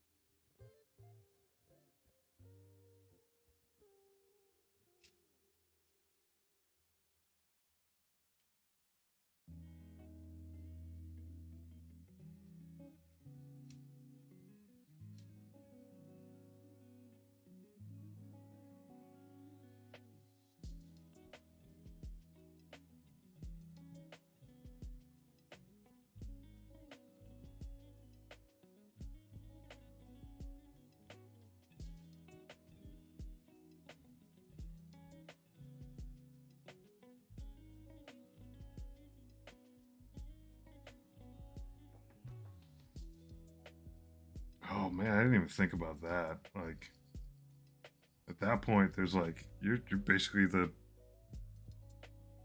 FNG of it. Like you're just like a transfer. Yep. And they know you already failed once. Like you have no camaraderie, and you're already a liability. That's gotta suck.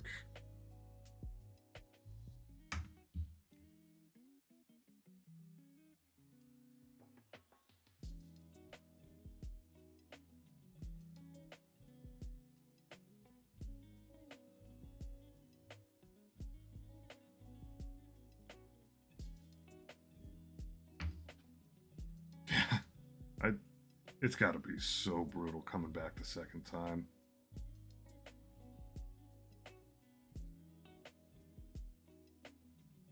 And like, if you think failing the first time's bad, failing the second time would just be devastating.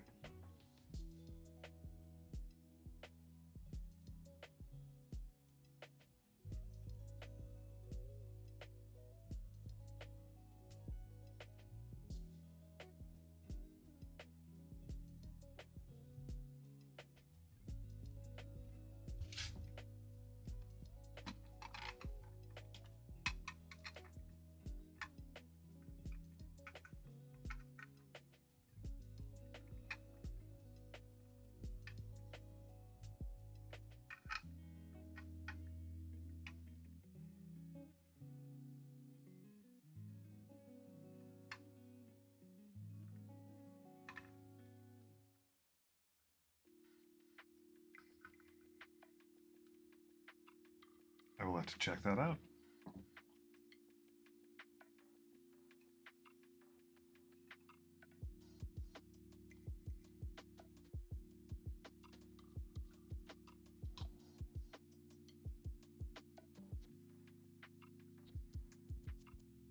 Ah! Surprise moment from the model.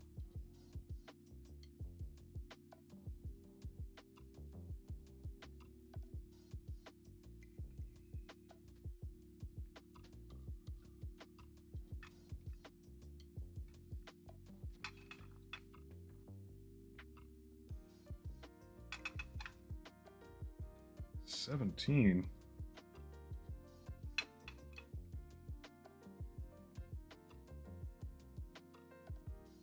Yeesh.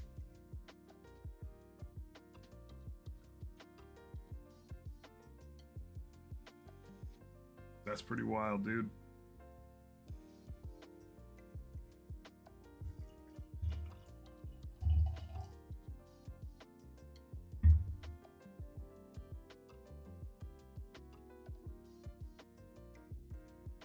Thank you. I will definitely check it out. I'll definitely not check it out tonight, but I'll check it out tomorrow.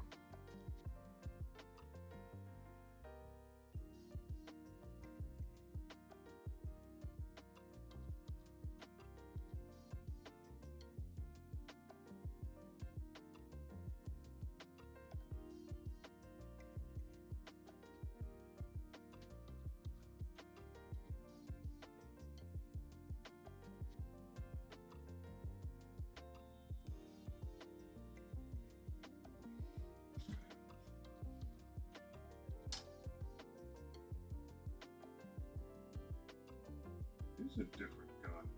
Ah. Belly gun's different.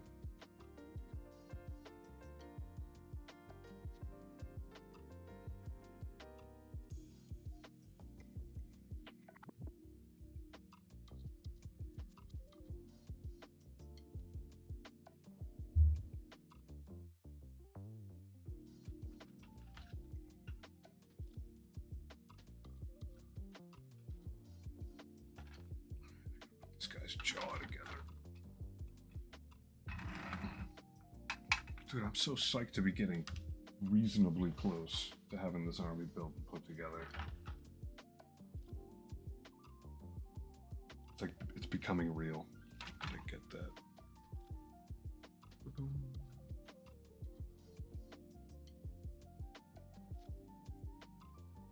I did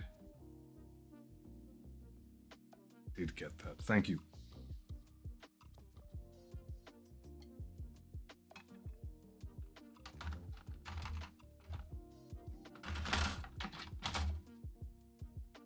Stretch out. Flick the knot in my shoulder. I'll definitely enjoy it. I love stuff like that. Absolutely love stuff like that.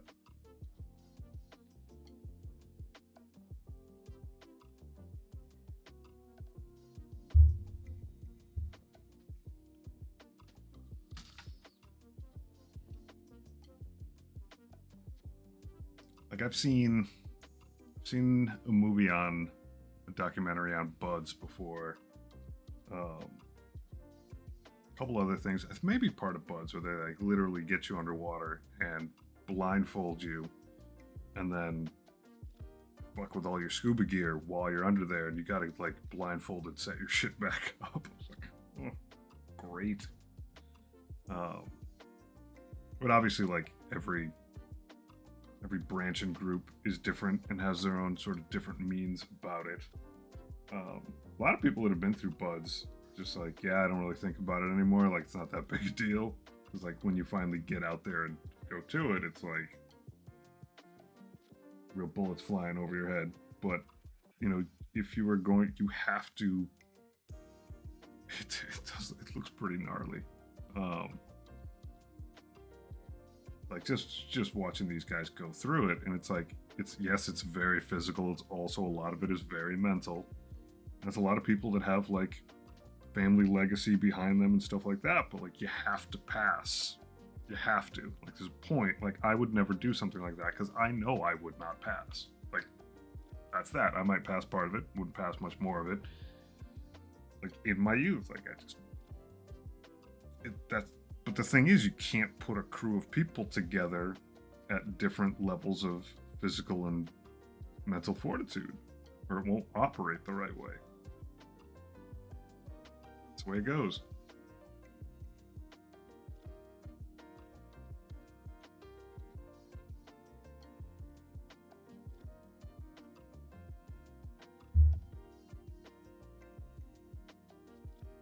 It's a funnel.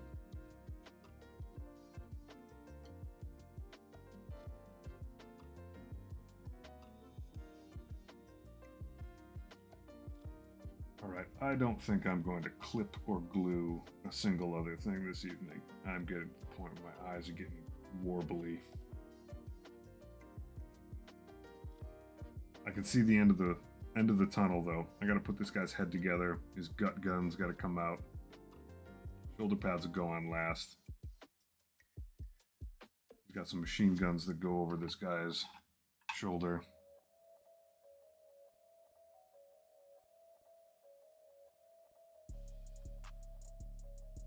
He's in good shape.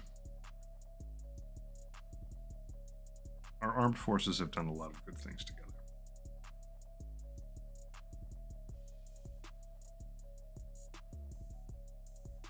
Mm-hmm.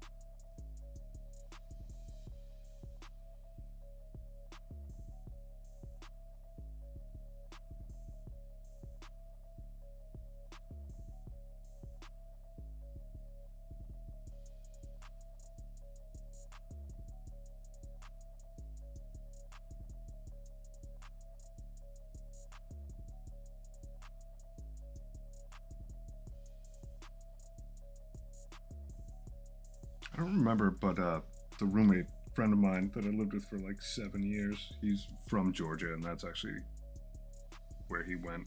I don't remember which base it was, though.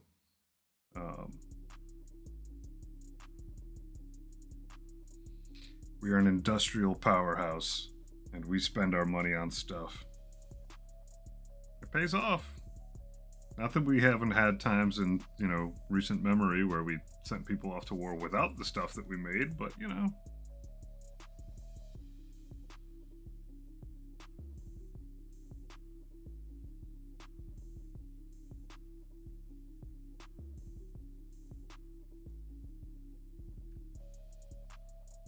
we have pretty tanks.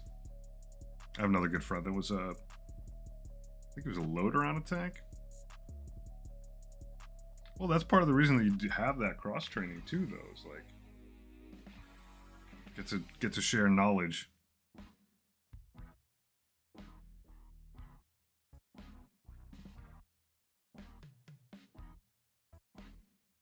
Canadian military comes from the Nam era.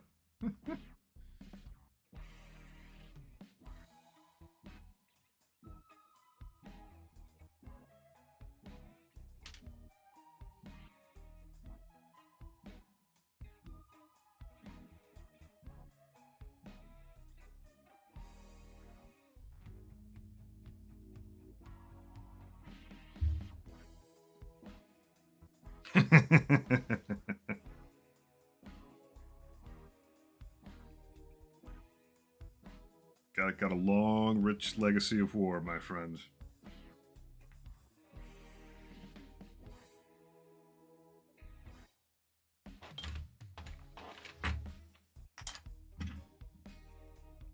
You could take the boy out of the empire, but you can't take the empire out of the boy. It's a huge part of history. A lot of time to build up to where things need to be.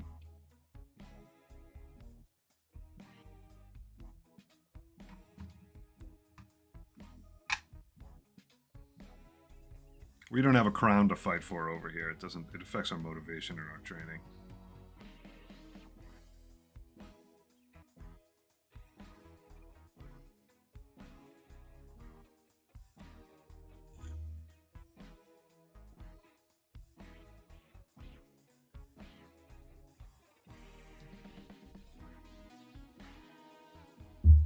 but we do have good stuff.